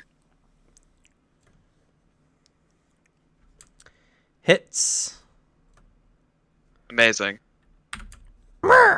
Dead. I did something for once! Good job.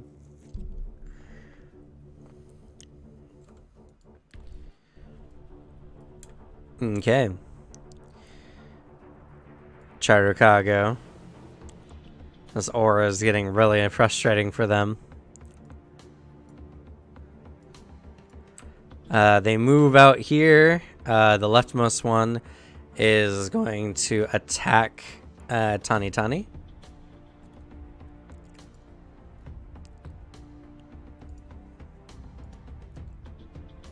Ooh, that hits.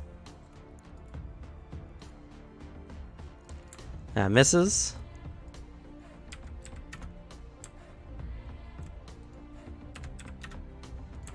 Okay, Tiny Tiny takes 5 bludgeoning damage. And then the right one is going to attack.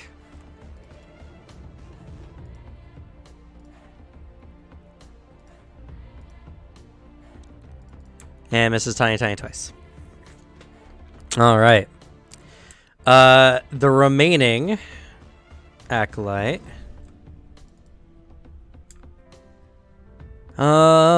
Is not in a good spot, honestly.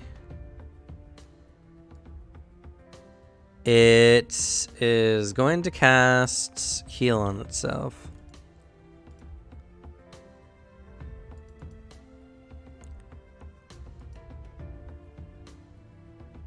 Not a great heal, but still something. How many actions did it use to cast it? 2.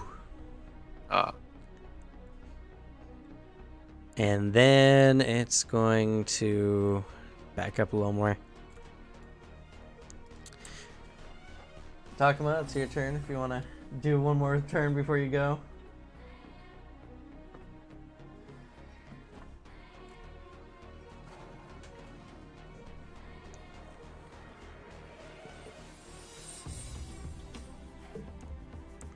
Alright, step, flurry of blows.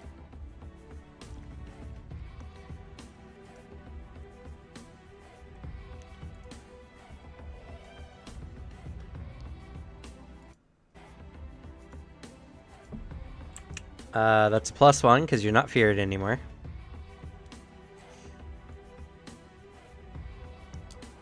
Does that have a penalty on it? It doesn't look like it. You reduce it to 0, it'll like still show up on your thing. Yeah, and it looks to be the case. 6. Wait, your wing attack. Oh yeah, no, it's only trained at this level. That's right. Yes. So 9. Okay, so that misses. Second one misses, unfortunately, both by 1.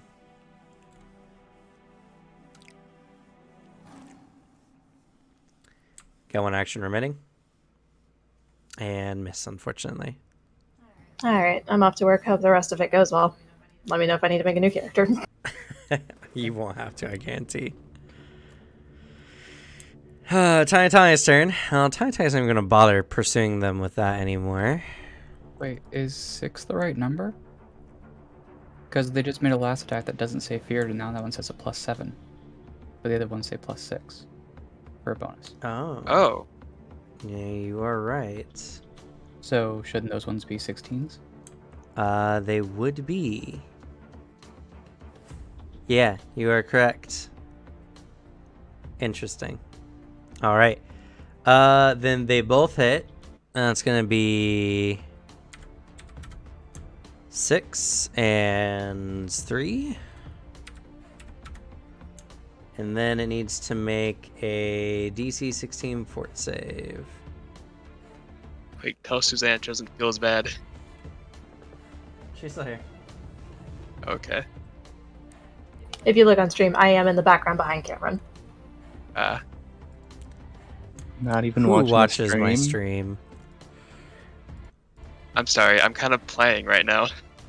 Oh, I always keep the stream up while it's on, just for like you. Up in another window. All right. That actually failed, so it is stunned 1. Oh!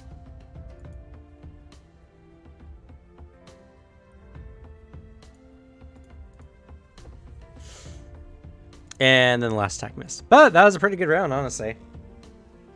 That's so weird that the frightened condition still reduced it by 1, though. Don't know. Oh god, what happened? Thank you, Hunter Blackmon, for subscribing. Hope you've enjoyed. Hell yeah. Woo! I gotta get that sound change. I'm just sitting here and then all of a sudden, bring! You haven't changed it by now. It's been like 3 weeks. I'm so busy. I make videos. Right, Tani is going to do bad things to the monkeys. All right.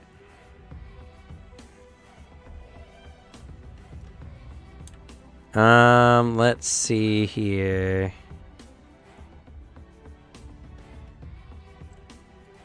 Does spiritual weapon do slashing damage? It's force, or it could do slashing, I guess.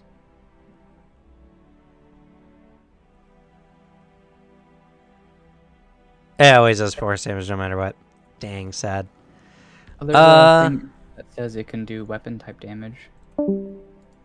Is there? That's what I was reading earlier, yeah. Weapon deals, you can deal.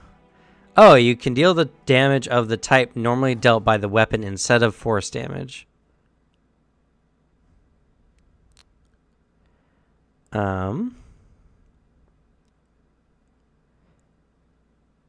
I'll have to remember that for next time, because this time was doing force damage, and I feel kind of cheaty to change it now.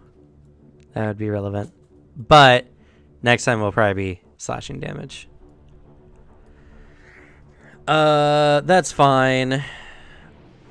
She can still do...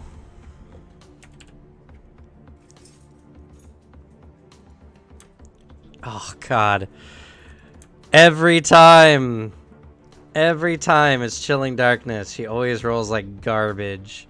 That was a +3. God. Misses. Launches an axe.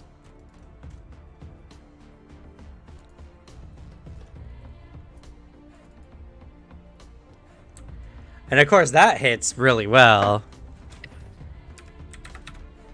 The Chilling Darkness just would have done, you know... I only would have done 3 more damage. Man, I roll like garbage on the Chilling Darkness too. God. Alright. Wait, that's just the opposite of Searing Light, isn't it? Yep. I love it. It's the evil version. Zexel. Oh yeah, right. +2. 12 force damage. Nice. Okay. Things looking pretty good here. Alright, well, first action. Stoke the Heart. Where's the go-to for this character? Still 30 feet, so I can still spout that one that's right in front of Takuma. So they want to have in range.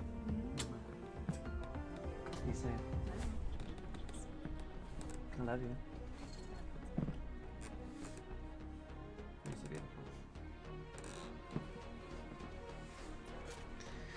Alrighty.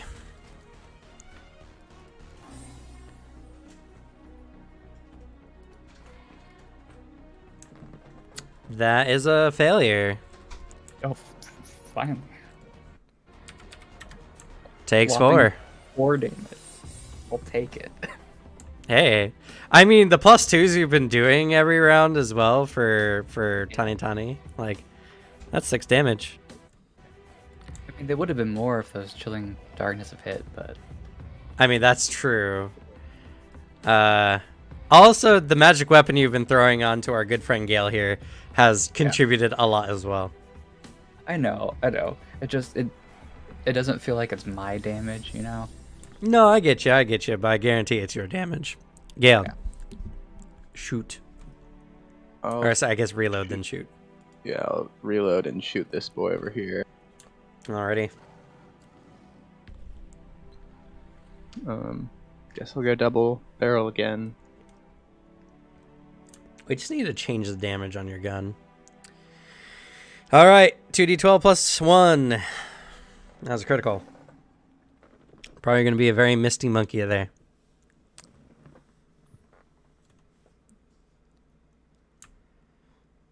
Okay, so that's going to be 28 plus 10, 38 damage. God, I love guns. I'm gonna hide. Alright, and reload. Just disappears after making those noises.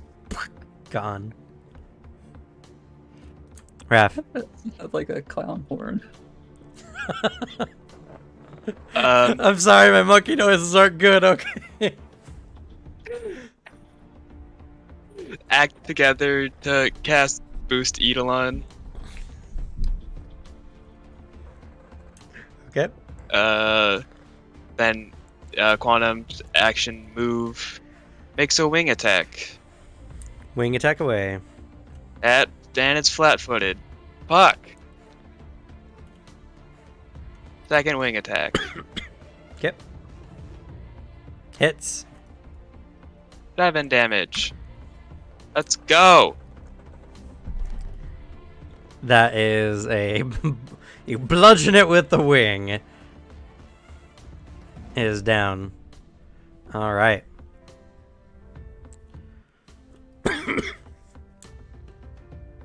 Yeah, one action remaining. I do. Yes. No. Busilan. One Wing action. attack, wing attack. He moved. Oh, he moved. That's right. That's right. Okay.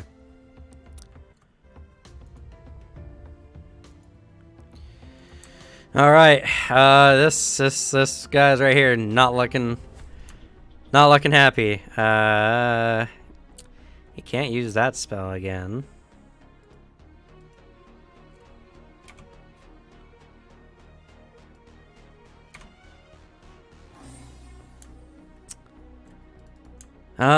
He's going to try to flee and climb up Rude. this hill. And then 1, 2.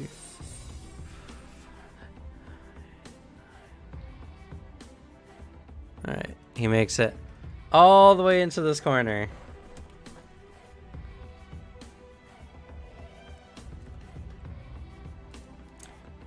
Takuma's turn. Takuma is pretty fast.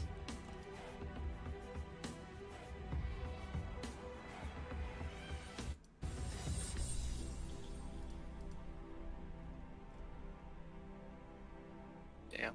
Oh, no, never mind. Takuma doesn't have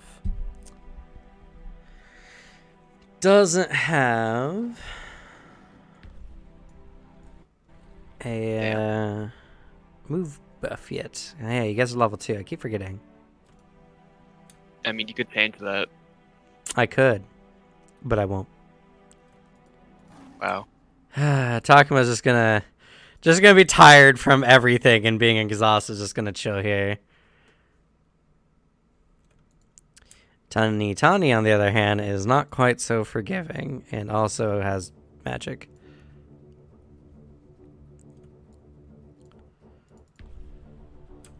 Tani is going to... Doth I dare do one more chilling darkness? Yes. I dare.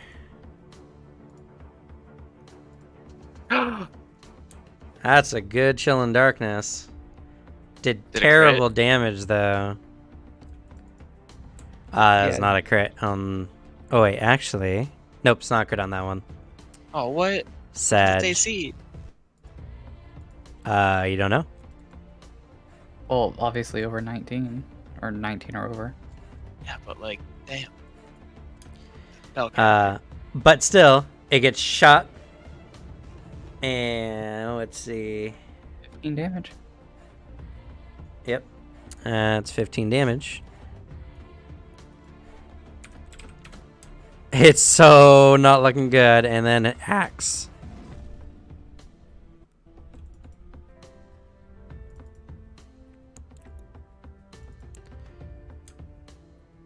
Axe time. I love spiritual weapon. It's such a good spell.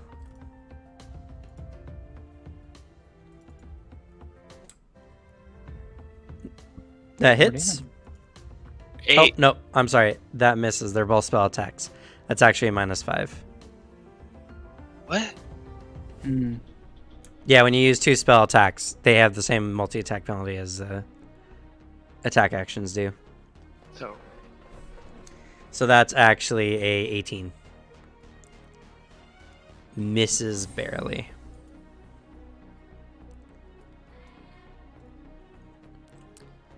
Zexel.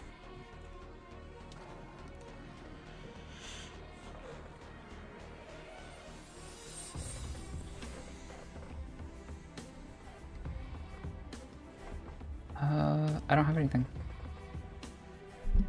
That can, yeah, no, I don't have a single thing that can do anything here. All right, Gale, be our hero.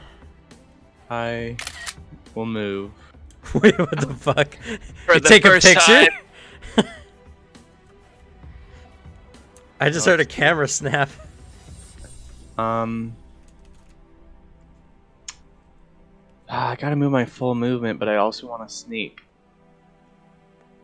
Why do you need to sneak still? So I get the bonus from being hidden. Yeah, he has Or I guess, to if he wants to be hidden. actually, with my slink thing, I don't get revealed immediately. Right? Can I just move normally with that and still be hidden? What's your slink thing again? He just posted it.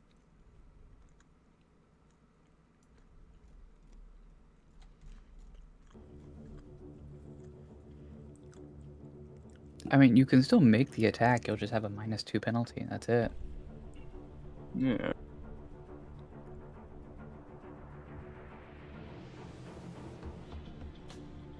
Technically, It just says you minus still need to sneak at your speed, but you do get +5 movement. Yeah. Okay. I won't move. Okay. It's the -1 because you have your magic weapon.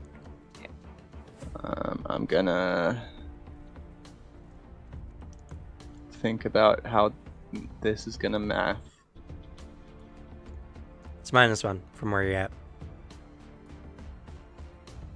Okay.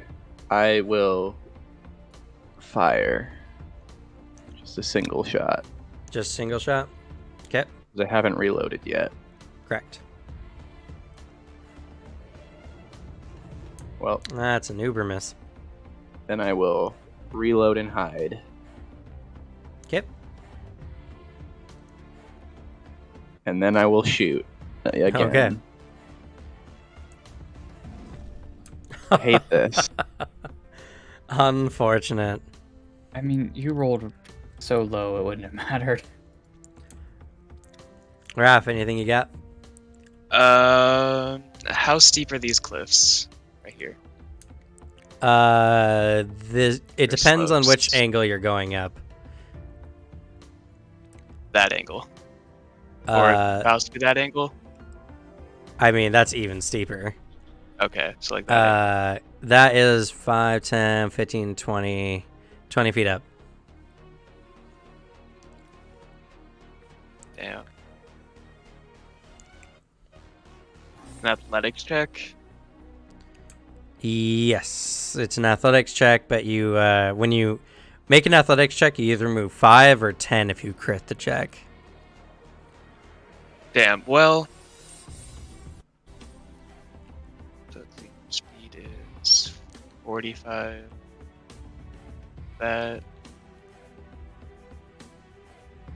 That's correct, right? Yeah, that's correct. Okay.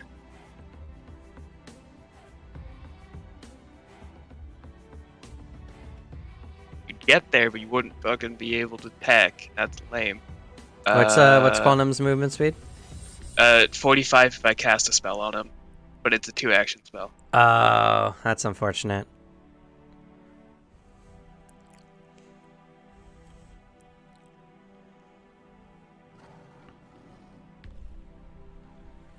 Yeah, I got nothing. I mean, I could. No, I have no spell slots left. The range on days 30 feet. 60. Oh, 60 feet. Yeah, that's better than I thought. Yeah, if you move closer. Yeah, it's days on it. Just as a fuck you.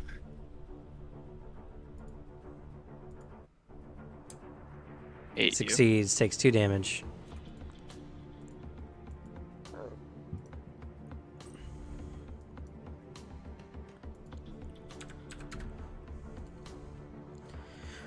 Alright, and then it disappears into the jungle.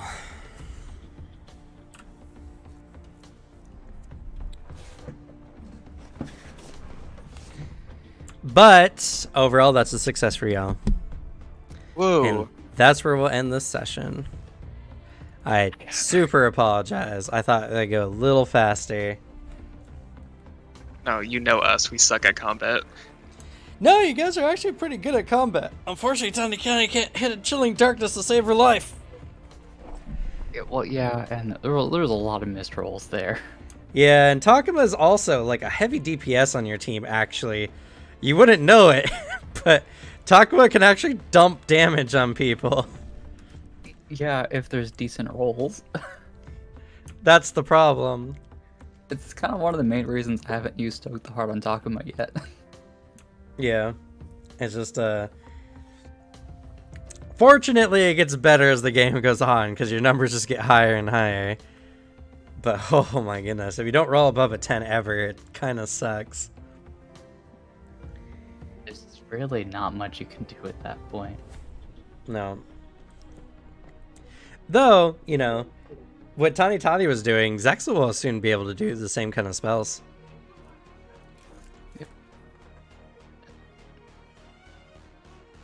Won't die as well. Wait a second. I just noticed something. What's Looking that? at Takma's attack rolls, is Agile not applying? I can look at her sheet. Because I remember seeing like the -5 and -10, but her Crane Wing's supposed to be Agile. So it should be a -4 and a -8, right? You know, it's because she doesn't have the box checked. Oh. Okay. So some of Wait. these things, Wing doesn't have agile though. the Crane Wing Strike for the Crane style does. Oh, I'm looking at my wing strikes for Yeah, Quantum. Qualnam is not Yeah. a crane style monk. I just saw a wing and I was like, this is obviously it. I just thought of that because I was like, I just remembered as we're talking Yeah. about Takma's rolls, and I was like, oh right, yeah, that should be a little bit better. So bad. Doesn't save some of these attacks, but it could have saved some other ones potentially.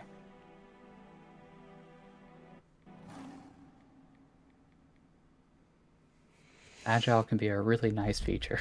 It's a really, really good feature. Yeah. Unfortunately, I just don't have the ability to sit here and just read everyone's rolls. Gotta get combat flowing.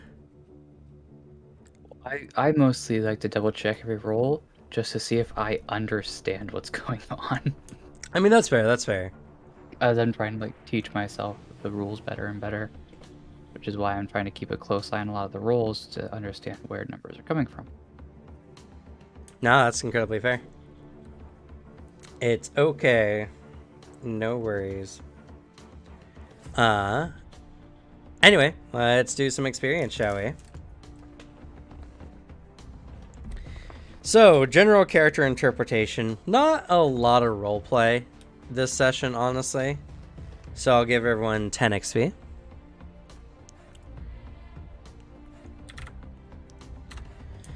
Uh, 30 XP for being here.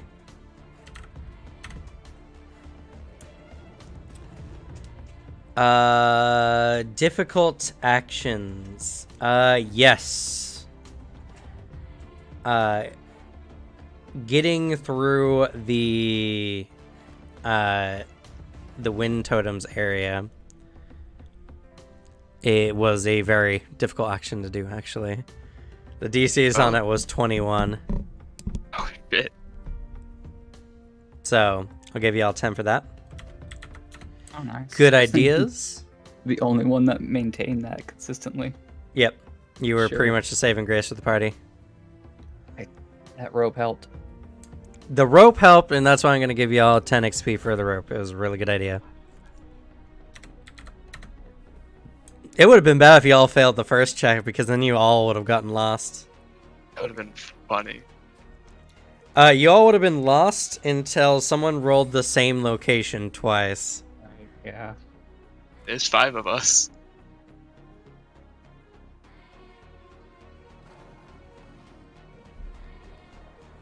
We all just show up in the same place. That would be hilarious if we all rolled the same location at one time.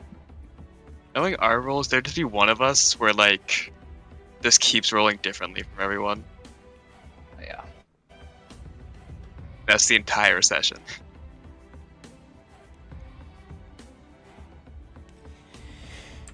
Also, for destroying the wind totem, y'all get 80 experience. 80, let's go. We're not even the ones that broke it. Well, your group broke it I collectively. know. But it would have helped, but Tiny kind of just Did it. went yeah. guns blazing on one. That's what she does. She's a blasty sorcerer. That's It all she's helps. good for. Her survival is not bad, but she's not particularly wise. So, that being the case, combat awards. You guys get a lot of XP for that combat.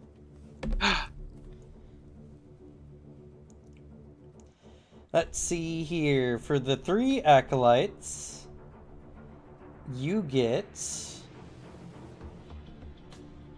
180 XP. Oh my god. What? Even though one ran? Yeah, Yeah. you defeated the encounter. Okay. I don't know Yeah, why. 180 I don't know why one running away wouldn't count. We'd get 180 XP if we just snuck around them. As long as you like get past it and don't die. Yep. It's just Some for people roll bypassing the things, encounter. if they run, you only get half the experience. So That's so Oh. lame, though. it's it's still a but victory. people do it.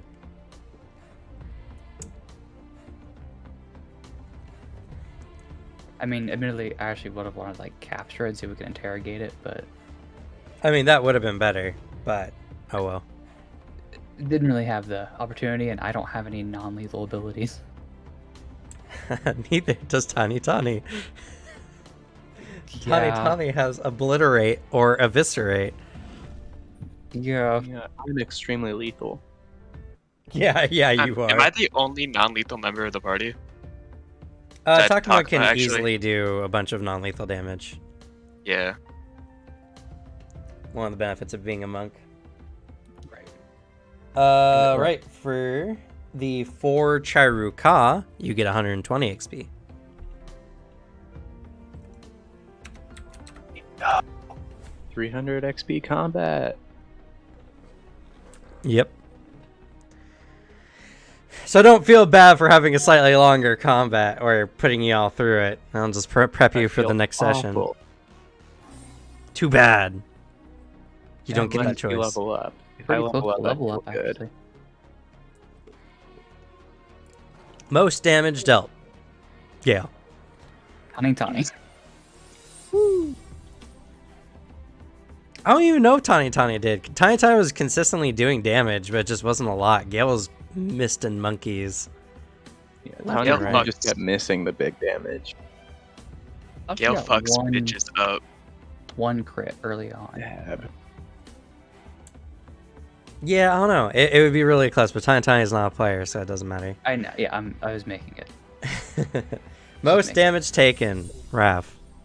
Let's go. Worth it. I think Raph's gonna get that each time. It's a very common, gonna be a very common one until Raph's defenses get better. I don't think that's ever gonna happen. There's evolutions for it, I believe. Not sure at the moment, but I'm gonna trust you.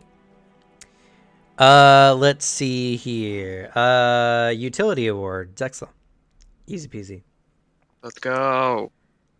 It's the one thing my character was made for. Hey, mean, you it's a tag- good way. You might honestly be awarded most damage dealt if it's based on like the things you gave. That's So true. good. That's true. Well, considering half of your damage was my damage, basically. Because No, That's true. that's Gale. Well, yeah. Half of approximately, not including the fatal die, of course. Yeah, it's still a lot of damage because your half also gets doubled when it crits. So, Right? Yeah. it's a good chunk. Like taking that into consideration, you probably did like Really- comparable damage. Were we doubling it? Yeah, I was doubling it. That's how you did Wild. 43 damage at one time. Pretty crazy, huh? Only when you crit, but you know. Yeah. Fucking gun, man. Unfortunately, there's just a lot of times where you rolled like it was like 11 damage or something, and you get 22 rather than like a huge crit. Yeah. Sag. Beyond that, the face award. No facing happened, so unfortunately, no face award. I interacted with a lot of corpses. You did, but not with your face, so I don't think we'll count it. I mean, maybe the shadow's face. You know, this is not a good route for us to take. Like we just gotta drop this one and go. Yep. Pity award, I think, goes to Takuma. Fair. Reasonable. Fair. Agreed. I feel so bad. It's so just one-sided on the luck. And the agile thing. The agile thing sucks as well. Yeah. Yeah, he Any just doesn't player? experience this. Yeah. Any player nominations in our kudos?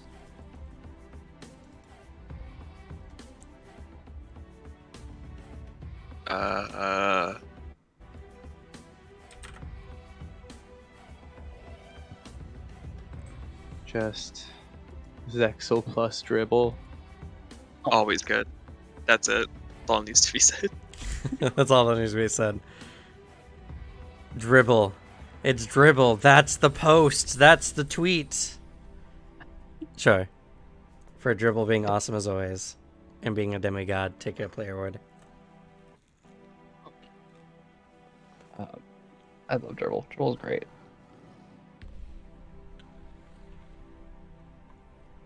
Gonna have to start the Church of Dribble. Get the proper following that Dribble deserves. I mean, isn't like ascending like a thing in this system that players can do, right? Yeah, we gotta go to that place, that island or whatever. Oh yeah. Yeah, you gotta go to Absalom, go to Starstone Chapel. That's next Fuck. campaign, mate. We're taking No, people fuck to the this island. campaign. We're doing it now. That'd be hilarious, actually. Sorry, Cameron. We have more important things to do. Any other player nominations in our kudos? It wasn't I much mean- this session. Yeah, a lot of that stuff kind of got. I don't know. It just seemed like a pretty standard progression, I guess. I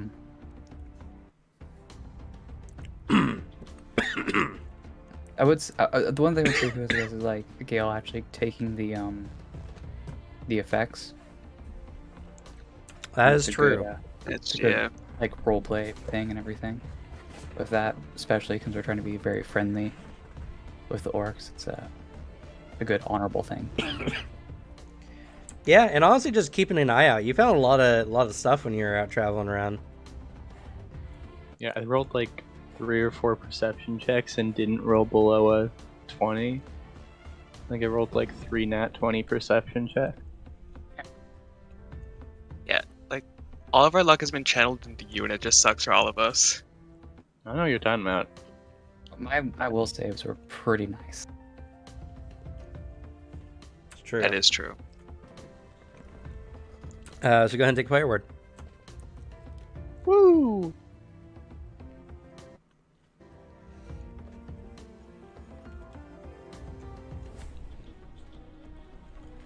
Any other nominations in our kudos?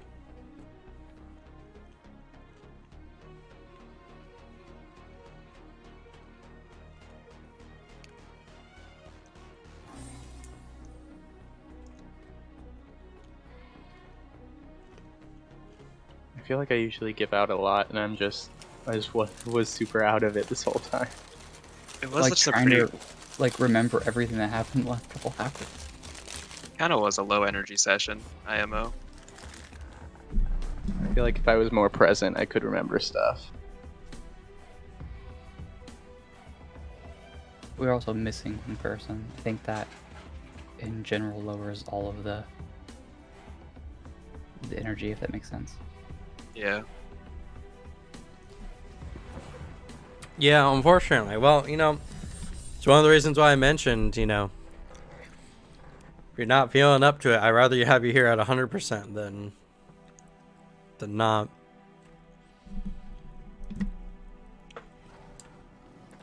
It's okay. Suzanne was kind of in the same boat. She's not feeling well. So, it's just how this session happened, but everyone really wanted to be here, which I'm happy that everyone wants to be here enough to come here even when they're not feeling their best. Yeet. I wouldn't even guess that Suzanne wasn't feeling well. Yeah, no, she was just not feeling too hot this session. Kudos for not like showing it, I guess. I mean, Stuno was present, Yeah. like, and there for that.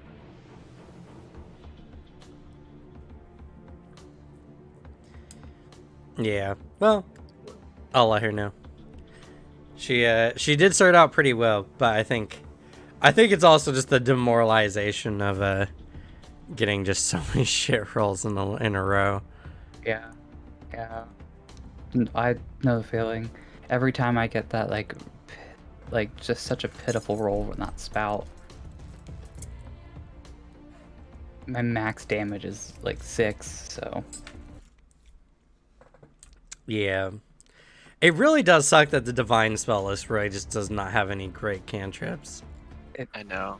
yeah. I mean, It's- just like, yeah. It's very specific because like Disrupt Undead, Divine Lance, a lot of those spells are really, really good against very particular kinds of enemies. Right. And like chill touch would be nice, except for the fact that it's a touch one. So it's Yeah. right there, which I don't want to be right in front of someone. I only have it for that, like, if someone rushes me kind of thing. It's the only reason I have it. I have one damaging cantrip. It's Daze. Yeah. Daze is okay, but only does your ability modifier. Till level 3. Yeah, till not even level 3, until spell level 3, which Oh, is fuck, that's right. level Level 5. 5. Yeah, it has horrible scaling, just like Acid Splash. Yeah. But it stuns. Well, see, Acid Splash, though, has the benefit of being a splash spell, which Yeah. automatically does damage because Splash always does at least its splash damage to the target. Yeah, it's only like 1 point of damage, though. It's true, but like it's kind of like Wow. any other spell, you know? But, yeah. It just scales a lot less, and I feel like it isn't applicable enough times Yeah. to be worth, in my opinion. And much Daze rather is just like doesn't scale, and it only stuns when they crit fail, which doesn't happen that often. Right. I'd much rather use the jolt or whatever that can Yeah. hit 2 enemies. Cantrip. Or like Electric full arc. cantrip cannon. Yeah. Electric arc, yeah. Yeah, I don't know. They just really dicked over the divine spell list. Yeah. And the fact that I have to use charisma for my innate spell. For your spout, yeah. Yeah, I can't choose, like, that's what I wish they had the option, like, if you were a spellcaster, you could use your spellcasting ability modifier instead, and that the charisma is only if you didn't have spellcasting. The idea that you have trained in some other method of spellcasting and therefore can utilize that instead, but Yeah. I understand why they do it because it's innate, but still, it just doesn't feel as great when you happen to be an intelligence caster. Yeah, it is what it is, unfortunately. Yeah, it really is. Yeah, even Occult gets telekinetic projectile, which is a really good one. It is, yeah. It's a really fun one. I want that one with my arcane archer. Well, not arcane archer. The archer magus. I like the idea of telekinetic projectile because I just like the idea of like using that on your arrow, and you shoot the arrow, and then it like uses the arrow for that, so then your arrow like shoots faster, like it's like a spinning motion or whatever. And I don't know, Yeah, just thematically, I like that. The aesthetic for it is really good. Yeah, Right. I don't know. The divine spell list in general is really rough. I mean, It has gets some better. great support spells, for sure. Well, and it gets better as you level up. Like Tani is actually a divine spellcaster, Right. and she's Well, able like, to when I get to dump level- damage. When I get to level, I can use Searing Strike or something, the Searing Light spell. Yeah, That's a good spell. When It I is get a the really chance good to one. do that, especially with all these demons true. in the area, that's going to be a fantastic spell. Yeah, Just go to get to level 5. yeah. It's You can't have a Radiant Lance. yeah. I can? No. What? Rude. Yeah, I don't know. It's just they have some decent spells that you can pick up. Like Blood Vendetta is so good. There is what's the other one? Soundburst is okay. Sunblight is pretty good. Yeah, this is not a lot of like damagey ones. Once you get 3rd level spellcasting, though, your door gets opened and there's like, oh my god, there's actually damaging spells at this level. Okay. I mean, I was trying for a support character anyway, so True. I'm doing that. It's just, it would be nice to feel like I was doing a bit more. Even if it was just, like, the extra 2 damage I would have for my intelligence modifier if I was using spell. Or when I actually get to use Defiant Lance. Which, again, I'm waiting to grab that, because it just doesn't seem, roleplay-wise, to make the most sense. Yeah, Until no, I get you. come across enemies that would actually utilize that. I promise you'll get the chance before too long. I'm sure of that. It's just until it happens, it doesn't make sense to have it. That's true. No, you're right. Yeah. Things will get a little better, but man, Divine Spell List, I want to like it. I want to not like harsh it too much. And there's good spells in it. Like once you hit level 3, you'll get access to Spiritual Weapon. So Right. good. But Spiritual Weapon's a phenomenal spell. Right. But that's a sustained spell, which means I can't use it with Stoke the Heart. You can. Yeah, you can. You can sustain as much as you have actions for it. Really? Yeah. That's interesting. You could have technically 3 Stoke the Hearts up if you want. You won't do anything on your turn. But you'll have 3 Stoke the Hearts up. Did not know that. Yeah. You can have 3 spiritual weapons. You could have 3. Well, I think you can have 2 because I think casting initially is 2 actions. Fair. So when you have 2, you wouldn't have the extra action to do the 3rd one. Unless you had a quickened or something feature. Unless you have a quickened or a lot of classes get the ability to sustain as a free action. Right. It's at a pretty high level though. It's a pretty high level ability, it's like yeah. level 12 or 14, I think. Witch gets it some- early, but it's a focus spell. They get Cackle.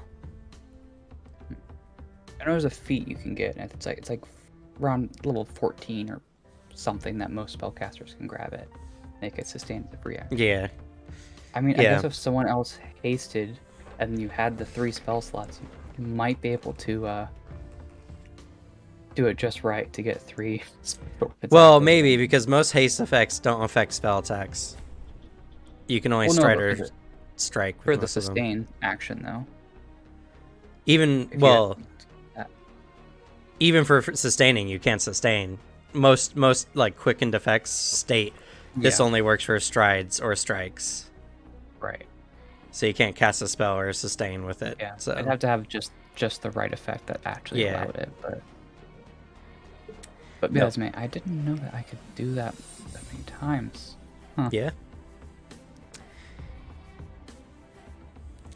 And once you get Cackle, you can be a mad person and have 4 for 1 round.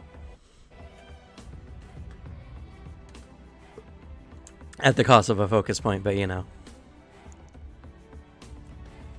Right, final sacrifice is a spell. Yep.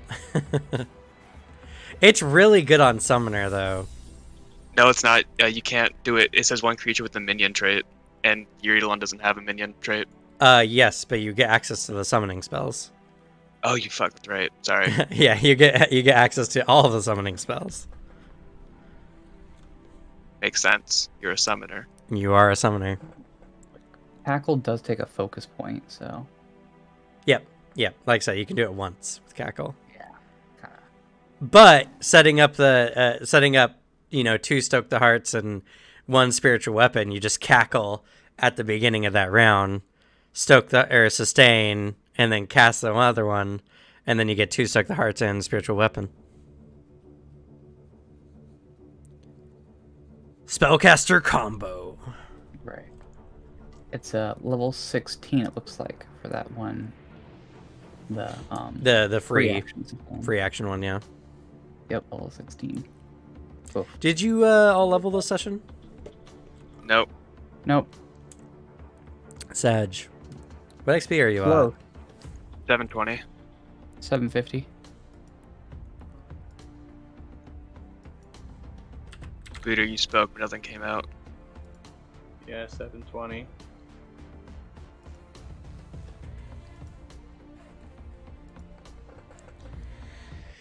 Well, you all level next session. Bet? I I'm think not I gonna do can Yeah. anything next session. just a little bit more because of player awards. You got a lot of player awards when you were like even here. Yeah, well, You were going all out with Zexel in the party. I mean, yeah. Well, that had a lot of like role play situations, It's true. so it was so much easier to actually like utilize that. Well, hopefully next session everyone will be here. You know, your whole party. Granted, if Cyrus was here, I just would have added a couple more monkeys.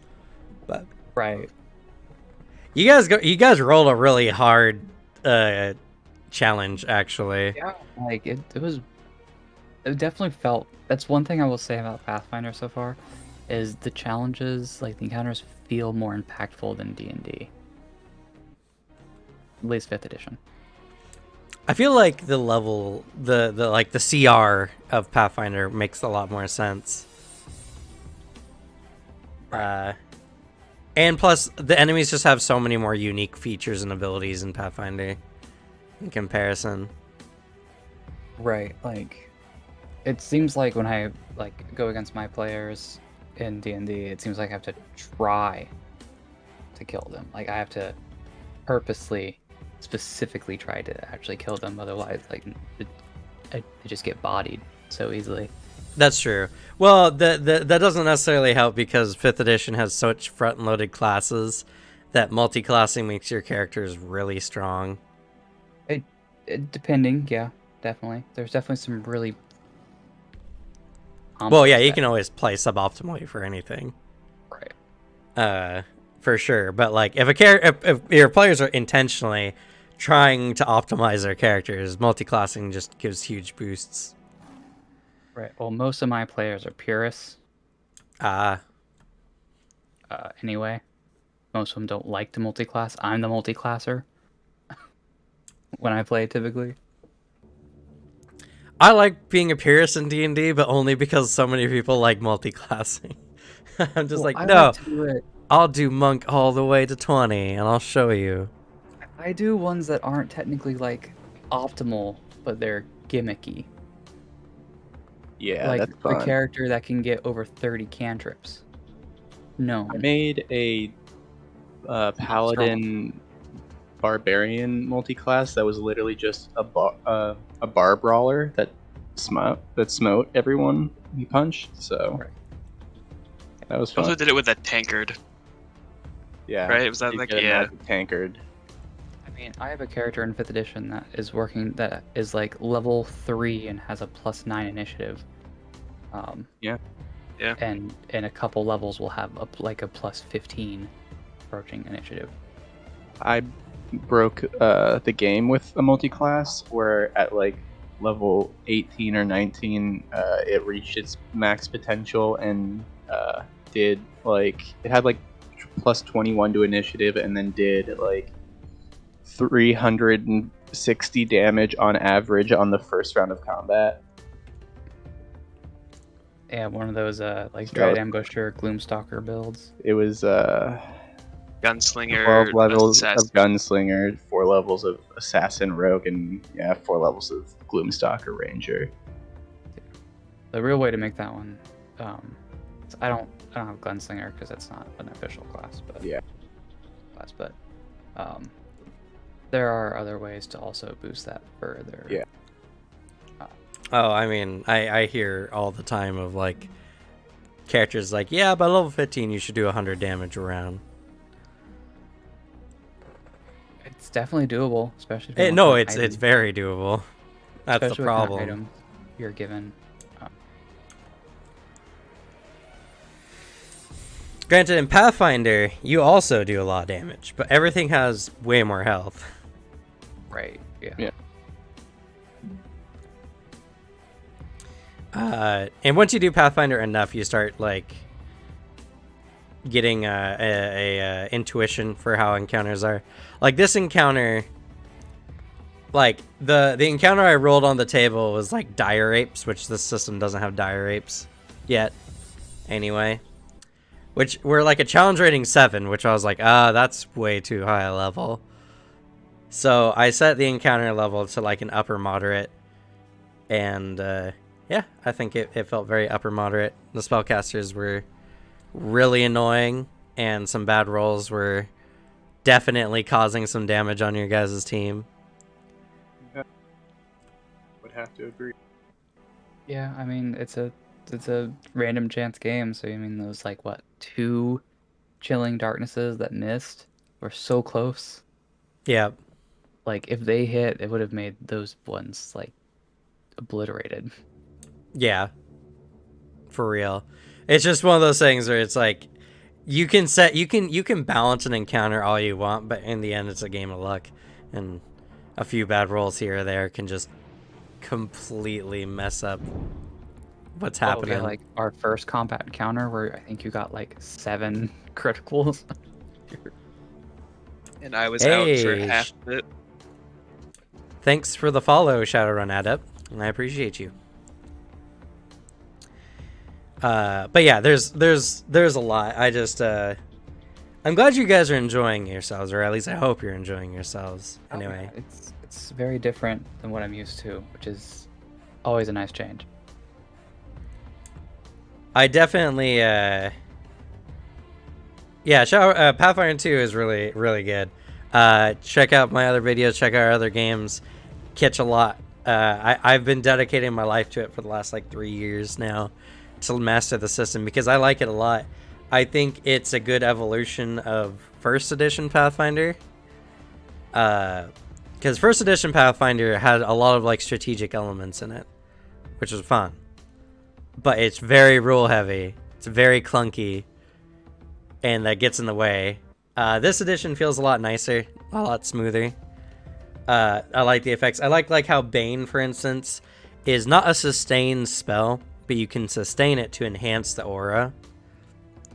Which Tani was essentially forcing those Charukah to continuously use an action to move away so they didn't get penalized for it.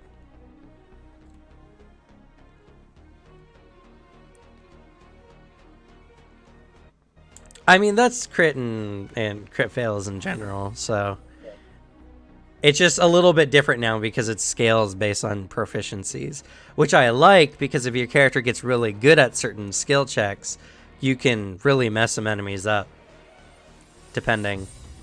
Like, Gale is eventually going to just be an unseeable master assassin eventually. Yeah. Dab. But it is balanced out by the fact that your playstyle is not a DPS playstyle. Yeah. You're a crit or miss. That's pretty much what it is. Just you wait till I can't not crit. I'm afraid of that day because I know it's coming, actually. Right. And that's the thing, magic weapon's good for now, but it's not gonna be great later. Oh no, yeah, magic weapon falls off at level 3, easy. I mean, if anyone actually gets a magic weapon, depends. Magic weapon, yeah. You guys are in a location that has a lot of magic items, though, so you're likely to have that happen. Fair enough, but also the fact that there's only one person in our group. I mean, I guess one person here today in the group that even uses a weapon in the first place. Yeah. That's true. Takuma technically can get hand wraps that can be made into magic weapons, but Right, but when they when they get the actual like +1 striking version, yeah. Yeah, which would negate the use of magic weapon anyway. Yeah. But yeah, I'm glad the encounter was interesting. Like, you got some spellcaster action. Also, I liked how these spellcasters were done. It wasn't like usual spellcasters in games where you play them and you're like, oh god, are these too strong? They have Fireball and they're CR3. Because, like, level 3 spellcasters or CR3 spellcasters in 5e get Fireball. Yeah. Which is really crazy. I ran into that when I was running the Elemental Princes one. I can't remember its name at the moment. Princes of Elemental Evil? I can't remember. It's one of the early ones they did. Because you have an encounter really early where it's just like, it's a CR3 encounter. And then one of the spellcasters has Fireball and Flaming Hands, and it's like, oh god. That does so much damage. 5th edition made Fireball really strong. Well, yeah, Fireball is super overtuned in 5e. In Pathfinder, it fits a lot better. It's still the same, like, damage, but at that level, that damage is not nearly as devastating. And other things have comparable damage to it as well. Right. Because there's a lot of 5th level spells that do less than a 3rd level Fireball. Yeah, which is weird. Especially with how much range Fireball has. Our Tuesday game, our Wizard's been going Fireball happy lately. It's been great. Made a lot of encounters really easy, but it's just because it's got a good area effect, though. But these casters I liked because they had mostly like debuff spells with some healing for their team. So they were more like annoying support enemies than they were like dangerous casters. Which is fair, because then you have your monkeys throwing those deadly stones. Yeah. Those stones can be scary. Like, don't underestimate just picking up a rock and chucking it at someone's head. Yeah, once it gets gets that crit, gets that deadly, it really does become that. It's true. But, like I said, this encounter, y'all lost about as much health as I was expecting, especially because, like, Tani looks like she's at about half health, but she lost, like, 20 some odd health in that encounter. Which is my entire health pool and then some. Yeah. So, like, in actuality, it was actually like an upper moderate encounter, not one you were likely to fail, but it was still something that was going to hurt y'all pretty bad. And you got another encounter Mario the next day, so yeah. Fortunately, you have some people with some medicine skills. Yeah, there's always treat wounds. Okay. That's what, every hour? Every hour. Yeah. Yeah. Plus, y'all will rest that night and get level times con mod, so. I mean, it's a good thing I didn't get hit, because that would be 2. Woof. Tani gets 15 back every night. Well, my con mod's only a 1, so... Yeah. 1 times 2 is still 2. Yeah. That's all good. Your job is not to get hit. Your job is to stay in the background and make all your allies stronger. So Very true. I mean, I truly didn't... I think of sustain more like concentration in D&D, where you can only have 1 concentration spell active at a time. I didn't think that they would let you have multiple sustains like that. Seems like it would be quite strenuous to do so. Well, it really doesn't. It gets balanced out by the fact that, 1, any spells you cast are 2 actions. So the second you take a second sustained action, you prevent yourself from casting spells for the most part.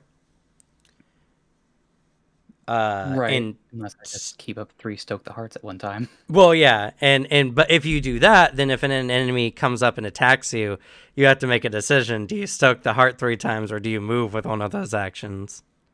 Right, yeah. And so it's pretty balanced, actually, in my experience. I have not run into a situation where sustaining spells was not balanced. Right. But again, But then ideally, again, you should keep back. Or, my highest level group has been level 9 so far, so we'll see what happens when we get higher than that. yeah, I love the idea of high level play, but unfortunately, like high level play is really hard to balance because some abilities are absolutely ridiculous. Yeah, I don't know. Pathfinder would still been doing really good. I mean, the players have been really strong, but if you have a good sense of intuition for encounter design, I think you can be fine. I've been very successful so far with my encounter designs, where the boss battles have left all the players with little resources and almost no health. They still win, but just barely, and it's just been Right. perfectly balanced every time to do that. Right. Especially like if you get to that level 20 kind of thing. So now like there's some really crazy builds because there's a really good ranger build where you do that impossible flurry where you do 6 Yeah. attacks in a round. Yeah, there's Sorry, some pretty what? nutso builds. Yeah, you can do 6 attacks. Ow. They're all at your worst bonus. They're all at like the multiple penalty of a third attack. Which would Uh-huh. be -6 for a flurry build. Yeah. But if you have the hunter's edge and you had previously put your hunt prey on a target, and you have the hunter's edge, that reduces your attack penalty. And if you have an agile weapon, it reduces down to a -2. That's true. So you'd have 6 attacks all at a -2. That's really good. I do have flurry, and I could just get an agile weapon. Well, yeah, it's impossible flurry or something like that. It's called. I can't recall. Yeah, It's it's like a level level 20. ranger Uh, feat. But yeah, if you're that specific hunter's edge and you have already put your hunt prey on a target, then you just do that action your next turn or whatever. It's all 3 of your actions, but it's 6 attacks at a -2, which is that's just insane. Yeah, it's really, really good. And if you did a multi-class, I know one of the easy ones is doing barbarian and getting the instinct for the giant, then you can rage. And with giant having oversized weapons, you can do like an extra like 10 damage per hit or something. oh damn. So there's a way to set it up so you have like, yeah, it's crazy. On top of all your other damage modifiers. The only downside with the rage is it halves for agile, so you'd lose some. But It's true. you'd have to. But even if you didn't and you went for a non-agile weapon, it'd still only be a -4 for 6 attacks. So that's still not bad for a potential huge amount of damage. And of course, when you get anything like other effects, like a Stoke the Heart or something on that character, Stoke the Heart that level's like a +5 or a +6 or something. Status bonus to damage, so. Yeah. There are some really crazy builds at high levels. I'm excited. I can't wait to see them. I want to see what my players put me through so I can learn how to balance for it. Well, now that I'm probably going to be using Stoke the Heart more often because Spout only does so much damage. It's true. Though it does do guaranteed damage. So, Unless most they of the get a time. Unless critical success, they get a crit success. which for them actually wasn't that hard because I only have a 15 DC for that. Like the 3 or 4 times you used it, they only crit once. I know, but It's all viable. I think either way is a good way of doing it. well, At least until considering- you start getting more spells you can use. right. Well, as far as the cantrip is concerned, but since it only ever could do 6 damage max, not including a crit failure, even if something resists, it's still 3 for a success, which is most things are probably going to succeed. Unless they get just a really bad roll. Yeah, But even with the 3, so- you still do 2 damage, which is the same as your Stoke the Right. Heart. But that's 2 damage per hit with Stoke the Heart, which means if someone else got even 2 attacks off. That's true. You don't have a lot of multi-attackers on your team besides Takuma, unfortunately, though. Because even Cyrus is like a single strike with Arcane Strike, so... Right. This team's really not. Oh, originally we were gonna have a Swashbuckler. And it's That's true. part of why I chose this. But then now that the gunslinger, that, and you're with Eidolon has the boost Eidolon, which does basically the same thing. Yeah. Are So they both status?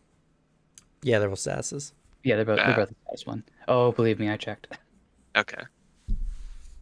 It would have been great to be able to throw them both on, but I mean, technically, I could throw it on Raph directly, and then Raph's spells would do more damage.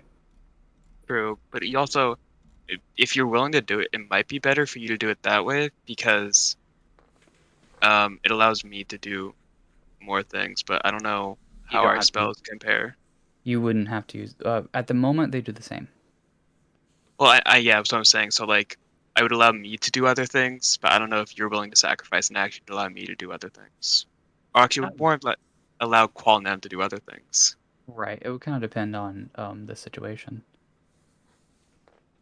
Yeah. So I think everyone, because Takuma, I think once Takuma gets like a +1 weapon and levels up and gets some more Or skills. just get decent rolls. Well, because especially low level, it's always a little off because enemies are either like close to your level or higher. But once you get higher level encounters, you're going to start running into enemies that are lower level than you by like a few levels. There's just a bunch of them. There's just a bunch of them, yeah. So stuff like that, even with bad rolls, Takuma will still be able to just dump damage. Right. And then the extra 2 damage per hit would be pretty nice. Would be really, The really only good. thing with the boost Eidolon is that it scales off of weapon die. So as soon as you get more weapon die, it starts improving in usefulness. yeah, Yeah, but Stoke the Heart will always be good, especially if you put it on Gale, because it will also double when he crits. that's True. also true. True, So- but it would just go from 2 to 4 damage. Yeah, but that's still good. Hey, Like a more damage. +2 damage is really good in this system because there's not a lot of like status bonuses that do more than that. Yeah, And once I hit Like- level 5, it'll be a +3 bonus. small increments will definitely add up over time. Definitely Mhm. good to do. Yeah. Oh yeah, definitely. I mean, now that I know I can do multiple people, it's kind of nice. Yeah, it's unfortunate that you're kind of learning the rules very like piecemeal from Archive of Nethys and whatever. Right, because unfortunately, the way that Archive Nethys is like set up, it doesn't just give you all the rules that would be applicable at one time. Yeah. You have to like search for it specifically, and they don't have a lot of link pages, I've noticed. Yeah, but that's unfortunately the price to pay for a free, Yeah. rule set. Right. I mean, I will always recommend to anyone to buy the core book, even if it's just the PDF, because it's really good, and you can learn the game more. I mean, I'm pretty adept at keeping pace with it, but there's this like the sustain thing. Like I would never think to remind you to sustain multiple times, because I figure you would just be like, oh, I'll sustain one and then do a spell, or I'll sustain one and move and do something else. So I can't remind you that a rule exists when I don't know you need to use it. So Right. Well, in most cases, I probably wouldn't use it, but when there's a lot of times where like my best bet right now is Spout, it it's just the DC is so low because my charisma is so low. If when I get to the point I use Divine Lance more, when that becomes applicable, and I have the higher, then I'd probably use it more because it would just do more damage by itself and everything. So it kind of just depends, but there are definitely times where, especially when we have a helper that's stronger than us, that's more likely to hit. Yeah. Pretty nice to put it on, like Tiny. So Yeah, even I having like just to one more. throw in helper NPCs from time to time. Not always, but I mean, even just one more to put on Takuma, and then using my last action to move or hide or whatever as applicable to try to protect myself, or even use shield because I do have the shield cantrip as it's well. true. I Shield's can cantrip's a prepare. good cantrip too. So if I prepared that, then my standard go-to could be shield, sustain, True. and not only would I be slightly more protected, and hopefully out of the way of combat. But 2 people doing extra damage, not a bad way to go. So that might just change up my my style a little bit. Yeah, we'll see. And you'll be leveling probably next session, so then you'll have even more spells to play around with. Right, 'cause if I have to drop one for a turn, then whatever. It's a cantrip, I can recast it. It's true. That's why Stoke the Heart's so good. Yeah. Granted, So you can't cast it on the same person, so. Right, well, even if you could, it wouldn't stack, because it's 2 status bonuses. Well, I'm just saying, if you had to drop one, you couldn't then reapply it if you needed to. So. Right, they do become immune for a minute. Yep. Most but- combats don't last a minute. Right. So could always like just choose which person makes more sense to drop it on, and then if I go to reapply it, just put it onto one of our other party members. It's true. It's very Even if good. they only do 1 attack, that's still 2 more damage per turn.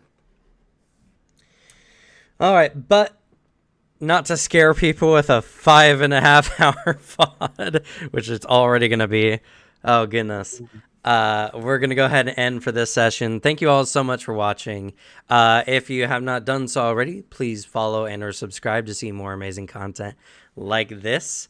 If you want the chance to possibly game with us in the future, join us down in the description or below on Twitch at the Discord link, and that should take you to the Discord. I always recruit there first for any of my games.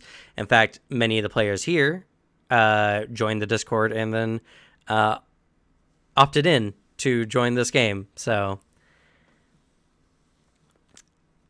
check us out there. Also, be on the lookout for tomorrow morning, the investigator video as it comes out, which is going to be a lot of fun. I'm very excited for that video. With that, I'm going to thank my players so much for being here and role-playing with me today. And let's go ahead and say goodnight, everyone. Good night. Good night. One. We'll just assume Booter said goodnight. Good night, everyone.